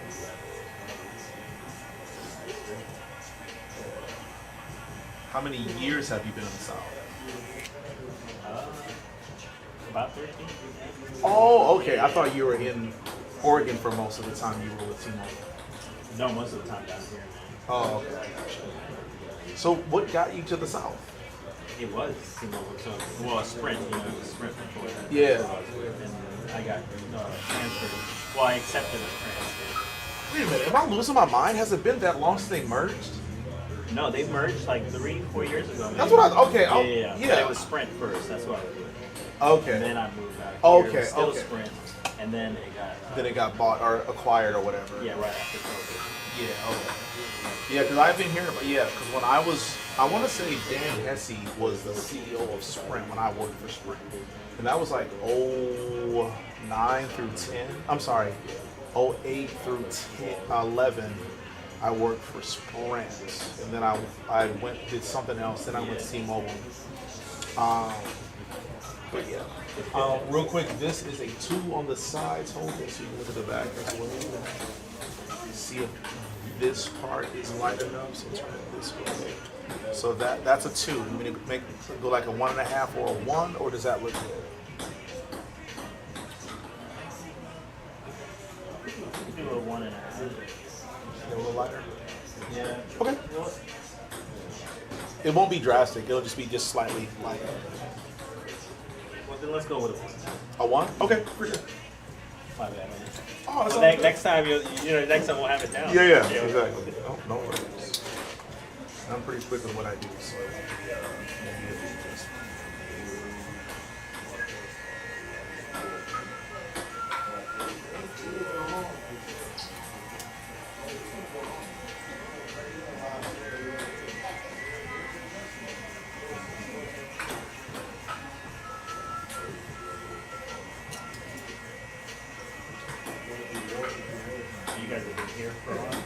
Yeah, so we will hit our 5th year in October, and our lease comes to an end in April. So we're working on relocating as we speak. We're just trying to, like I said, we live in Marvita, right across the street, so we're not going far. We don't want to go far. So we can stay as close here as possible. I would really appreciate it. I don't want to lose you people here in Masonwood or Avalon or Marvita or Ellison or Settlers Village, Lantana, so I could stay as close to this part of the area as possible. For us, we won't go east of Fry and we won't go past the Ellison Exchange. We might possibly end up on West Road. That would be as far north as I'd like to go. Unless, like, if we just get a crazy good deal on something in this immediate area, then my footprint might expand. But for the most part, I don't want to go. I don't think I would go south of 529. I think 529 is as far south as I go. Don't they have your customer base too? Yeah, that's the thing. Like relocating is already kind of a stressful thing, but to relocate and then have to start over, it's not gonna work. Now I would be fine. I got a ton of clients. My clientele is pretty robust, but my staff collectively, I don't know how well they would do if we relocated. How many of their clients would follow them? Even though again, we're not gonna go far, but just I wouldn't want to put them in that uncertainty. So if we could stay close by, that would be that's the play.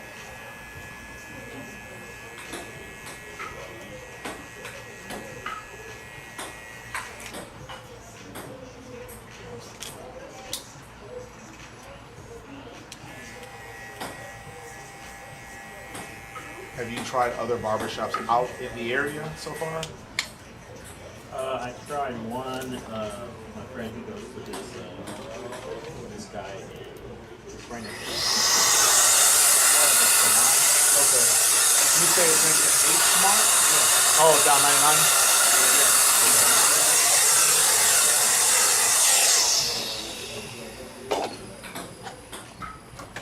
Was it just not all that? Or was the commute? Like, what was the issue? Well, I guess they're not used to cutting. Gotcha. They're like this, so it was just, Wait, what were they used to? Like, what do you mean? Well, when I asked for my beer, they were scared to touch my beer. Ah, okay, I got you. That was good. That's a one. Okay, cool. Yeah, so. And with the beard, you said just get the wild hairs and then line it up? Yeah. Okay. And then just kind of like, Yeah, clean up the muscle. Clean it up, yeah.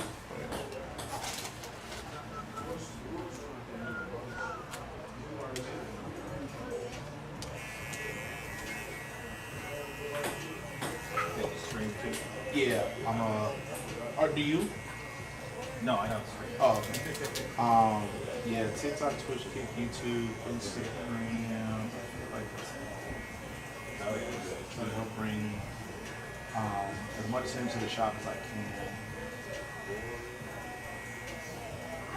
Sometimes I feel like it's not working. How many people you got on there? So that's the thing. I don't know, and I'm not a very good streamer because I don't engage with the stream, which is why I don't have a lot of followers. I was just telling an earlier client that my goal was to obviously like promote myself in the shop, but a real long-term goal would be to get to a point where my stream pays me as much, at least as what I'm currently making, so that I can then not charge you. Like, now you'll have to sacrifice me talking to the camera, right? Just to make sure that those people are still paying for your hair. But right now my following is nowhere near an amount that I would need to be able to stop charging people. But I would like to then be to a point where I can do 30 cuts a day, talk to people, whatever, BS with my following, and I get paid off of their viewership, but I am so far away from that. And I know the only way I'm going to get there is if I start to engage more with the crowd. But it's like, dude, I don't want to risk you being like, bro, you cut my hair or not? You know what I mean? Because if you don't come back, it's like, well, shit, now no one's paying. So it's a long way before I get to that point.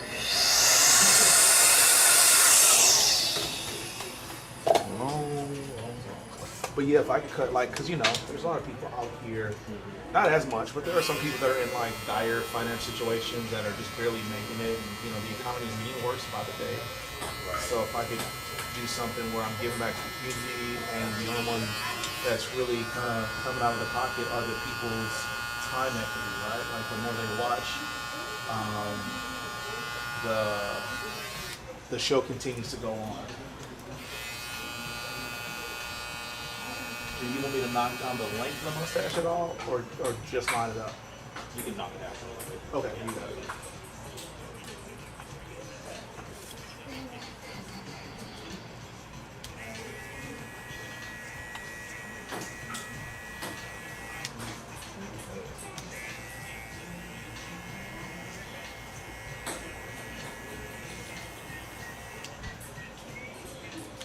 And then am I supposed to go over everything with a razor or? Like the line? Yeah. Probably just the beard. Yeah. Yeah.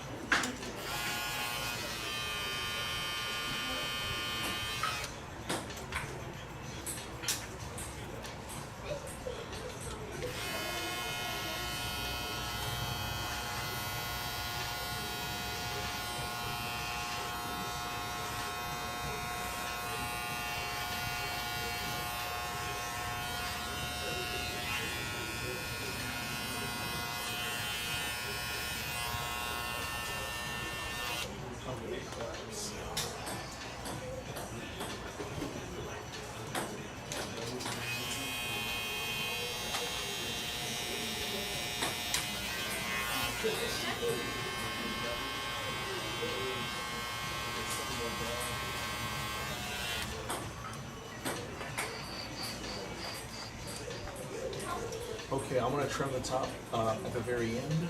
Yes. So let's focus on the beard real quick. See if I trimmed it enough. If the line looks good. If the mustache needs to be lined. I'm sorry, a little shorter or. No, that's good. Everything's good? Yeah. Come in.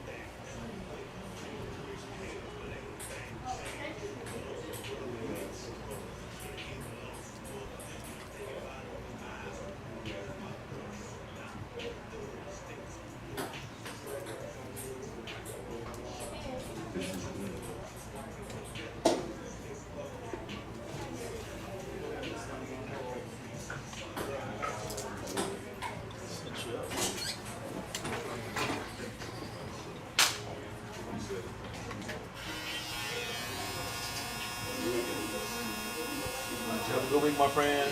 See you later.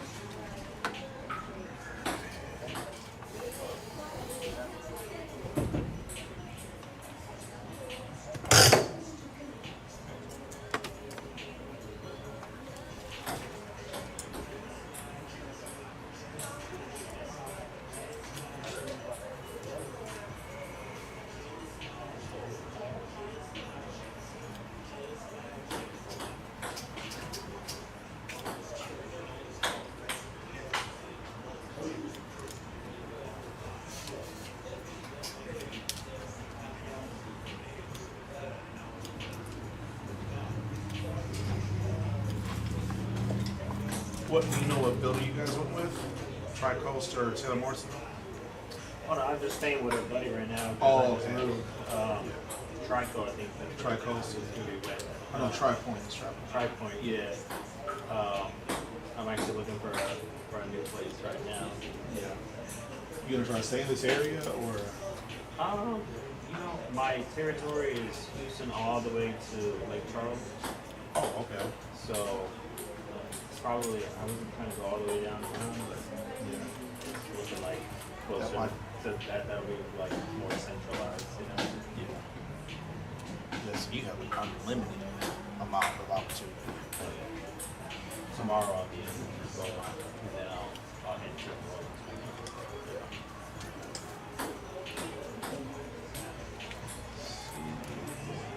Do you push it any particular way, or what do you do? Yeah, I push it to the side. Man, I'm losing it, so you know. I normally do like the front side, like Yeah. Yeah. Did I take enough off? I did just like trap. No, that's good. That's good? Yeah. Cool.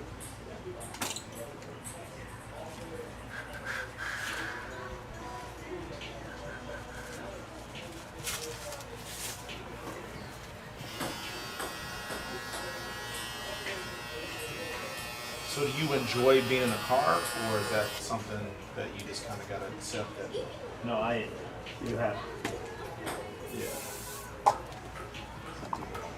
Yeah. Huh? Head up.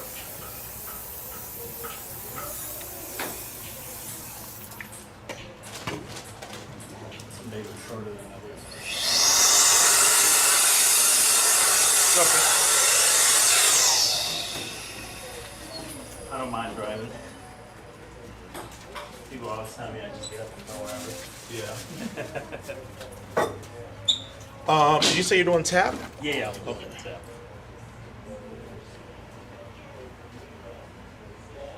$42 is the debit. Excuse me. I selected tip. Big? Yeah, yeah. Just a heads up, tips are not required. Obviously appreciate it, but I don't want you to feel obligated. Oh, no.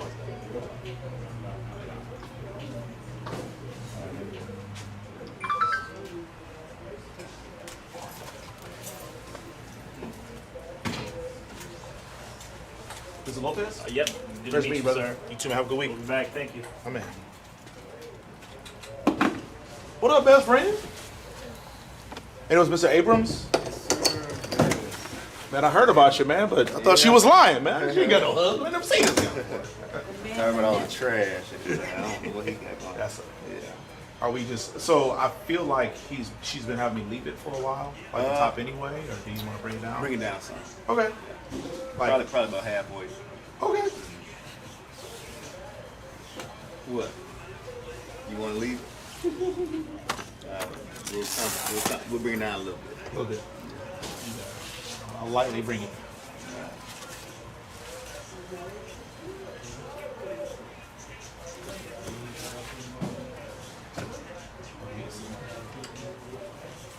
You doing okay, my friend? Good. Play the switch.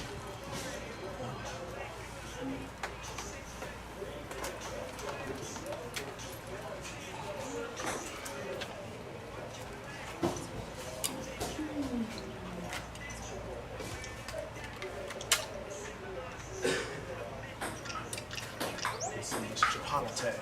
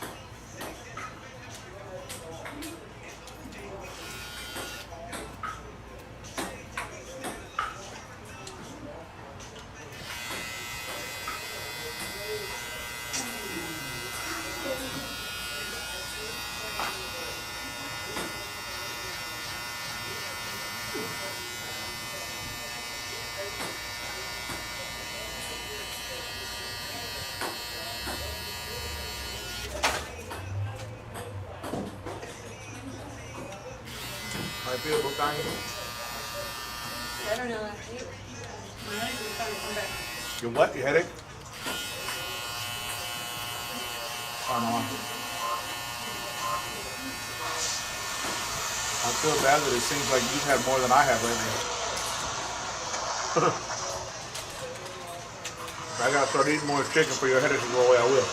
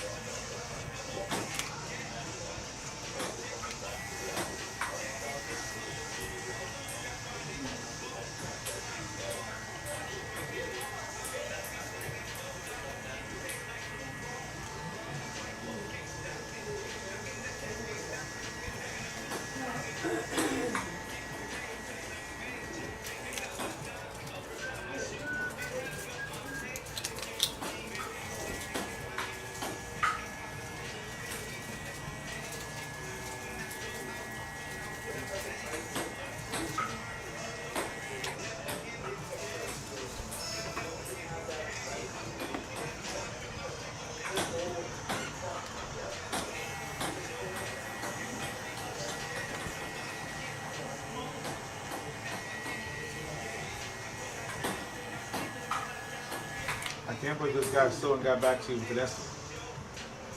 Well, he said he was working, like, working on other things. Okay. Oh, sorry.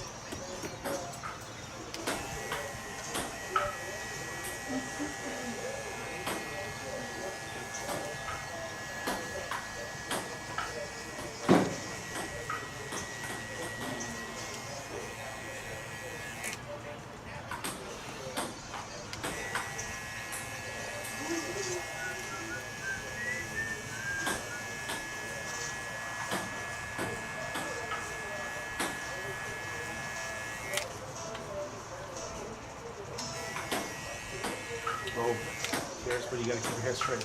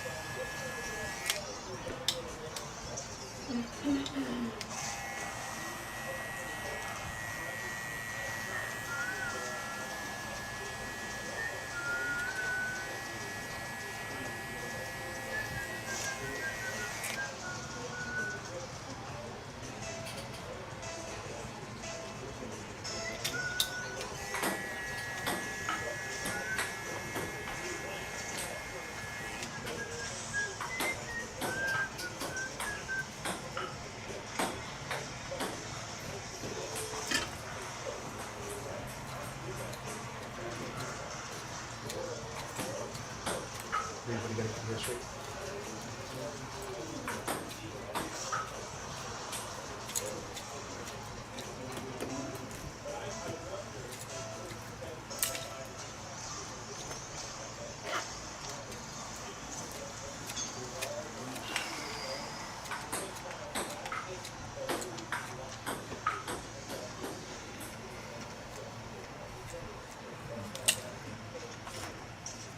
Mr. Abrams, I don't want to lose him. If I keep combing it, waterworks coming out. I can't cut it evenly unless it's combed out. So ordinarily, when she wants me to cut it, she has it. Okay. And like I said, I don't want to lose him because he gonna feel like the waterworks on the way. I just got the perimeter done, and he's That's fine. so. That's fine.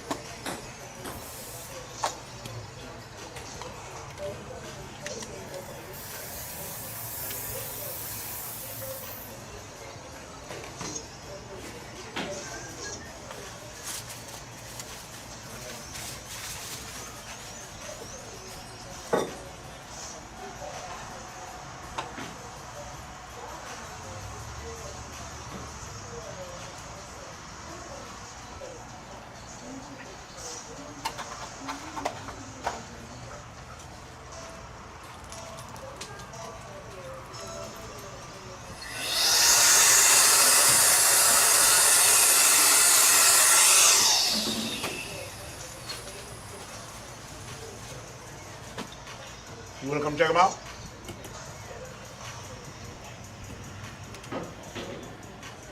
Yeah.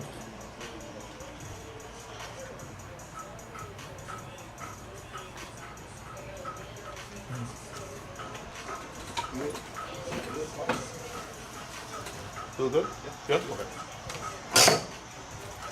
Great.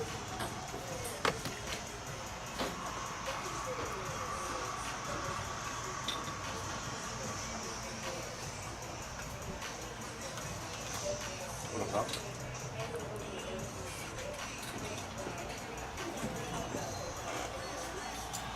Are we keeping your hair short or leaving the top? You said leave the top? Yep.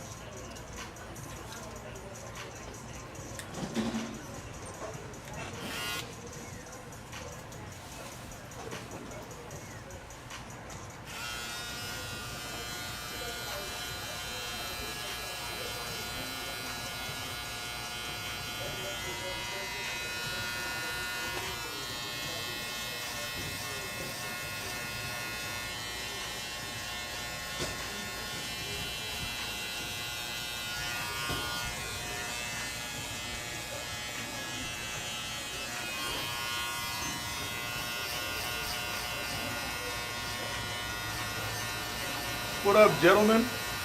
How you doing?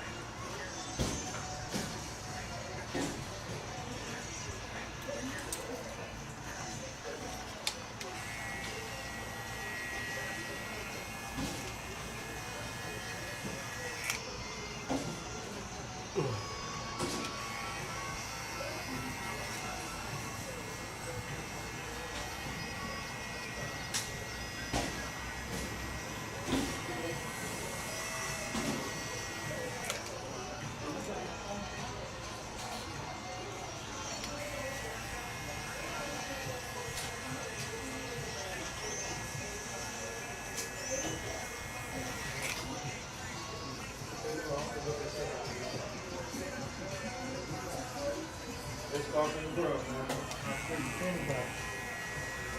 I kept my case for about 2 weeks.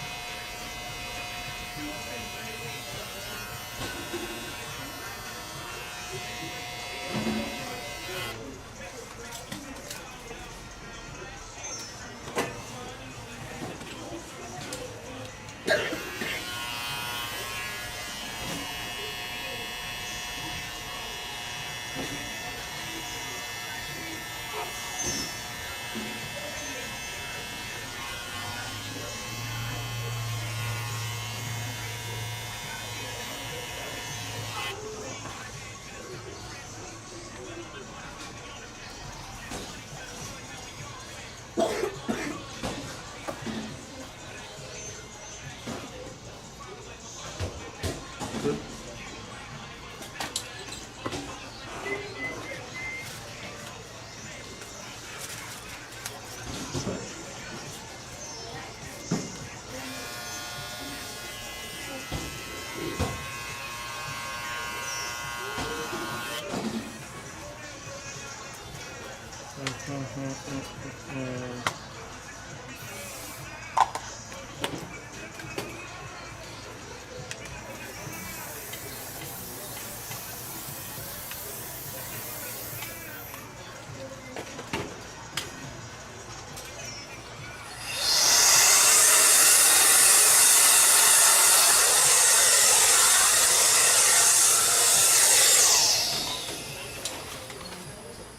Thank you, Kyle.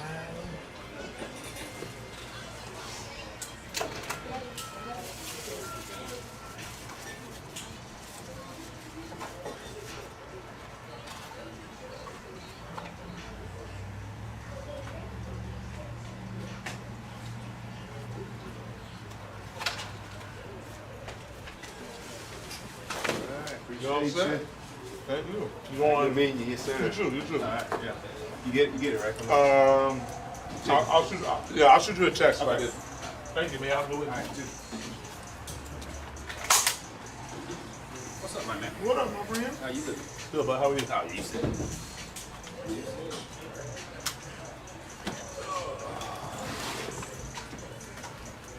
We treating you good? Yeah. Yeah, yeah. No complaints. You setting it off? I mean, I have a few, but no one's listening, right? I'll listen for you. I might not take it, but I'll listen. Right. I gave you a couple. Damn, that's crazy. Yeah. No. Wow, no, you don't say.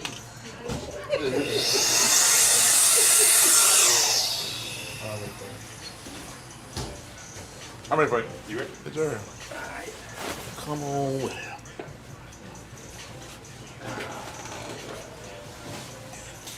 How the scramble treating y'all? Well, I think this week, I think we shot even. And I think collectively we have a 6 handicap. Yeah. So if we didn't win this week, we will never win. All right. We will go over. Yeah. Are you in the scramble league or? Yeah, I am. How you guys doing? We were sitting in the 6th spot. Last time, looked. But yeah, that last one. Ooh. How did y'all do last week? Yeah, I think we were second. We were on the bottom of the barrel. Yeah. We started playing better towards the end, but it was too late. Yeah. Damage was done. What did you shoot? I can't remember. Oh, you talking about our scramble? Yeah. We shot three over? Oh, 3 under? Yeah, 3 under. Okay. What's y'all handicap? We're even. Okay. Yeah, so that's what I'm saying. Yeah. That's tough for us. But I mean, we hit them all right. Yeah. We hit them all right. That's a big one. Big one. We got quite a few teams in this one. Yeah. I feel like what you guys should do to get more teams is just have a deadline. Like, obviously, it's funner to do it the same night, but like encourage people like, yo, this league is for this week. Get your game in by this time. I feel like you get more. Yeah. I mean, we looked this one up. Yeah. This one's full. But like I said, they can get even more. Right. What we're probably going to start doing is actually building 2 days now. Yeah. Okay. Are we leaving the top? Just doing the mid? You can take the top down too. Okay. But yeah, we can cut it short. Like short? Yeah. Like wavelength, like a little longer than mine, or? Yeah. Like a little longer than yours. Yeah. You nailed it.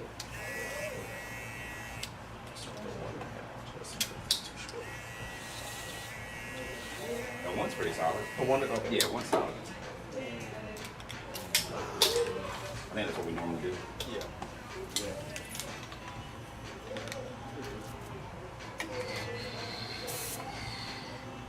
Little one's doing good? Oh yeah, man, he's doing good. We're about to take off to Destin this weekend. Oh, nice. On Saturday. Y'all flying or driving? Yeah, we're flying. Yeah, we made that drive several times. We're like, yeah, we're gonna put this in the budget. Yeah, right. Yeah, when I moved here from Minneapolis, I drove and it was 20 hours with all the stops I had, for gas and whatnot. I told myself, man, I'm never if a plane ride is available, I will do that instead. My time is just too valuable. Yeah. 20 hours on the road, that's a long time. Oh, sir. Yeah, and I told myself if I ever got to go to Dallas, that's as far as I will ever drive. Other than Dallas is just far enough. yeah, but I just found out like last year that they have $37 flights. To Dallas? Yes. Yeah. Yes. I don't know, but don't care. Oh yeah, at that point. Yeah, you're right. I don't care. $37. I don't care if I got to ride with the cart, but with the luggage. You're right about that. You can't even fill up a gas tank for that much. That is the point. I'm telling you, $37 is the easiest money I've ever seen. That's what you pay for here. Yeah, exactly. You know? Exactly. I can be in Dallas. Right. Yeah, but I'm sure it's Spirit South. I don't know. Once again, it doesn't matter. As long as it's staying here and land when it's supposed to land. Right. Yeah, and I'm sure it's only a 45, maybe less. Oh yeah, that's 30-minute plane. Yeah, that's a short plane, right? Yeah. Once you heard, You've been on the road for 4 hours. Yeah, no thanks. And you're gonna spend, just as much. Well, we're gonna spend way more in gas, and then you're probably gonna want to stop and grab a snack or something. You know what I mean? So it's like. And it'd be nice if they ever get that old bullet train. Yeah. No. Well, they said that'd be an hour and a half. So I don't know. I've never heard of this theory or this project because I've only been here for 7-8 years. But she's told me that they've been talking about it. They've been talking about it forever. Ages. Yeah, forever. I don't think that's gonna happen. It'd be super nice though. Right. Yeah, and I think it's because of big oil. I think they don't want to. They don't want people to spend less money on gas. Yep.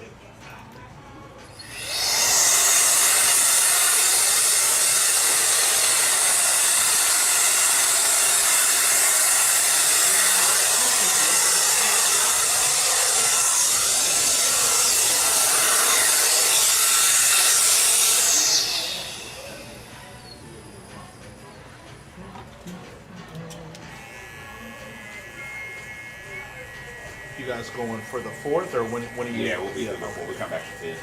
Okay. Next week. It'll be nice, man. Unplugged. Yeah. How's the new gig going? It's going good, man. It's going real good. Just laid back.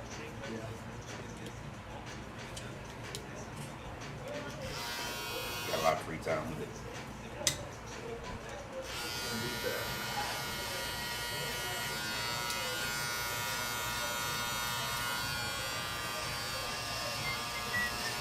You guys have a timeshare in Destin, or? No, we just rent a house. We got actually christening, so our little neighborhood crew that we go every year. So we all cool. We all go down there. So we get a house and we get the kids there, but they still there, Right. But they so occupied. I mean, it works out for everybody. Right.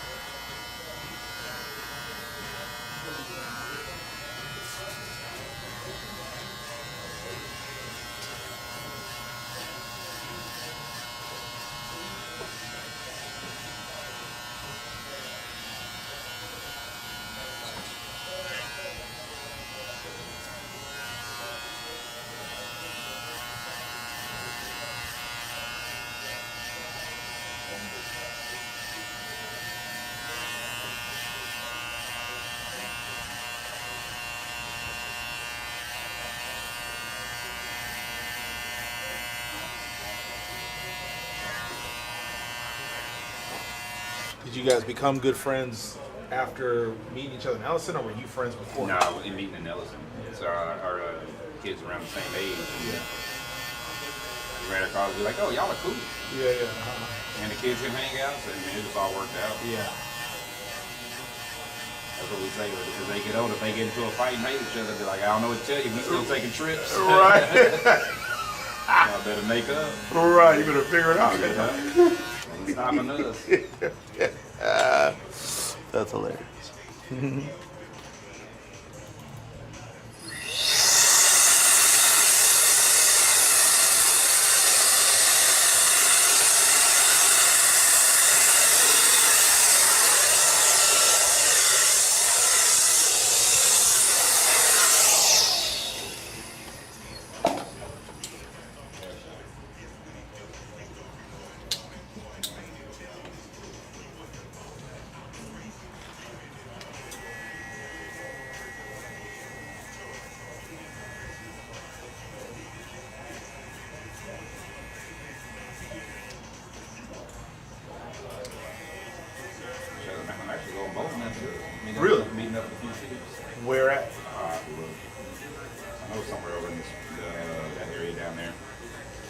like down their way.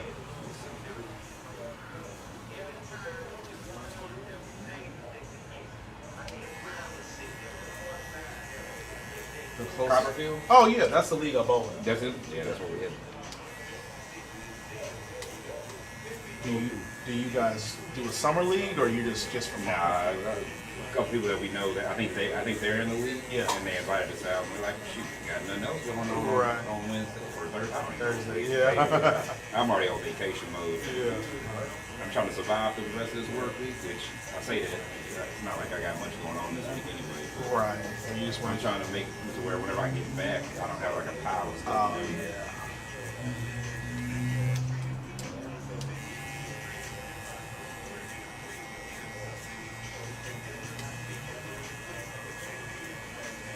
Yeah, my league in Copperfield starts back up in September. Oh man, you got a long break. Yes, yeah, we go September through June. Well, September till like mid-June or early June. And then, yeah, they have a summer league, but I chose not to do it this summer. Oh, okay. I don't think I did it last summer. I know I did it the summer before. You did it last. I did do it last summer. You said you weren't going to. They talked Oh, that's right. Yeah, I was trying not to. They needed me and they gave me the puppy dog eyes. Ah, they dug you good, huh? Yeah, made me feel like the best bowler in the world. I said, fine. My services are needed. I can't tell the people no. People need. People need. Gotta give them what they want. Give them what they want.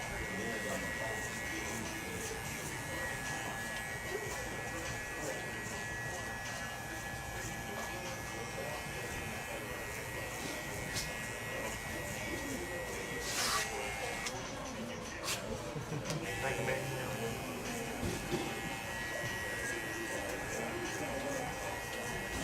Oh, Roy stopped by today, but he didn't want nothing, didn't do nothing. You weren't here, so.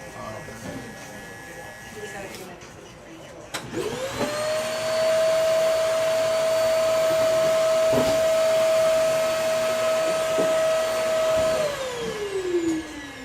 That little bathroom sound kind of handy there, huh? You work.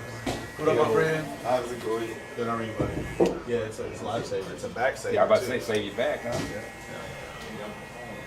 Best fancy thing in the past here. Oh,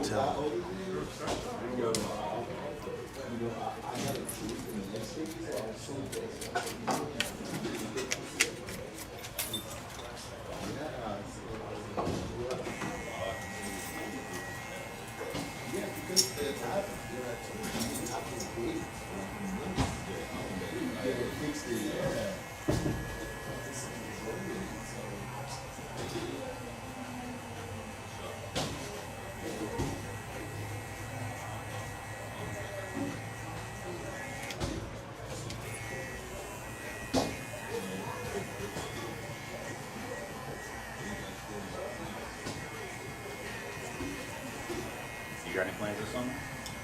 Man, so we're working on relocating. Oh, yeah. Yeah. So my only plan at this point is to save up as much money as I can, so that whatever that relocation looks like, I can be prepared for it as possible. I'm waiting for two of my one of my clients to get back to me about some business loan options if it comes to that. We have a couple different conversations going with a couple different locations, and so You about to move, Shawn? yeah. All right, where you looking? Yeah. Well, we're trying to stay as close to this geographical location as possible because I don't want my Ellison clients to be like, "No, that's a bridge too far." I don't want my Marvita client. You know, I want to stay essentially. I want to stay as close to this as I can. So we wouldn't go east of Fry. We wouldn't go west of Ellison Change. Okay. We're not going south of 529, and I don't think I want to go north of West Road. So Okay. that's kind of a box. We're working. Have a good week, though. See you, buddy. Yeah, so that's the box we're trying to operate in. Like you're trying to make more room or what? Well, I mean, so we want to be more visible. Yeah, okay. That's our current issue is that we're just people Kind of tucked away right here. Yeah, people keep telling me, "Oh, I never, I just lived here for 8 years, never knew you were here." Yeah. And so it's like stuff like that kind of breaks my heart. So if I could put us in a situation where now it's a matter, if the opportunity, I just want to put my staff in the best opportunity to make as much money as they want. Mm-hmm. And the idea that it's here, I just having a hard time believing it. If we end up in the Ellis Exchange on Fry Road or West Road, just something, anything is better than this. But it also wouldn't be bad to. We definitely have made an impression on the community with our build out here. Mm-hmm. But I wouldn't be mad if we were able to try to do this again. But we have a couple other ideas that, budget willing, we'd like to implement. So we just gotta see.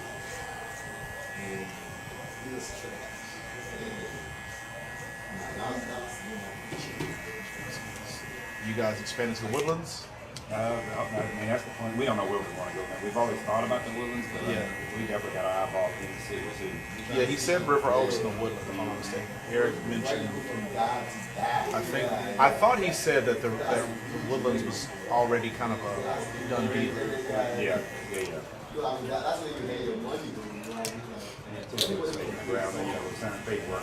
Yeah, true. Because I mean, the Katy does well, but I think we could bring a better demographic if we move into the city. Right. But the Woodlands, I think the Woodlands can be well too. Yeah. Katy people just don't like to go out late in Katy. Yeah. And I wouldn't say late, but we do have a good, locals. We got our regulars big time. But as far as like the party consistent people, we still have a lot of slow times. Yeah. But they're getting less and less though, which is good. Yeah, listen, the longer people know what you do, where you do it, how fun it is, like the longer that happens, you guys will build a momentum. That's what our saving grace has been, is that like, the longer we've been here, we've eventually become more consistent. Right.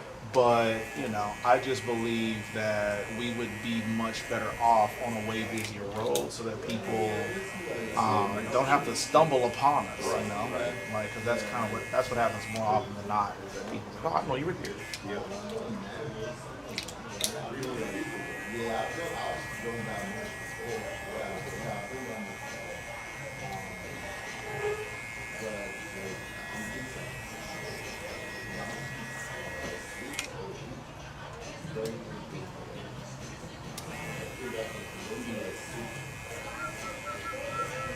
Yeah, our 5 years is October, but we have until April. We did a 5-year, 6-month lease. So now is the time to kind of make sure we got a soft landing, because I would be beside myself if we were a month or two in between when we close and when we can reopen. I would perish. Yeah. So, and my clients are pretty loyal, but I can't be sure that my staff can say the same, and I don't want to put them in a situation where they got to go squat at another shop for however long, and then they never come, they never rejoin us. I would hate to test that. So I would much rather. We got a little delicate deal there. If we go too early, then I'm paying 2 leases. Yeah. And we're already not at capacity. So, we're already paying out of pocket just to keep these people employed. Exactly. Like everybody got an opinion.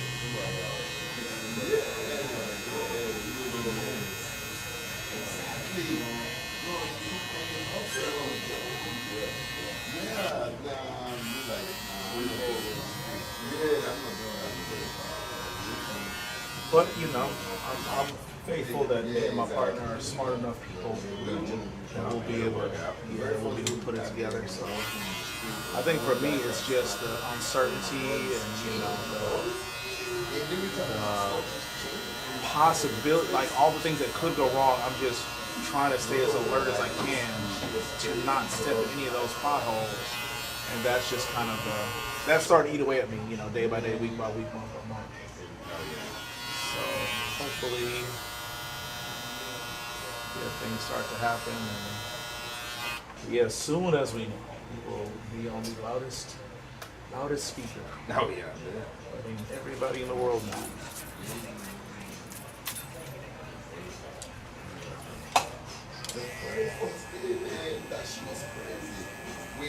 How long you been cutting?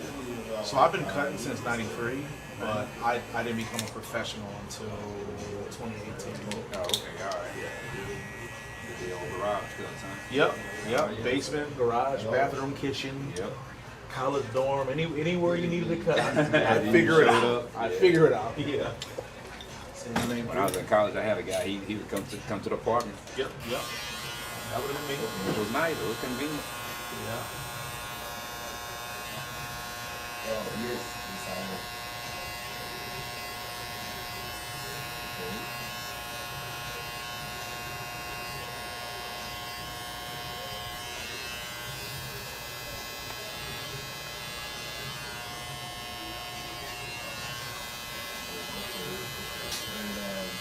What do you think?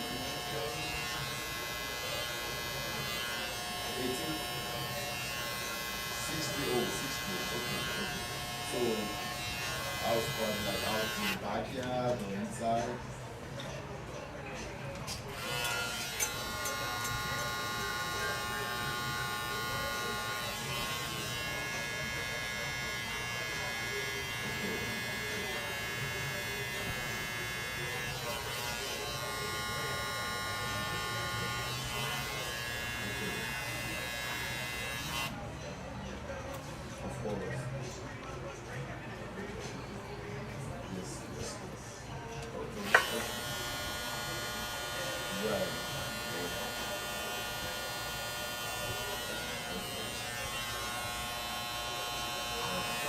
What did you say the blue ring around your eyes was?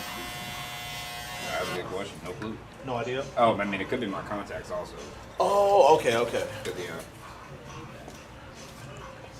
I've seen it a lot in like really old people that like blue circle. Now, I told you about my eyesight. I don't see. That's what I'm saying. I thought you were missing something. I did on my retina detach from my right eye. Yeah. I had surgery from it. That could be it too. My eyes are just. I'm severely nearsighted, so they aging more than me. Yeah. He's like, man, I might be 35. My eyes are 60. My eyes are. When I had that surgery, they were like, man, this is normally in the elderly population. I was like, well, I'm here, so right. Tell it to the eye that's detached. Right.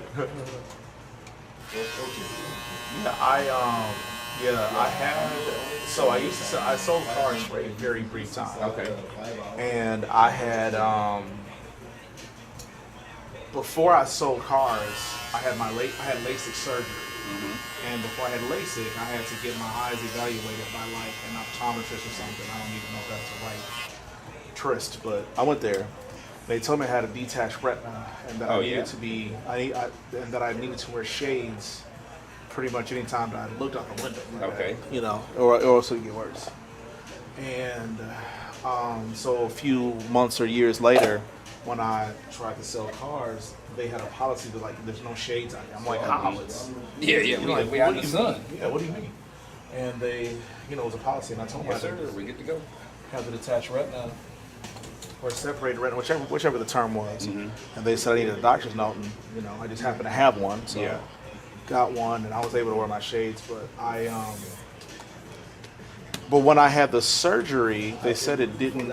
Or no, I'm sorry. After I had the surgery, I came down here, and I had insurance for the first time in a while. Sorry. And so I went to the eye doctor, and I told her that she, when they filled the questionnaire about your previous, history related to that discipline, I mentioned that I had a detached retina. And so they did an eye exam, and she's like, I don't see any evidence of that. Everything looks fine. So I don't know how it healed itself, or if I just got misdiagnosed. I don't know. But either way, I got a doctor's note out of it, and everything went out. Was able to have a LASIK surgery. Everybody was.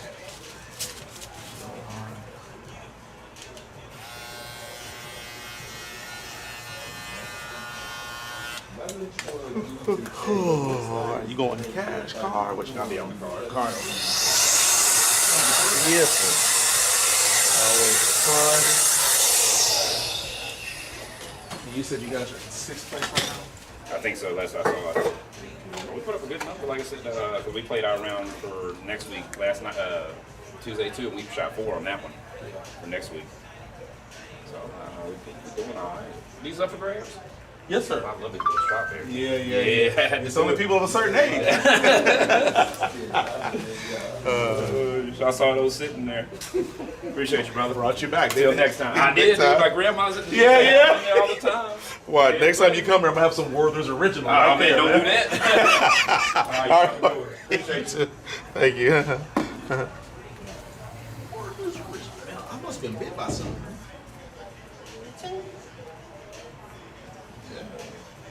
Be a splinter too.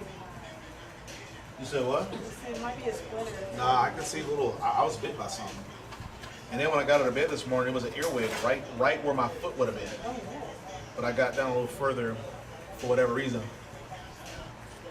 Away from my pillow, Yeah. but where I normally got, it was going right there. Wait, no.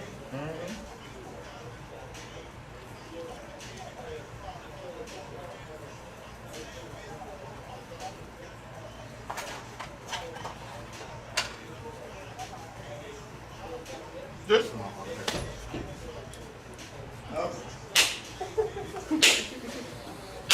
I was actually here 2 minutes ago. I was trying to give it time.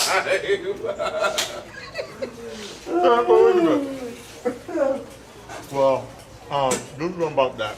Oh. I have a bunch of bathrooms, so you take it down. Oh, cool. That would be too early. Yeah. I'm questioning you. I know. Might start expecting. I know. Gotta avoid that.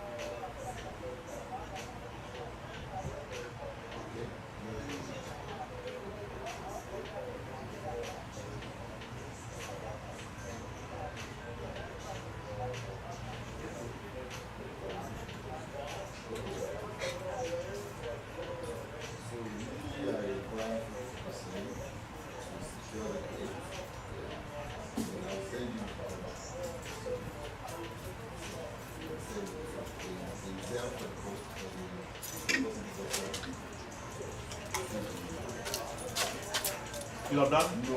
I just need it for like to know the details of it. And instead of me texting it back and forth. So it's just more like this. No, it's just to give me like a name. You'll see. Chipotle. Chipotle. Yeah, man, it's been a busy day. Yeah? I want to say she got this for us 4 hours ago. 3. 3? I'm not halfway done. But I don't get any lunch breaks. Well, I don't give myself any lunch breaks. I don't get them. Be indicating that I'm just something. I just don't schedule myself a lunch break. Which is why it's helpful when people show up early, because then I could get, if I can work ahead, then someone inevitably will either just be on time or be late, which I fully bet you were going to be late. I'm gonna say, yeah, it sounds like I probably should have showed up a little late. Nah, with that logic. No, you did just fine, because these people behind you will be on time, at the very least early. She's very decent people. No, no. No, I said these next people. So terrible. No, I would never. I was saying, I was like, It's like, man, where's your filter? No, you my dog. You my dog.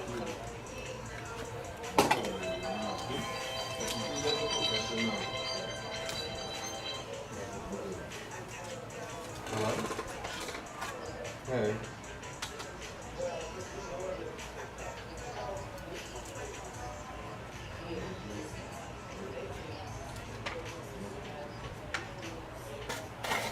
Wait, what?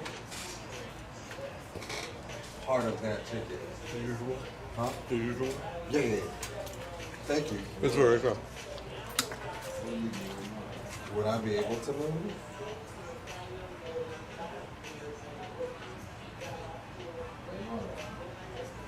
Yeah.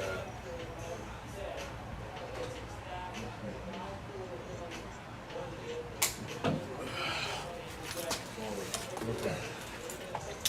I mean, yeah, it's not really fun.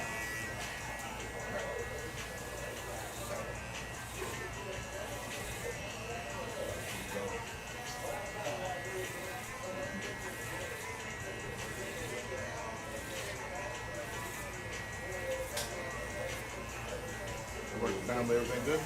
Oh yeah, everything's great. Everything's cool. Everything is good. Yeah. How about you? Sometimes I wonder if repeating yourself is a Freudian slip, or if that's the real deal. Well, it's more so just like you think about what you're willing to share. Yeah, of about course. what's going on. You know what I mean? Yeah, no, I get it. But yeah, there's not a lot going on. Yeah. It's been a very are you familiar with the pattern? With the pattern? Yeah, it's like CoStar, but it's better. You know what CoStar is? I've never heard either of those things. Are you an astrology? Are you an astrology person? Not one bit. Oh wow. This is wasted information.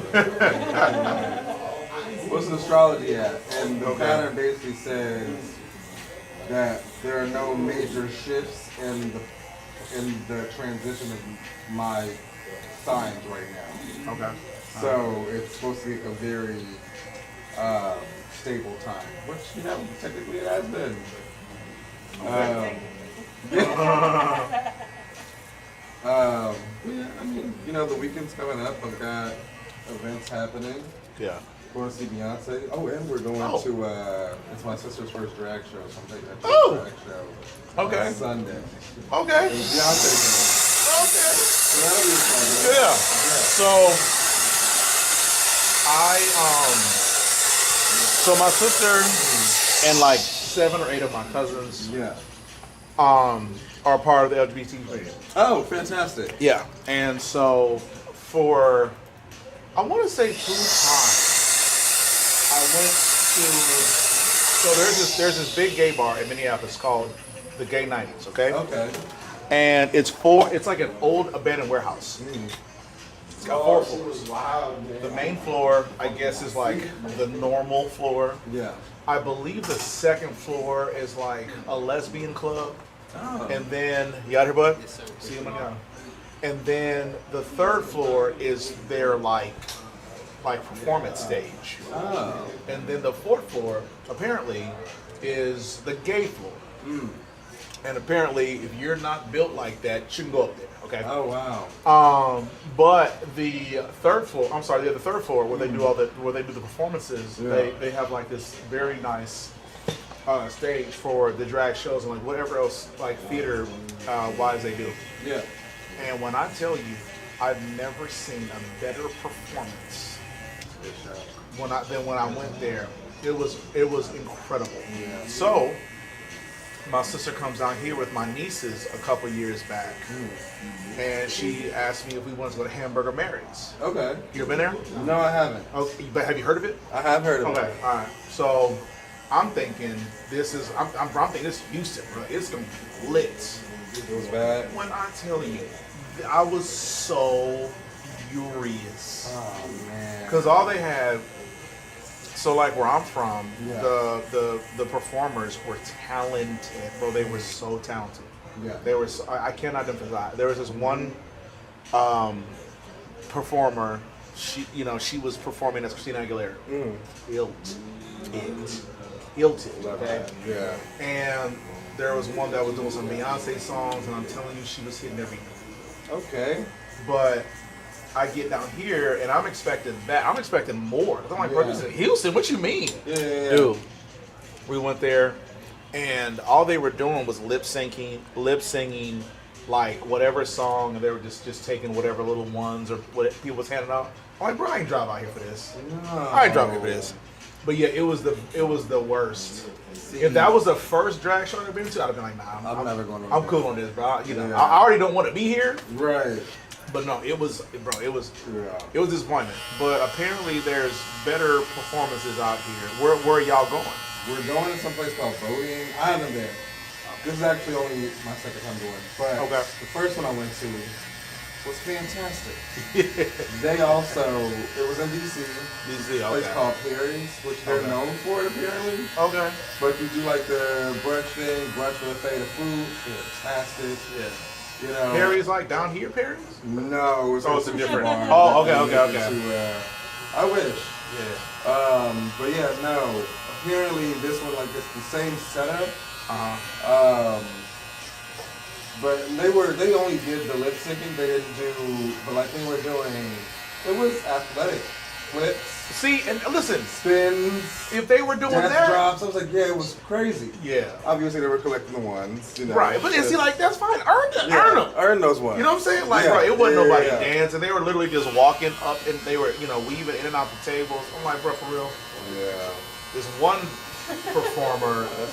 This one performer had like a long ponytail.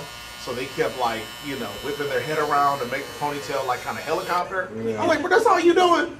Get out of here, man. Can't nobody dance or nothing. No, and they were just lip singing bad, and like it was so bad. I was like, man, y'all makeup trash. Because we already paid for the cover too. Yeah, like, yeah. what is this? Yeah, it was bad. Food was mediocre. I said, man, you know what? Everything. Yeah, everything about it. I was like, man, I ain't never coming back to this place. Yeah. Never. I think I've maybe been to Hamburger Mary's like twice in my life. Oh, you have been? I thought you said you had. No, I've been. I'm just not to their drag. Oh yeah. I've been like at night. Yeah. To drink and hang out like this. Yeah. Yeah. No, that was the first and last. Yeah. One of my clients years ago talked me into going to Montrose, and again, I took my experience back home. I thought it was gonna be like that here. Yeah. And so stop me if I'm. Have you been to Montrose? I have. Yeah. Okay. So there's a gay bar, and then there's like a lesbian bar around the corner. Okay. Yeah. There's not a lot of lesbian bars here though. I think there's like two. I think there's actually just one. Well, the only one that I knew of, I went there, and they were nothing like the ones back home. And the cause like you can go to the 90s. Like I said, like they have like a I say normal as if like there's nothing normal about any of this, but like it's like the floor everybody goes to, straight, gay, whatever. Like everybody's there. Yeah. And when we went to the one out here, I was like, yo, this is different, man. Like, this is real. It's very segregated. Yeah. I feel like, man, I wonder. So you ain't been bit by nothing? I feel like something is biting me over here. Because I got 3 bites. Well, I mean, if anything, it'd be like a fire ant. Oh, that's. Yeah. So I thought you were gonna say like a mosquito. Nah. I wish.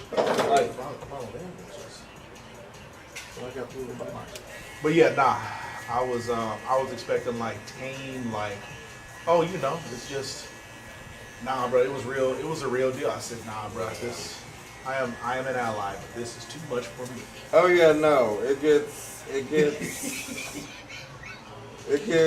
don't know how to say. Yeah. So the thing is this, man. Like so until I went to like a real gay bar, I never understood what it was like for gay people to move through the world, right? Because like you scroll up and down social media, you see like a heterosexual couple kissing or whatever, whether that's your thing or not, you've seen it all your life.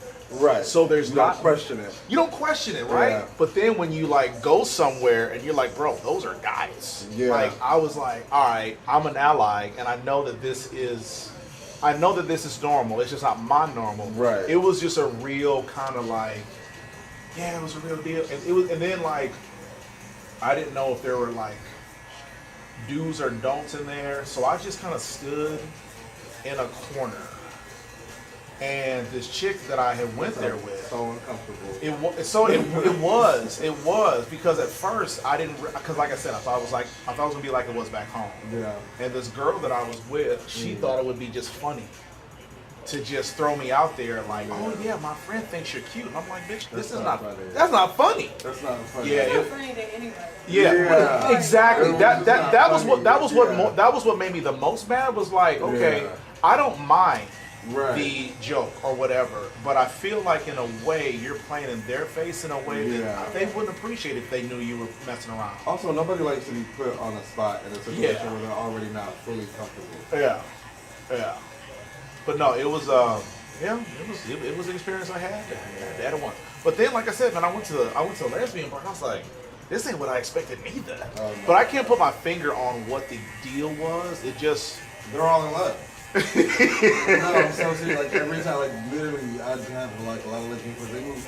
They fall in love quickly. Yeah, I've heard. They move fast. And they will tell you that. Yeah, U-Haul lesbians. That's what it's called, U-Haul. Yeah, I U-Haul couldn't figure out. lesbians. Yeah, I couldn't figure out what it was called. But yeah, I've heard that term. Yeah.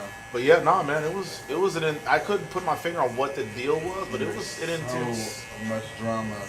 And I think that's like the one in Houston. So typically you'll see, if you go with like lesbians, they'll see like their ex with their new person. Oh, no. And they might have been, it's just real messy. It's like, oh, yeah, y'all are interested. Yeah.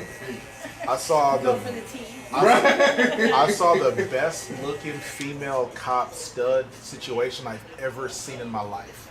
She was bro. She was a cop? She was a cop. She was a security guard. Cop. She was a cop doing security. She was she was a stud.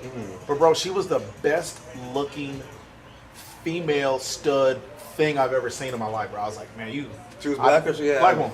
locks? Yeah, you know what I'm talking about. No, bro. I just know the type. I know the type. I've never met the before. Okay. Well, I'm saying, I was like, bro, you know what I'm talking about. Then you know. I know the type. Yeah. No, it was incredible. I was Let me like, get. but it was weird because I was like, man, something is wrong with this. But she looked so good.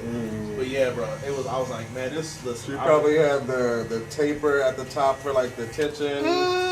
So that I don't remember because I think it was Houston's winner. So I feel like she had like a skull cap on. So I don't think I can see those details. I just know she had a long hair. Yeah. But like man, I was so confused. I was like, man, you look good, but you don't, but you do. Yeah. Beautiful. Yeah.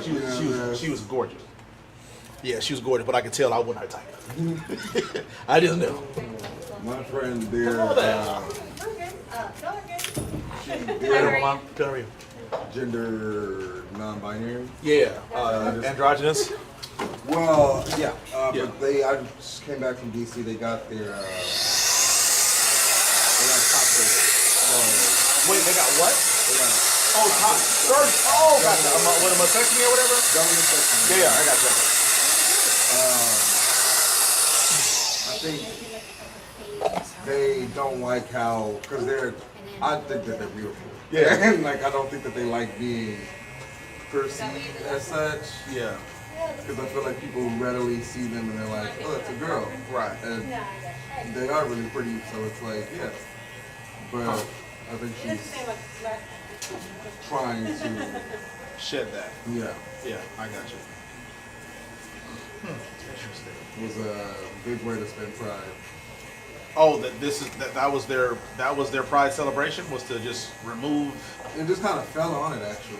Okay. Because they were trying to get the surgery for years. Gotcha. And then, it just kind of worked out. Yeah. It was DC Pride, and I was coming to visit, but I was coming to make sure that they were okay after the surgery. Yeah. My mama got a And they breast both reduction. had it? Oh no, not just their, the one. Just the Okay, one. So okay. not their partner. Okay, I got Just her. Yeah, just Gotcha. them. Okay. And yeah, it was definitely. I saw their family at the same time, and it was interesting. Yeah. Because you could tell there was like concern, like they wanted to talk about it, but they didn't want to say the wrong thing. Right. And it's there. So that's the space I live in. Because I'm an ally. Like I don't, man. Yeah. I feel like No, what you just said was actually very ally. That hit the nail on the head. Like being in, like you see straight people every day. Yeah. My entire existence is like a straight people. Right. It's not until you don't really realize. Yeah. I remember. So, I have you seen Brokeback Mountain? That's funny. No, I have not. Okay, all right. No, well, I'm not actually. Okay, well, it's not important to the story. Have you seen it? So I did. I waited for a long time because it was a tough thing, right? That's real allyship. No, Yeah. but that's why I didn't watch it because it was like talked about at school. So I saw this movie called Very Bad Things, and I don't remember. It was like I think it's Keith. I forget. There's some a bunch of white guys, like famous white guys. I can't think of a single name. But there's a part of the movie where, so basically the movie is like 4 or 5 white guys, mostly married. I think 1 or 2 of them is, single or just going through divorce, something, whatever. Yeah. They go to Vegas for a guys' trip, and long story short, something bad happens. They end up killing a young lady that, worked in the red tape district or red light district, whatever it's called. We got young years, so I'm trying to clean up a little bit. And but yeah, so she ends up, meeting her demise. And they try to cover it up, and it just stuff gets weird. Okay, there's a scene. I think it's in the desert. They just start arguing. These 2 guys start arguing about how they're gonna make it through the weekend, get back home, and put this behind them. Yeah. And out of nowhere, these 2 guys that are arguing with each other, they just kiss. And I'm like, it ruined the movie. I was like, I can't do it. This is too much. Right? It was unprompted? Unprompted. Nothing about this movie to this point, nothing indicated that would have ever happened, okay? I mean, that's a way to stop an argument. For real. Yo, for real. That'll do it. I'm out here. Yeah, okay? So, but the way that made me feel, I'm like, never again. Yeah. So, I kept hearing from people, smart, dumb, old, young, fat, like it didn't matter. Everybody was like, listen, Brokeback Mountain, hell of a movie, you gotta watch it. Yeah. And I just had that impression in the back of my head about what I felt like when I saw those guys just randomly kiss. Yeah. In Very Bad Things. And I'm like, man, I don't think I can do this. Like, I knew how that made me feel. Right. So a year or 2 after it came out and it was popular, someone else was like, dude, I'm telling you, they reminded me like, should watch. So you know what? Fine, man. Because like at the time, I don't think I realized my sister, bro, I'm telling you, I got like 7, 8, maybe 9, lesbian cousins. And I'm pretty sure I got an uncle that is not telling the truth to himself. And so at that time, I'm like, you know what? I have to embrace this because this is my family. This is, like at the time, I had friends, but I didn't, it was more so like, hey, this is your life. I don't necessarily, it doesn't affect me. Right. You're my friend because you're my friend. I don't care what you do or why you do it. Right. But then around that time, I think was when I realized my little sister was a part of the community. So I was like, you know what? I gotta grow up, blah, blah, blah. Family is usually what does it. Like, it's usually like, your proximity to it. Kind of this empathy, like, there's a safe space to be empathetic about it.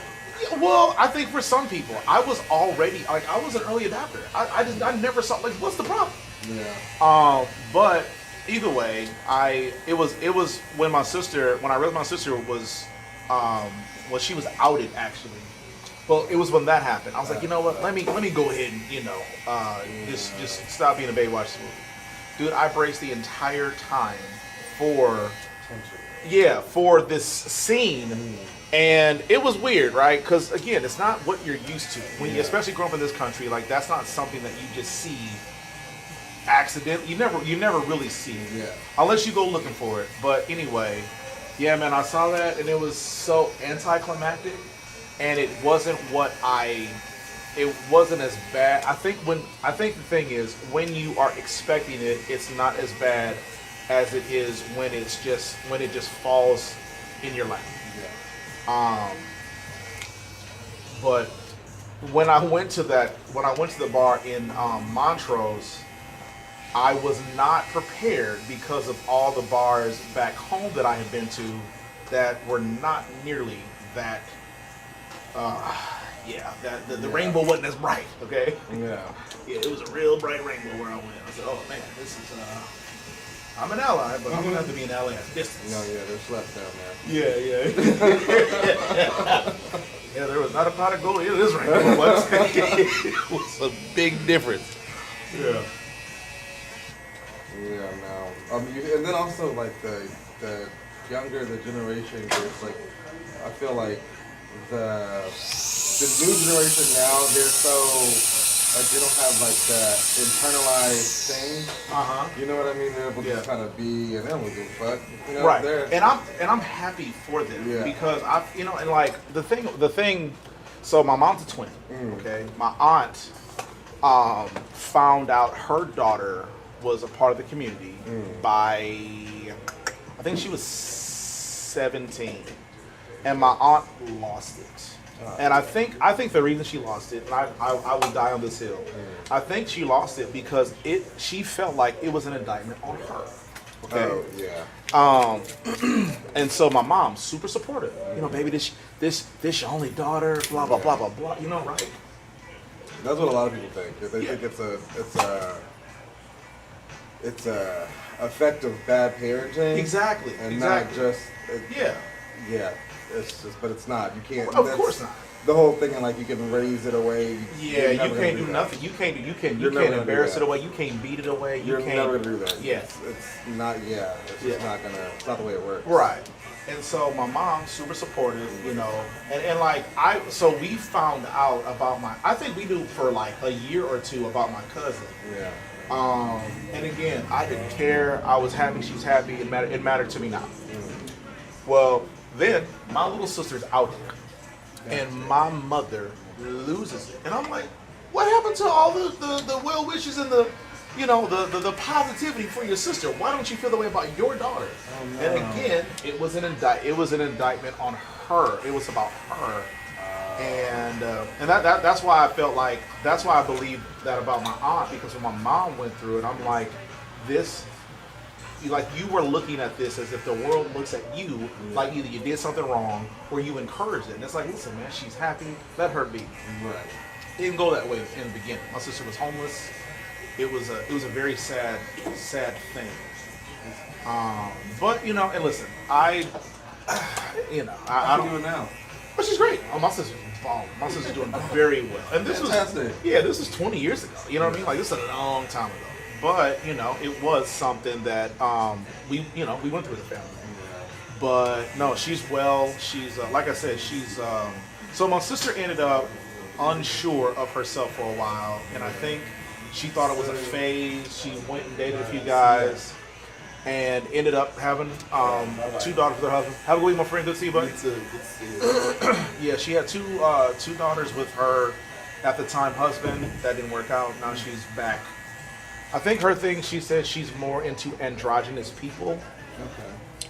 I don't fully understand that, but I guess I sort of kind of get it. My partner, she's a little androgynous, short hair and all that. But she's like, leave me out of this.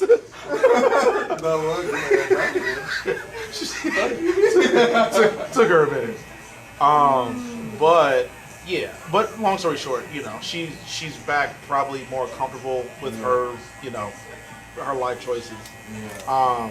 Not choices, but she's more comfortable with where she's at in life. But no, she's thriving. They squashed the beef a few times, and I think they're back on each other's good side for the most part. But yeah, I'm glad But you know what? Honestly, if it wasn't for the internet, none of this would be a thing. If it wasn't for community, if it wasn't for TikTok and all these outlets, you know what I'm saying? Like, because I feel like there was a time where no one knew how big the community was, so it was easier to stay in the closet. It was easier to hide because you didn't know you had allyship anywhere. Maybe you saw a movie or a TV personality or whatever, especially like the non-urban areas. Exactly. Yeah.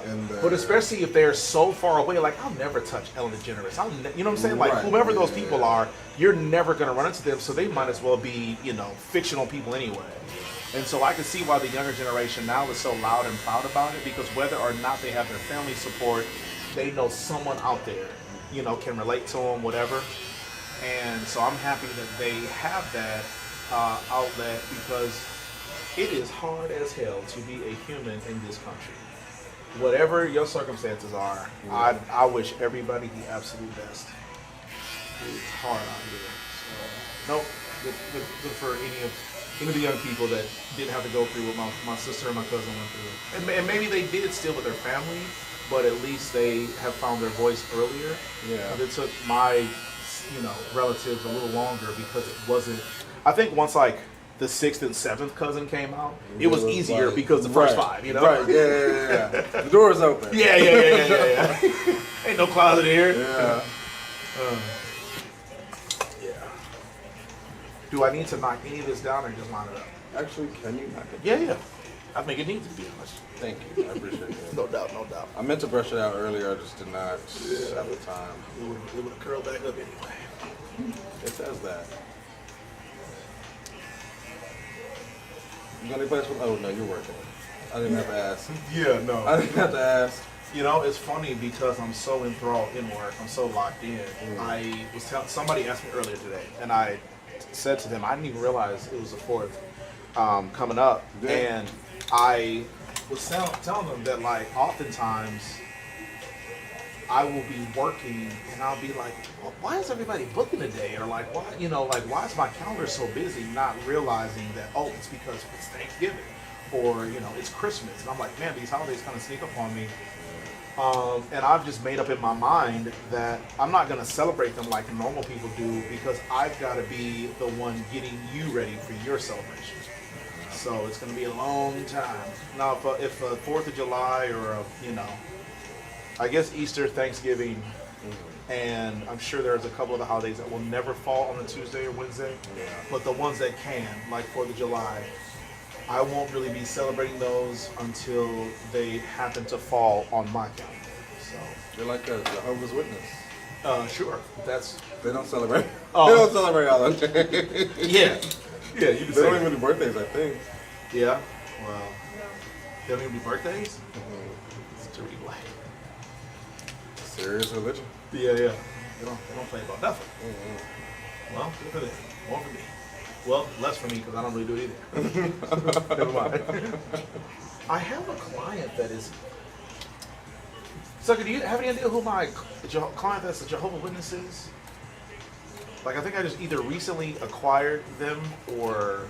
Oh, it's Mr. Cardoza. His family is Jehovah's Witness. Okay. Yeah, I gotta. But I feel like they might be like diet Jehovah's Witnesses, you know what I'm saying? Like they just do like most of the stuff but not all of it, And so I feel like, because I'm pretty sure they celebrate random things. But no, not this guy. But yeah, like my birthday, if my birthday falls on one of my work days, which it normally does, I'm working. Now I might charge a little extra for it. Holiday thing. Yeah, exactly. I do let my client base know. This is August, right? I was really proud of myself for knowing that I'm really bad with birthdays. Yeah, no, you came close enough. The only person whose birthday I actually ever remember is my sister. Yeah. That's because I usually make hers my password. Oh, yeah. Well, don't feel bad. My partner forgot my birthday a couple weeks ago. You forgot it. You forgot it. Mix up the number. Mm-hmm. That's technically how you forget a birthday, sucker. I mean, what you mean? Because I think I really corrected myself. I don't think that was how it went, but all right. Even if I corrected myself after I was called on it. You didn't tell me when you were You didn't tell me when you were getting work. I didn't go in the setting.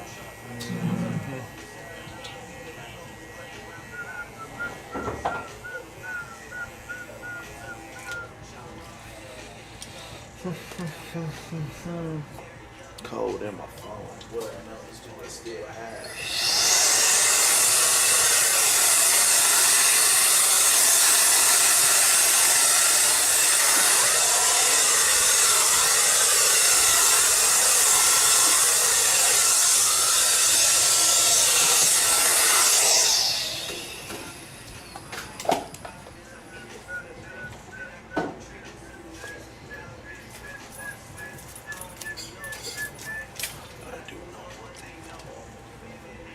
Does that look like it's good enough off the beard? That's perfect. Yeah, cool. That's good.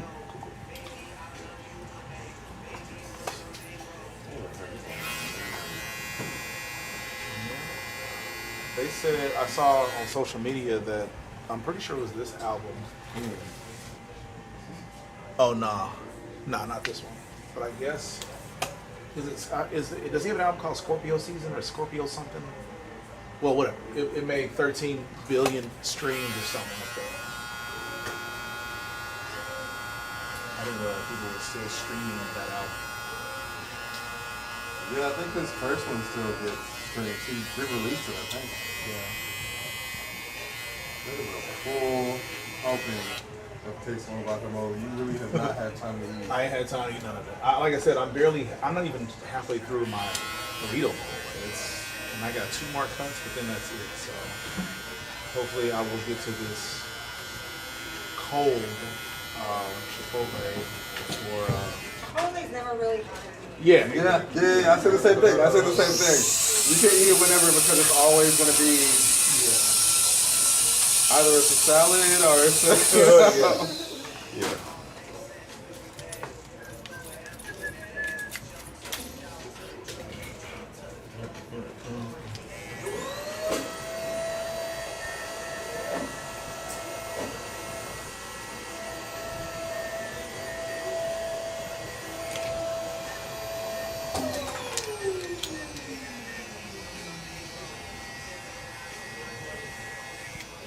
I don't know if you see this, and you probably can't even comment on this. You probably see 2,000 people a day. But does it look like the amount of hair that's on my ears has increased? So I don't. So it is. So without even saying factually yes or no, yes. I was looking at it this morning and I was like, God damn. Oh, I'm sorry. But I was like, can I break this? Yeah, let me go ahead and scrape a couple of these off. Yeah, no, it's as we get older, it's weird, man, because where we want the hair to grow, it starts to stop.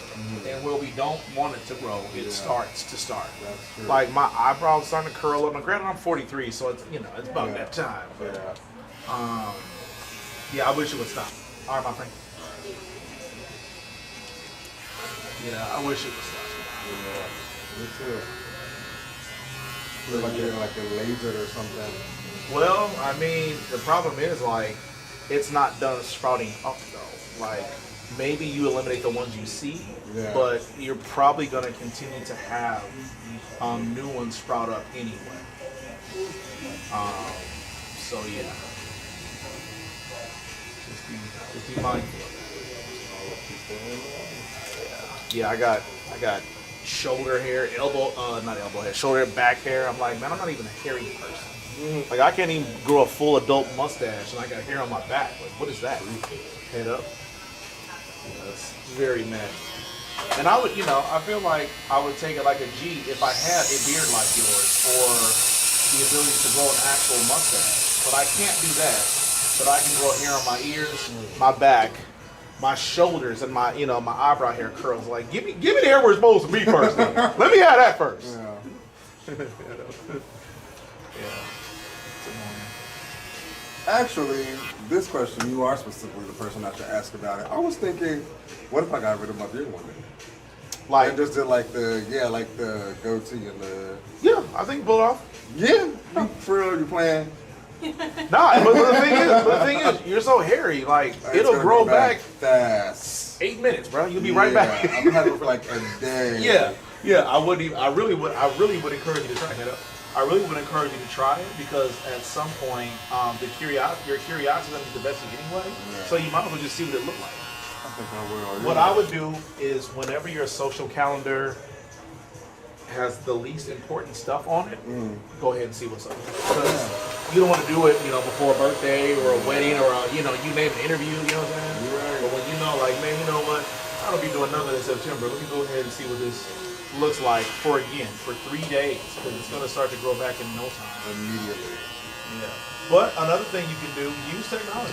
I'm sure there is a filter on a Snapchat or an Instagram or something where you can do, a Teddy Riley, Look at this Teddy Riley filter, see what this goatee looks like. That was so specific.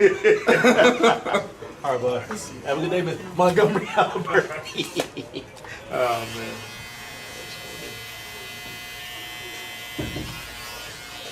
Speaking of the Montgomery Brawl, what y'all do for Juneteenth?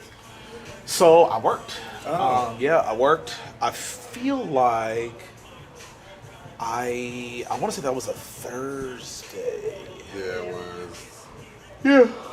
No, and it snuck up on me because I don't think I realized it was. Again, the holidays just sneak up on me. Yeah. I don't think I realized it was Juneteenth until like 4 o'clock that day.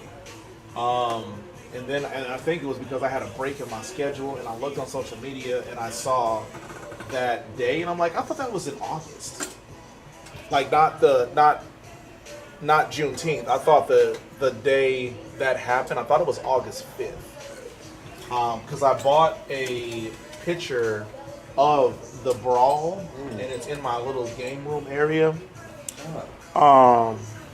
And August 5th is the day that I would bring a fold-out chair to work. Just symbolically place it somewhere, let people know this how I feel this entire month. That's fair. Yeah. I still gotta do your hair, by the way.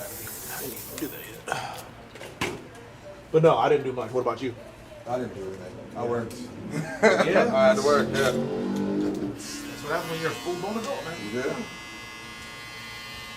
Did you say you're done with the restaurants for now? I don't know, man. I really don't know. Well, I mean, are you currently working in a restaurant? No. I'm still on the work from home job. Yeah. But I'm trying to move. Yeah. And I want to move into the city. Yep. I want to move. Obviously, I'll still be coming out here to get my haircut. That what you say? No, my dentist is out here. Okay. My therapist is out here. Yeah. I'll be out here. So, but I do want to, move towards the city. And I was thinking about getting something like that's part time where I could walk to or something like that. Right. But I don't know. I just don't really want to have another full-time job. Right. I would really rather, especially when school starts back up. Yeah. I'm trying to figure out a way to make extra income without having such a dedicated schedule. You know what I mean? Because no place is really gonna be like you can come in for 2 days. Yeah. So it's, I don't want to give up. I just really don't want to give up having Sunday off. Well, I mean, 6 days out of the week, if we said 7, I won. Yeah. What do you do on Sunday? I hibernate. I recuperate. Honestly. You going card? I am. I'm going card. How much are these? Do you charge for these? Oh. Okay. I've never asked. I just always saw them there.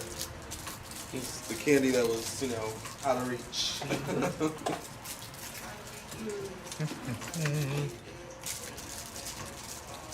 Yeah, but I don't know. I'm trying to figure it out. And then there's all the delivery apps like Uber and the shit. I was gonna say, that's your gig job. No, I'm thinking about that too. Right.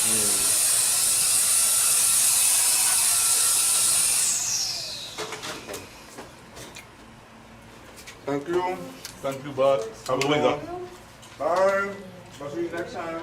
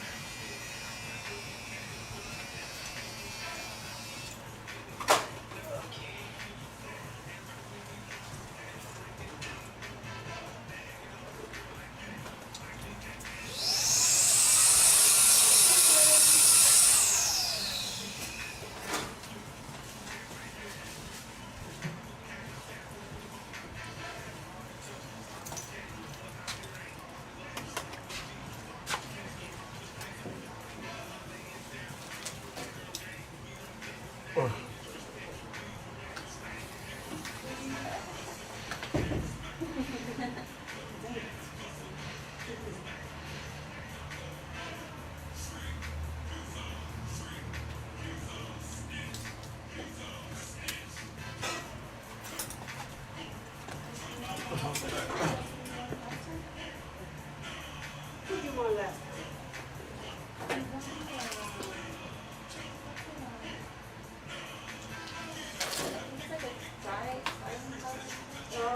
It's on the blue shelf. It should be on the top. No? Yes, yes.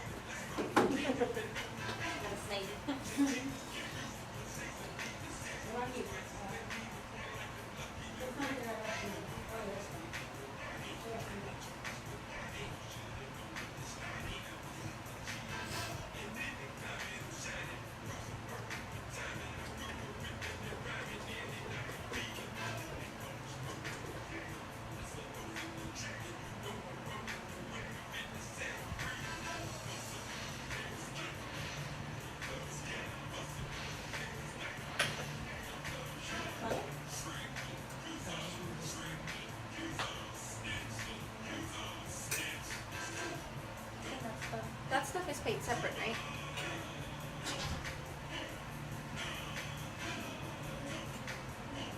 That we have to pay it separate? You take it. How does he use that? It has to be dry? You can use it wet or dry. I found, it seems like when you use it wet, you have to use more. Oh, okay.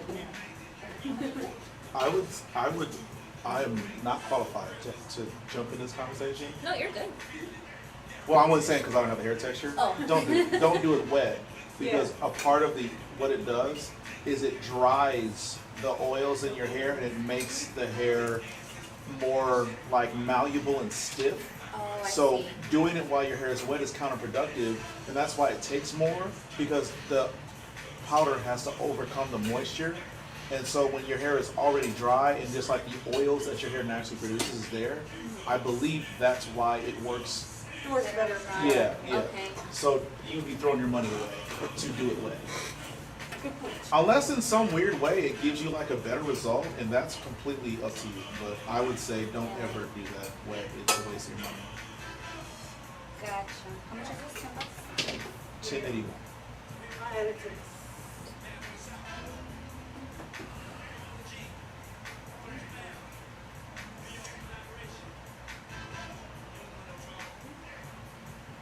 It's 45.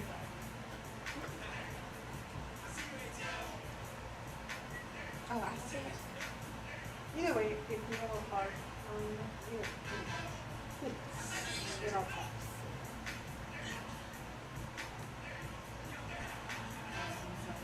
Oh, you can Zelle it. Yeah, You can do- okay. yeah. Okay. Sorry, it's 45.81.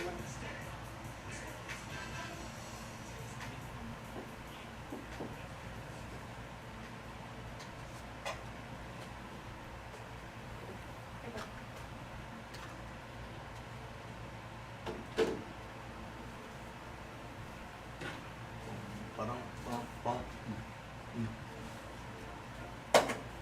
late, you know?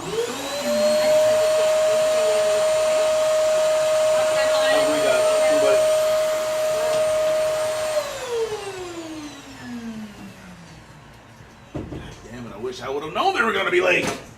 Then what? I would have eaten my food. I got one more. Eat it now. Can you water me? I can water you. Like a flower.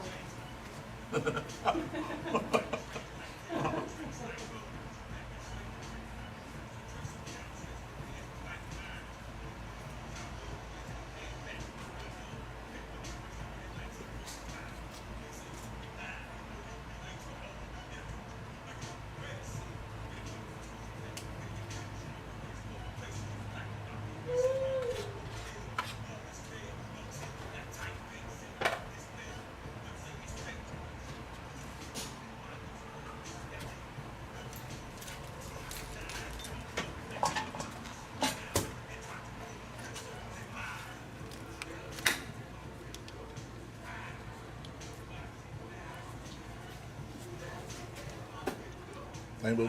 Water yourself. I will.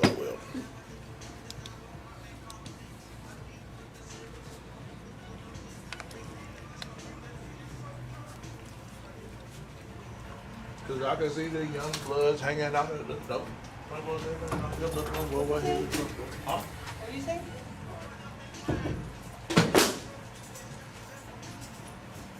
No wonder it's so quiet in here.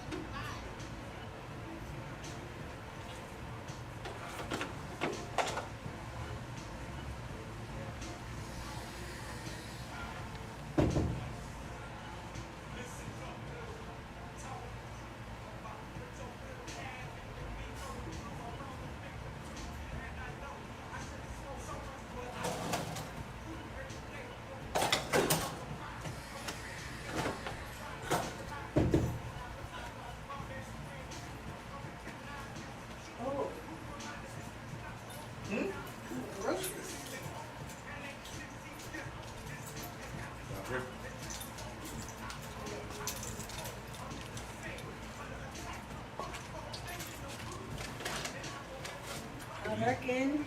Do you have people coming? These people? Oh, that's me. Okay. I was like, are these people that are not here? He early. Really? They're early. He's early. My previous one is a no-show. What up? What up? What's up? How y'all doing? To get like you, my friend. I'm ready for you. Same old, same old. Same old. I guess you don't realize you're early, but. Yeah, I'm early. Okay. You can eat. No, you're good, you're good. A lot of times whenever I move somebody back, if they turn off the notifications, they'll never know, you know? Oh, there's a notification? You sent me a message? Well, no, I'm just saying. 7:20 in here? Yeah, because I think you booked a 7:15 or a 7:05 or whatever. And then I just moved you back. 7:20. Well, I moved you to 7:20. Okay. But Yeah, I got that note. yeah, I don't know if you got the notification. And I actually, don't think I get those notifications. 'Cause I that's think my you did point. That one time too. Yeah, that's what I was saying. Okay. But no, you did the right thing. Cool. I appreciate you showing up early because that makes it easier for me to get out of here. Get out of here. So on the last one, I was like, yeah. Yep. Let me get y'all out a little early. So appreciate it. Oh, how's it going? Doing all right, man. A little bit of a disappointing day. I was busy, but I think we had three walk-ins. Okay. And I've got a new barber, and I've got, 3 other barbers. One of them didn't show up today, but so it just always makes me feel away, when I'm nonstop and I look at my staff has barely eaten. I mean, it's bittersweet because I'm bittersweet, but it's one of those things where I feel bad, but I don't because it's I work hard, bro. I'm It's always the marketing part. that part. I'm always. they just get word of mouth, walk in here and say, hey, I got my license, I'm looking for it. Oh yeah. So as far as them, yeah. So part of the reason why I post so much is for a multitude of reasons. One is for you. I want you, if you're looking for a barber and you're within an earshot of the shop, every time you pick up your phone is an opportunity for you to see me. So that's the main reason, because I am responsible to keep the lights on. So we don't have enough barbers in here. Ultimately, it falls on my shoulders to make sure I can meet whatever gap, you know what I'm saying, is created by not having enough barbers. So you're the first facet. The second is to bring in awareness to the shop for other barbers to get, you know, an opportunity to make money. The third facet is to let people in the area know that are looking for a job, you know, hey, we over here. But because we're so poorly situated, very few people know about us, so I have to be on my job social media wise. Yeah. What about would you say that most of your barbers that come in here, they're just out of school? More 1 to 5 years type thing? Oh, no question. I would say for every 5 barbers, for every 10 barbers that we get, looking to see if we're hiring, I would say 7 of them are fresh out of school. I would say 2 out of 10 are working at another shop in the area, and then 1 out of 10 are from out of town, out of state, out of Houston. Yeah. Or they relocated to the area. Would be those. That would be the pie chart. I see a lot of out of state. Yeah. The last barbershop I went to was California. I met a girl that was coming down. She was like, yeah, I'm just from California. So, it seemed like she was just maybe here for the summer. Yeah.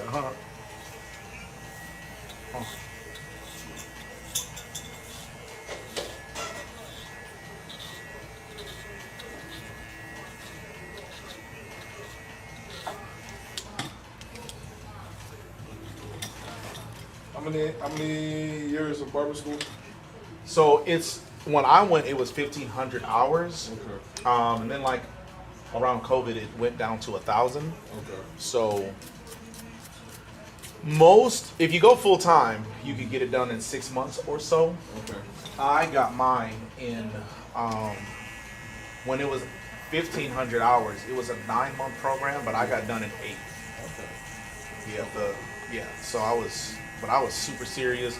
Plus, I didn't need help. Like I've been cutting stuff. I feel like most of the time, most people are cutting hair. Yeah, I would say pre-internet, everybody that went to barber school was cutting before they was But now, because I think the internet has given barbers such a platform that people that didn't even know they want to be barbers want to be barbers. And those people don't cut hair. You know what I'm saying? Like something else. Yeah. On the side. Yeah. And then when they realize, barbers can make 6 figures. Oh, I want to be a barber. It's like, you want to make 6 figures. That's all. Yeah. And so I would say that phenomenon has created a bunch of barbers that never cut hair but are fascinated with the lifestyle. Make 6 figures and not have a boss? Yeah. Be my own boss from day one? I love that. I love that for myself. I'm telling you, all the AI coming, I think it was about 10 years. See, I'm with you. Most barbers that I've talked to, like, no, we get the shit. Trust me. There are already prototypes. There are already prototypes out there of robotry machinery cutting hairs to whatever level, to whatever extent. Yeah, but they're out there. Yeah.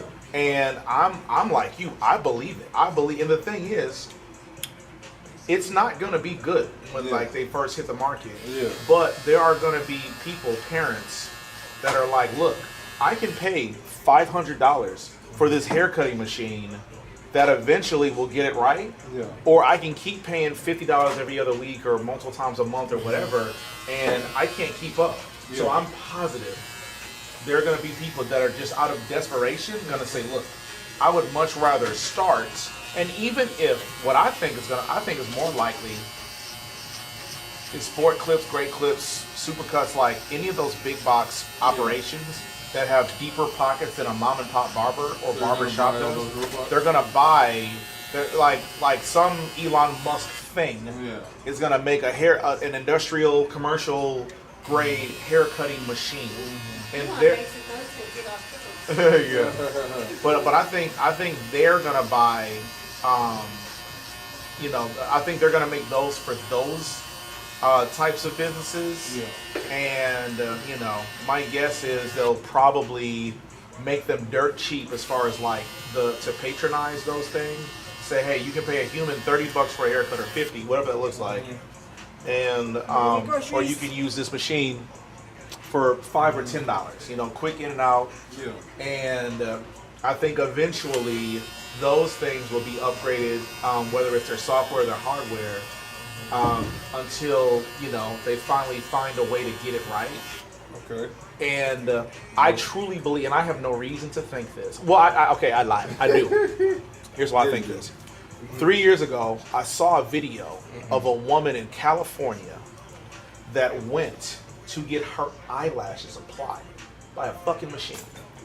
And so, listen, if a machine can pinpoint human face. Eyelashes, not face. This is a face. Yeah. Eyelashes, okay? She went in, a lady was in the room with this machine that was like fucking doing her eyelashes. And I'm like, bro, if a machine can be as precise to take on and off human eyebrows. Yeah. Because that's like 5 times more surface area. I'm talking, eyelashes. It is probably millimeters. Thank you. Okay, I saw and like unrelated. I saw a video of a machine that did a skin transplant surgery on a grape. So you listen. Look, plumbing. Plumber, being a plumber or something like that is probably. I think it's coming. Yeah. Electrician, plumber, something. Yeah. Just post my thing on Thumbtack and I get some calls. Man, hope for the best. Yeah, I'm telling you, man, they calling for everything, bro. When I saw that damn great, a fucking skin transplant surgery, I said, bro, it is not long before everybody is replaceable. But my thing is then, it's like, well, then what will you do with humans? Like, if every job that we could do... I think that's when you're talking about, like, well, you gotta think about it, though. What's the purpose of legal tender at that point? Why are people paying for services if the computer or robot can easily do everything for you? Like, for example, like, we're not all the way there, but on ChatGPT and all these other AI, configuration models, you can now give it your symptoms, and it tells you what you most likely have. Yeah. Right. So by the time that thing gets good, okay, what are you doing with nurses? Right. I mean, yeah, you have maybe somebody who physically needs to stab you with a shot or something. Yeah. How many nurses do you really need? Not as many. Right. How many doctors? So they've already, there is, I think it was during COVID where they started to do more, where they will have one nurse on the floor. Yeah. And then they will have a telenurse in every room. Yeah. And you can tell that telenurse whatever, and there are some things they can control in your room. Yeah. And if your symptoms are serious enough, then they'll call the real nurse. But when do you stop paying tender for it? Like the haircut thing. Yeah. Let's say it is a $500 machine. Right. That you can get at your house. Yeah. Okay, if it eliminates all barbers, what are you going to tell people to go do? Go build the machine? you know, there's going to be But I'm sure millions they're and going to millions have of a jobs. machine that builds a machine. Yeah, exactly, right? exactly. So there's going to be millions and millions of jobs that go away. Right. So what do you do with all those people? Well, but that's my point. I Yeah. feel like in this country, we are indentured servants, right? Yeah. They keep making these new fucking taxes that we have to pay. So even if your house is paid off, you still got to pay tax unless you went to the military. That's the thing. Nobody can pay taxes. You will never get that revenue. Right. If Well, but AI comes along. That's my point. That's where I'm confused. It's like I don't understand what the point of this is Yeah. because ultimately all these jobs are taken away by all this technology. At some point, so then fine. What do you want us to do, right? Because you make fun of welfare queens and people that don't want to work, and you ostracize where it's them. headed. Yeah, but it's like, okay, fine. Well, then what do we do? What are we supposed to do? I hope you have enough money to feed everybody and Right. do everything because Right. essentially what you're doing is you're weeding out an almost middle class. Yeah. And you're saying if you're not even if you're an engineer, doctor, right, like you're still doing less than what you were doing before. Right. Like, I never thought I'd be the dad to do this and say, hey, you really need to think of, because my parents never did this with us, but like, you really, if you're going to go to school, college, you really need to think about what major you're going to do. Yeah. Oh, really? A Nigerian family didn't instill that in you? You're the first one I ever heard say that. Yes, that's the funny part. So what happened with us is weird because, so me, when I finished, I knew I wanted to be, obviously, to make some money, be in the oil and gas industry. Okay. Didn't know what I was gonna do, major-wise, but knew oil and gas. I didn't want to do like petroleum engineering or anything because I was like, man, I'm going to college to have fun. Right, right. I want something that's halfway decent. So I looked at business stuff. Yeah. And I just really started researching business, oil and gas side of things. Yeah. And there was a degree, energy management, that's kind of like maybe like 8 schools, 10 schools have it. Yeah. And it's specifically for the business side of oil and gas. A lot of them, if they want to go get another degree, MBA or lawyers, most of the time law. So I said, okay, this is what I want to do. Yeah. Bam. Did that.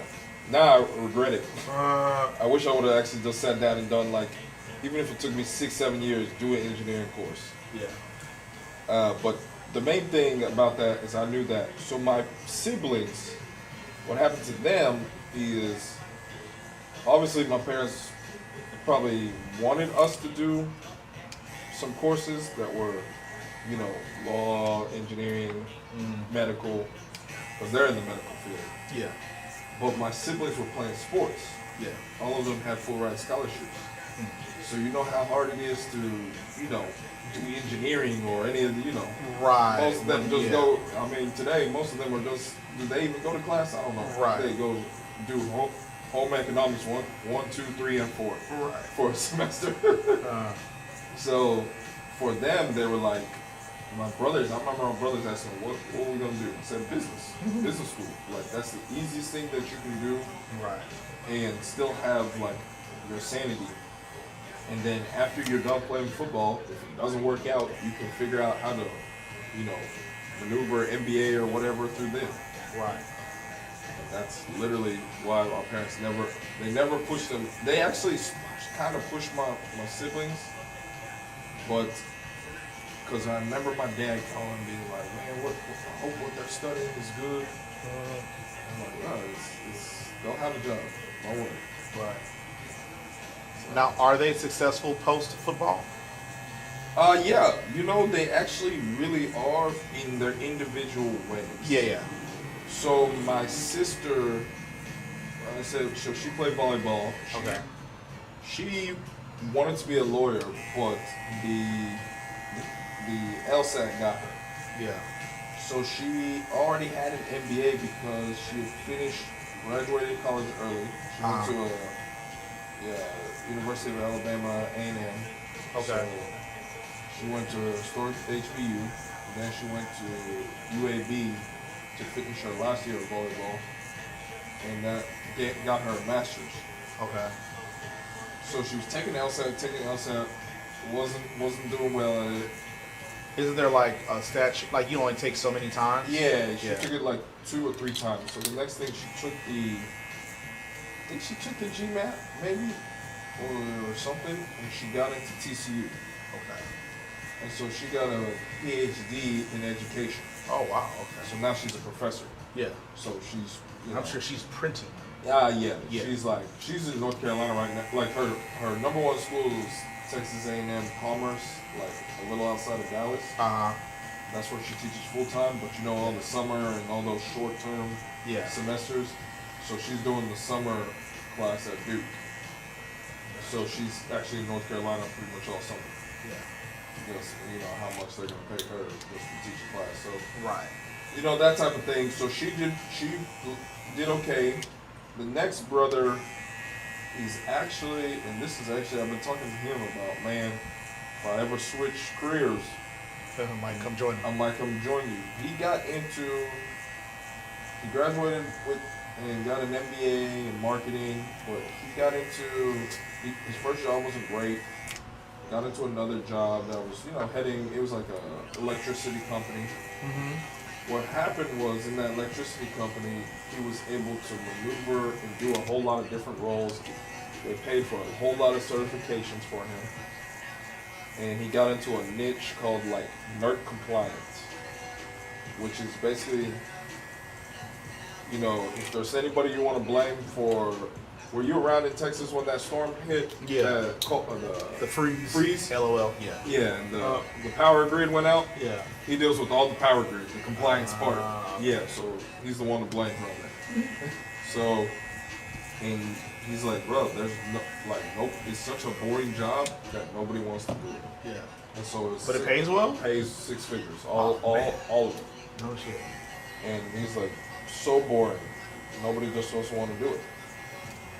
And even the people that do want to do it are like, is very few. Yeah. And I started looking at it into it. It's like, even on all these job hiring sites, LinkedIn, you go look there, it's like if they have an opening, it's like 40 applicants.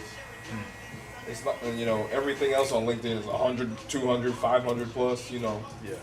So he knows what he's talking about, but so he lucked out in that.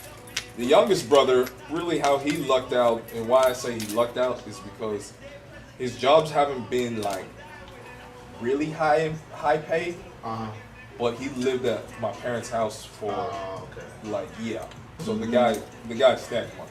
Yeah. Yeah. He may only be making $50,000 a year, but he's pocketing all 50. I mean, he pocketed all that money from UNM or UN. Yeah. When he was playing, he was the one that went and got a contract for the when he played for the Bears and he was on the practice squad for the Bears. Yeah. In Tampa Bay. On top of just saving money. I don't think so he I remember he's probably been out of school for what? Let's say 8 years, 7 years. Yeah. And I remember, how you have that joint account with your parents? He never switched that over. And so my dad could always see his account. Yeah. And he was just stacking figures, and then one day he called me up, started talking about stocks, all this other stuff. Your dad or your brother? My brother. Oh, yeah. Started talking about stocks, all this other stuff. And I was like, oh, this is how you do it, go through Fidelity, do this. I was like, all right, I'm going to do it. This is like 4 years in, right? Mm-hmm. This is like around 2020. This is around COVID. So he goes, all right, this is what I'm going to do. And so he moved the money into a Fidelity account. And my dad called me. He said, I don't know if it's fraud. I don't know what's going on. But the money's gone. But the money's gone. Your brother just moved and that's how I found out the man had like $70,000. Wow. Yep. Do you know if practice squad players are eligible for the pension if they're on the practice squad long enough? I do. I would have to ask them because I know the pension is either. I want to say it's 5 years. Yeah, pretty sure it's 5 years. Yeah, 5 years. I don't know if practice squad technically gets it. It's actually harder probably to be on a practice squad for 5 years than it is to actually jump from team to team every year and get a 1-year deal. To be honest. Yeah, but I thought I had heard years ago that practice squad was only like $1,000 a week. Yeah, but it's like $8,000 to $12,000. No. Yeah, it's it's 100.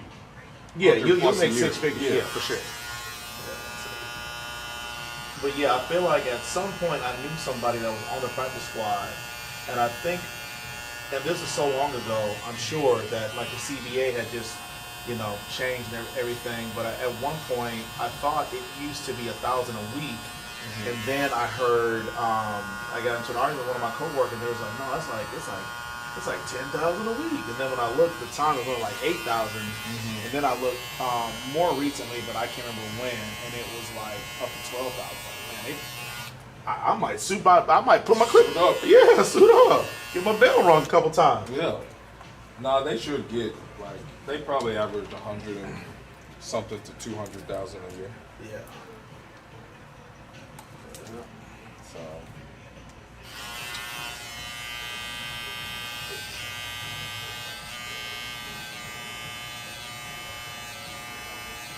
Theirs is more like a salary compared to a contract. Yeah. So the only good thing is it's like going to work for a job, so they just take out your taxes. It's not like they say, hey, it's 250, but then, you got your, what do you call all these things?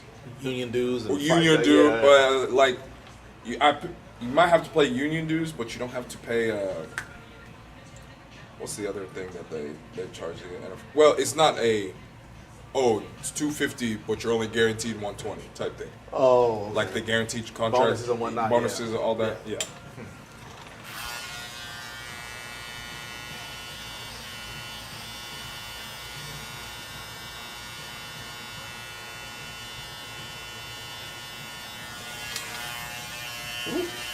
Get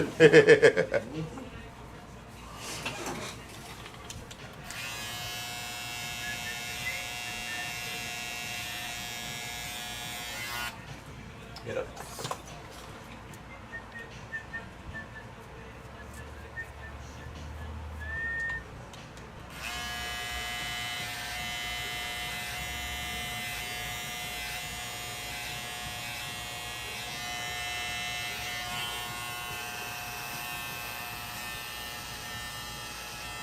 Did you watch the NBA finals? Absolutely, I did. I had $100 on it, and $90 and 200 push-ups was on the line. So I watched every goddamn, I watched every dribble. How about you? Yep, I did. It was, you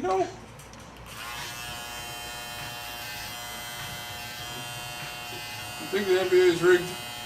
I don't. I truly don't. I understand why anybody would, and I understand Tim Donaghy and some of the officials. Okay. Is it rigged by an official or two? Possibly. Is it rigged by the NBA? Absolutely not. Is it rigged by the players? 100% no. So I like what you said about the officials. Yeah. Because I'm sure there's some side money going absolutely, around. Absolutely. The players, no, I don't think the players get too involved in that because, Yeah, imagine if you will. You make more money. Nobody can come in, like for NBA, like when you think about it in the world, nobody can come to you and pay you more. Right. And what, Oh, you want to knock it out now? Yeah, just a little bit. Okay. Yeah. Yeah, nobody can come to you and pay you more money. Like the mob ain't coming to pay you. Well, now listen, the mob.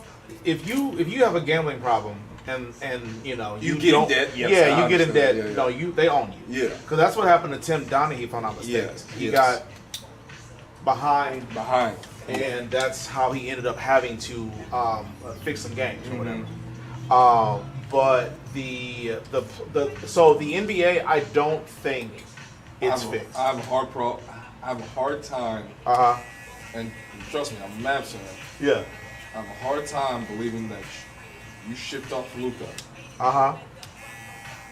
and you didn't know that you had a possibility Right. of getting Well, so okay, 3% chance. I thought it was less than that. I thought it was So it's less like than 3%. maybe 2-1. Yeah. Yeah, I thought it was like less than. I thought it was less than 1%. I thought that's what I heard about. Yeah. But no, I don't think.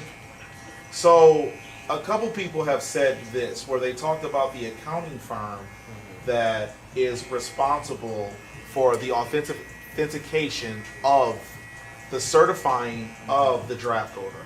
They said that alone, that company's credibility. If ever some whistleblower were to come up with receipts and say, hey, this is what happened, this is the email chain, this is who knew, this is who knew what, this is who knew what when. I feel like that, based on the, like when I hear people talk about it, like sports media, they say that like the credibility of the NBA, because they are in bed with Vegas, is so invaluable, it would be a nightmare of epic proportion because Congress would get involved. Yeah. And so, for that reason alone, I don't think the NBA. Now, do I think that?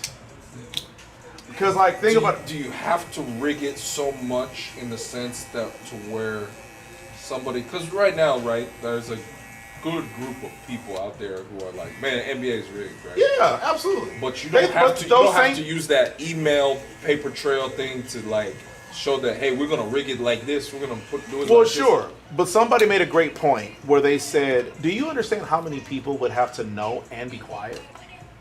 And that alone, I'm like, bro, that's valid. That's like, valid. That's valid. And then think about it like this. Let's just say however many people knew, right? Do you think that at some point they would have to then include either coaches, teams, players, owners? So you mean to tell me, Dolan or Cuban, or I'm sorry, Adelman, any of these owners are going to sit here and say, okay, so you're saying it's OKC's turn to win the championship, and I'm going to continue to spend millions of dollars on players? So I say this: certain things aren't rigged. I don't think. See, the championship part, I don't think is rigged. Okay. One thing I think, if any championship is rigged, it's rigged by the refs. It's not going to be rigged by the NBA. Right. Because Adam Silver was not happy that OKC and Pacers were in the championship. Right. He was not a happy man because he's like small markets, lowest ratings in NBA history. Yeah. Finals history. So if he wanted to rig, he would have rigged it. Yeah. So my question then is, who rigs it, and what's the benefit of the rigging? I think there's refs involved, and I think there's.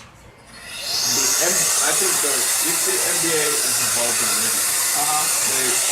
They only do it at the end of the day for some type of publicity, some type of money, long-term publicity. It doesn't have to be immediate money. I think it has to be, because think about it. What you just did with this, what's his name, Cooper Flag? Yeah.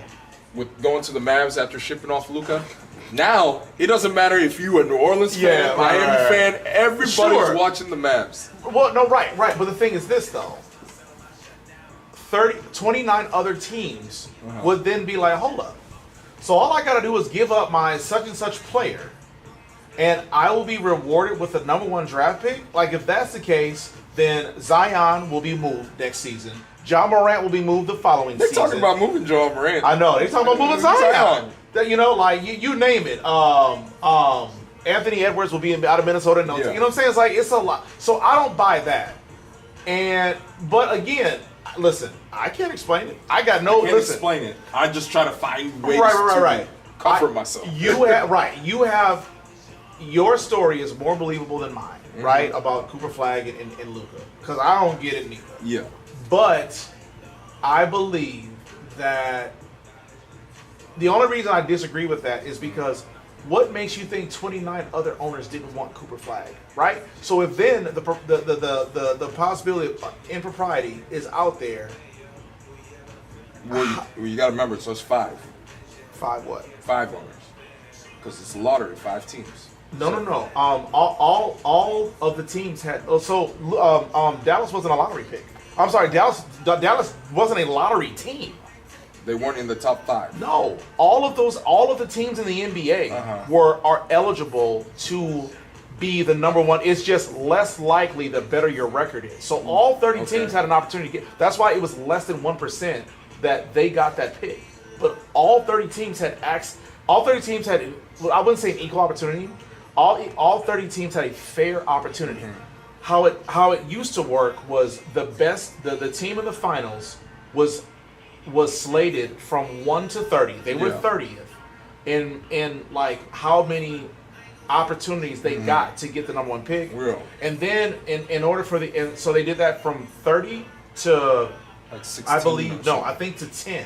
Okay. And then what they did for the 10 teams, in order to minimize tanking, what they did was they created the lottery system to where, because like in the NFL, if you're the worst team, you get the number 1 overall pick, right? But in the NBA, it's a little different because they don't want trust the process in Philly like it had been for years. So they implemented another thing that now all 10 teams have like an equal chance. Like all 10 teams, if I remember right, it's like they all had 14% chance to get the number one pick. But the 11 team had like a 12%, the 13, and so on. They still had an opportunity, but because like Dallas was in the that's right, Dallas was in the finals the year before. So Dallas had a 29. Dallas was 29th because Boston won. Yeah. Right. So Boston had the 30th lowest probability of getting the pick. Dallas had the second lowest, and so the idea that the commissioner's like, look, we appreciate you moving Luka to our biggest market. That's going to benefit the league. Thanks so much. In exchange for your loyalty to the league, we're going to give you Luka 20. I don't think 29 teams would have been pissed. I think you're right in the assumption it can't just be one person. It can't just be a commissioner that says, "Hey, we're gonna move Luka because you moved Luka, so we're gonna give you Cooper." Right. Type thing. I think what happens is there's several people who get a say in something. Okay. And I think all these people probably get a say in something based off of some type of monetary. Of course. Because why else would you do anything in this world? Yeah. Right? Yeah. If not for money. My only issue with that is that if that would have happened, it would have happened with Wemby. It would have happened with Cooper Flag. Respectfully. But I think the San Antonio Spurs were the worst team though. No, they were one of the worst teams. You don't think so? No, they were one of the worst teams. But again, if by your logic, there were several teams that were on par with as bad as San Antonio was the year they got Wemby this past season. So it's like, well, you get what I'm saying? And so my point is this: Wemby has been, and he's turned out to be a pretty good player. Yeah. But there has never, besides LeBron, there has never been a player more touted than Wemby. So my thing is, I'm not saying Cooper Flag won't be a guy. In my opinion, Cooper Flag is Mason Plumlee. Really? Nah. Solid career. Nah. Solid career. Cooper Flag. Sure. See, the thing about Cooper Flag. Yep. You're 17 years old. Yep. Mason Plumlee was not 17 going up against. No. You're right. What I'm saying is, I think Cooper Flag is going to have a Mason Plumlee type career. Nah. He's been a serviceable NBA player for like 14, 15 years. And I think that's going to be Cooper Flag. Maybe Cooper Flag will make 1 or 2 more All-Star games. Maybe he'll average 5 more points than Mason Plumlee. Mason Plumlee was a baller. He wasn't a perennial All-Star, but every year somebody is. Remember Scoot Henderson? Scoot Henderson came out, Wemby came out. Chet Holmgren was supposed to be the, you know what I'm saying? Like, yeah. There are a lot of players from the high school to the college. Right. To the, my point is, every year there's a number 1, number 2, number 3 pick, and you're like, can't miss, right? And I just think Cooper Flag, but Wemby, generational. It was LeBron, and before LeBron, I don't know who the high school prospect was. I heard in the 80s and 90s, Larry say Iverson. Nah. Before he got, I don't think Iverson. Nah, Iverson was a great guard. Well, no, okay. Before LeBron, you probably say from high school to college, you probably say I would say Larry Johnson. KG. But I don't remember Kobe KG. Bryant. Kobe, no, not Kobe. Kobe was like the 16th pick overall. No, I'm saying from. But my point is, LeBron was the greatest NBA prospect to date. Ever. Probably ever. I'm going to go ever. I'm a LeBron guy. But Wemby, if not the greatest prospect, he's second. Yeah. And if they didn't do that for LeBron and for Wemby, I don't see why they would have done it for Cooper Flag. I'm not saying Cooper Flag is trash. I'm not even saying he's average. I'm simply saying, in recent memory, Zion was a bigger prospect than Cooper. Yeah. You know what I'm saying? And I so would say that. Yeah. You're right. So my point is, if they were, listen, I get that bro, they fingers stank, bro. They was in shit. But you know something about Cooper, like, okay, Cooper Flag and Zion. They did the same thing to Luka. You say what to Luka? They did the same thing to Luka. Okay. Because they said, nah, Luka can't be the number 1 draft pick, because of, he's coming from Europe, young guy, he's never played in the NBA type thing. I don't believe that. But the thing about Luka, Wemby came from out of town. Yeah, they never did that thing again after that Luka thing, because they were like, oh, go back and watch that Stephen A. clip. Go back and watch all those talking heads. They were like, nah, I would take anybody over Luka in that draft. Yeah, if you can find any of those, send me whatever you have. I will. Because I don't necessarily remember that, but I was never a big Luka fan. I'm not one today, and I'm a Laker fan. Yeah. I would rather we still had AD than Luka. No, Luka doesn't. I don't like. He don't. Luka's first couple years, I was like, man, this guy, he's great. Yeah. Because it wasn't this one-on-one, top of the key, cry if I don't get a foul type. It wasn't that type of play. You know what I'm saying? Yeah. His play, to me, he's just a taller, bigger, harder. Like slow. I've been saying that shit for years. Slower, but taller, bigger Harden. That doesn't play defense like Harden. It's the same thing. Either if Harden just started playing defense, I would agree with you, but I don't know that he's playing defense yet. Nah. I don't play defense yet. He hasn't started, bro. Yeah, exactly. And so I don't really like Luka's game. I don't at all. And so because if he starts to play defense, I would have no problem with whatever he does. Yeah. But he doesn't play defense. I hate his game. And you know something? I started looking at it as a Mavs fan, as probably the Lakers being my second favorite. I just said, you know what? It makes sense. Now, it doesn't make sense to send him to LA. I don't know why they sent him to LA out of all places. Yeah. Because it was really done in secret. It really doesn't look like they reached out to any other teams. No, they didn't. It doesn't look like shit. They didn't. They didn't. Because they would have got way more for Luka. Yeah, exactly. And the only thing I can think of is why I could rationalize it went that way. Because LA will buy that thing. Well, that and Luka would be more likely to re-sign with LA. Because let's say they went to a team, let's say they put it out there, and the team was going to give, whatever team could give them the best offer. Yeah. Let's say it was Washington, and they got 5 first-round draft picks, and a bunch of Luka ain't signing with Washington garbage. He's not gonna sign long term. That's the only thing I could believe. That's the only believable I get that. thing that happened in that situation. That I'd be like, okay, I can see why they called the Lakers, but the idea that they only took, because the Lakers had 2 first overall picks. Yeah. And I'm sorry, 2 first round picks, and all they got back was Max Christie. Yeah, Max Christie. Yeah. And AD and a first round pick. That's weak. Yeah, that for Luka, that's weak. I don't really care for Luka's game. Yeah, same. But when I watch Cooper Flag and you brought up a good point, Zion. When I think of Zion, the hype. Sometimes we hype people up based off of their highlights in high school. So Zion being number 1, and I said, man, this guy's game is good. When he went to Duke, wasn't a great 3-point shooter. They were saying next to LeBron, right? Mm-hmm. Wasn't a great 3-point shooter. Decent. Yeah. Athletic, obviously, jump out the gym. No question. But I really watched his game and I said, as strong and good as he is, he's nowhere close to LeBron. Nah.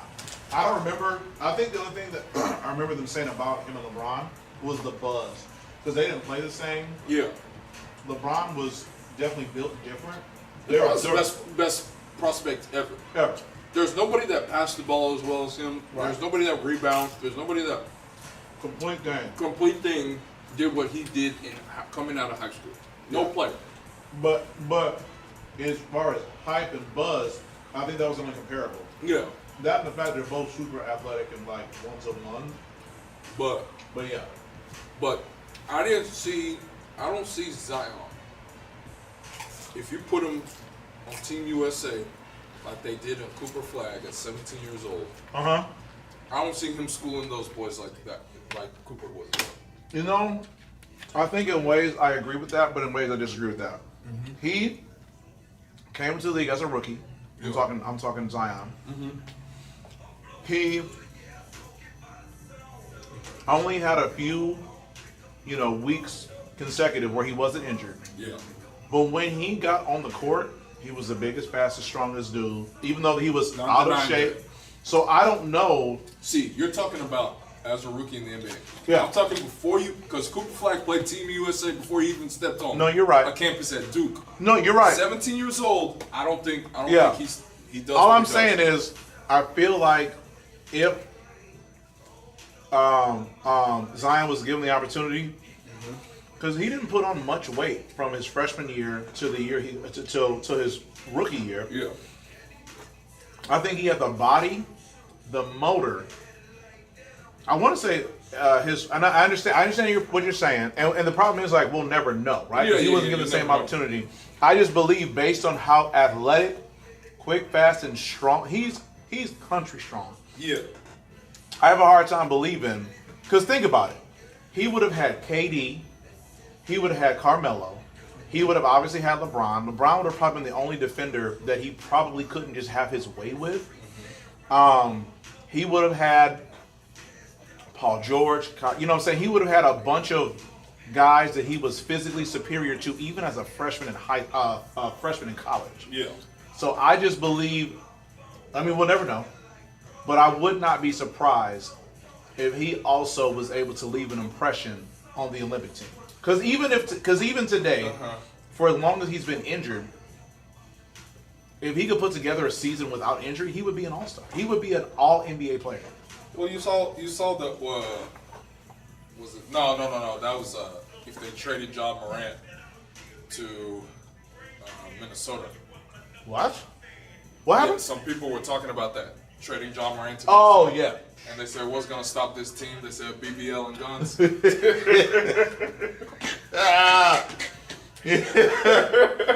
All those guys, they YNs, brother. Yeah.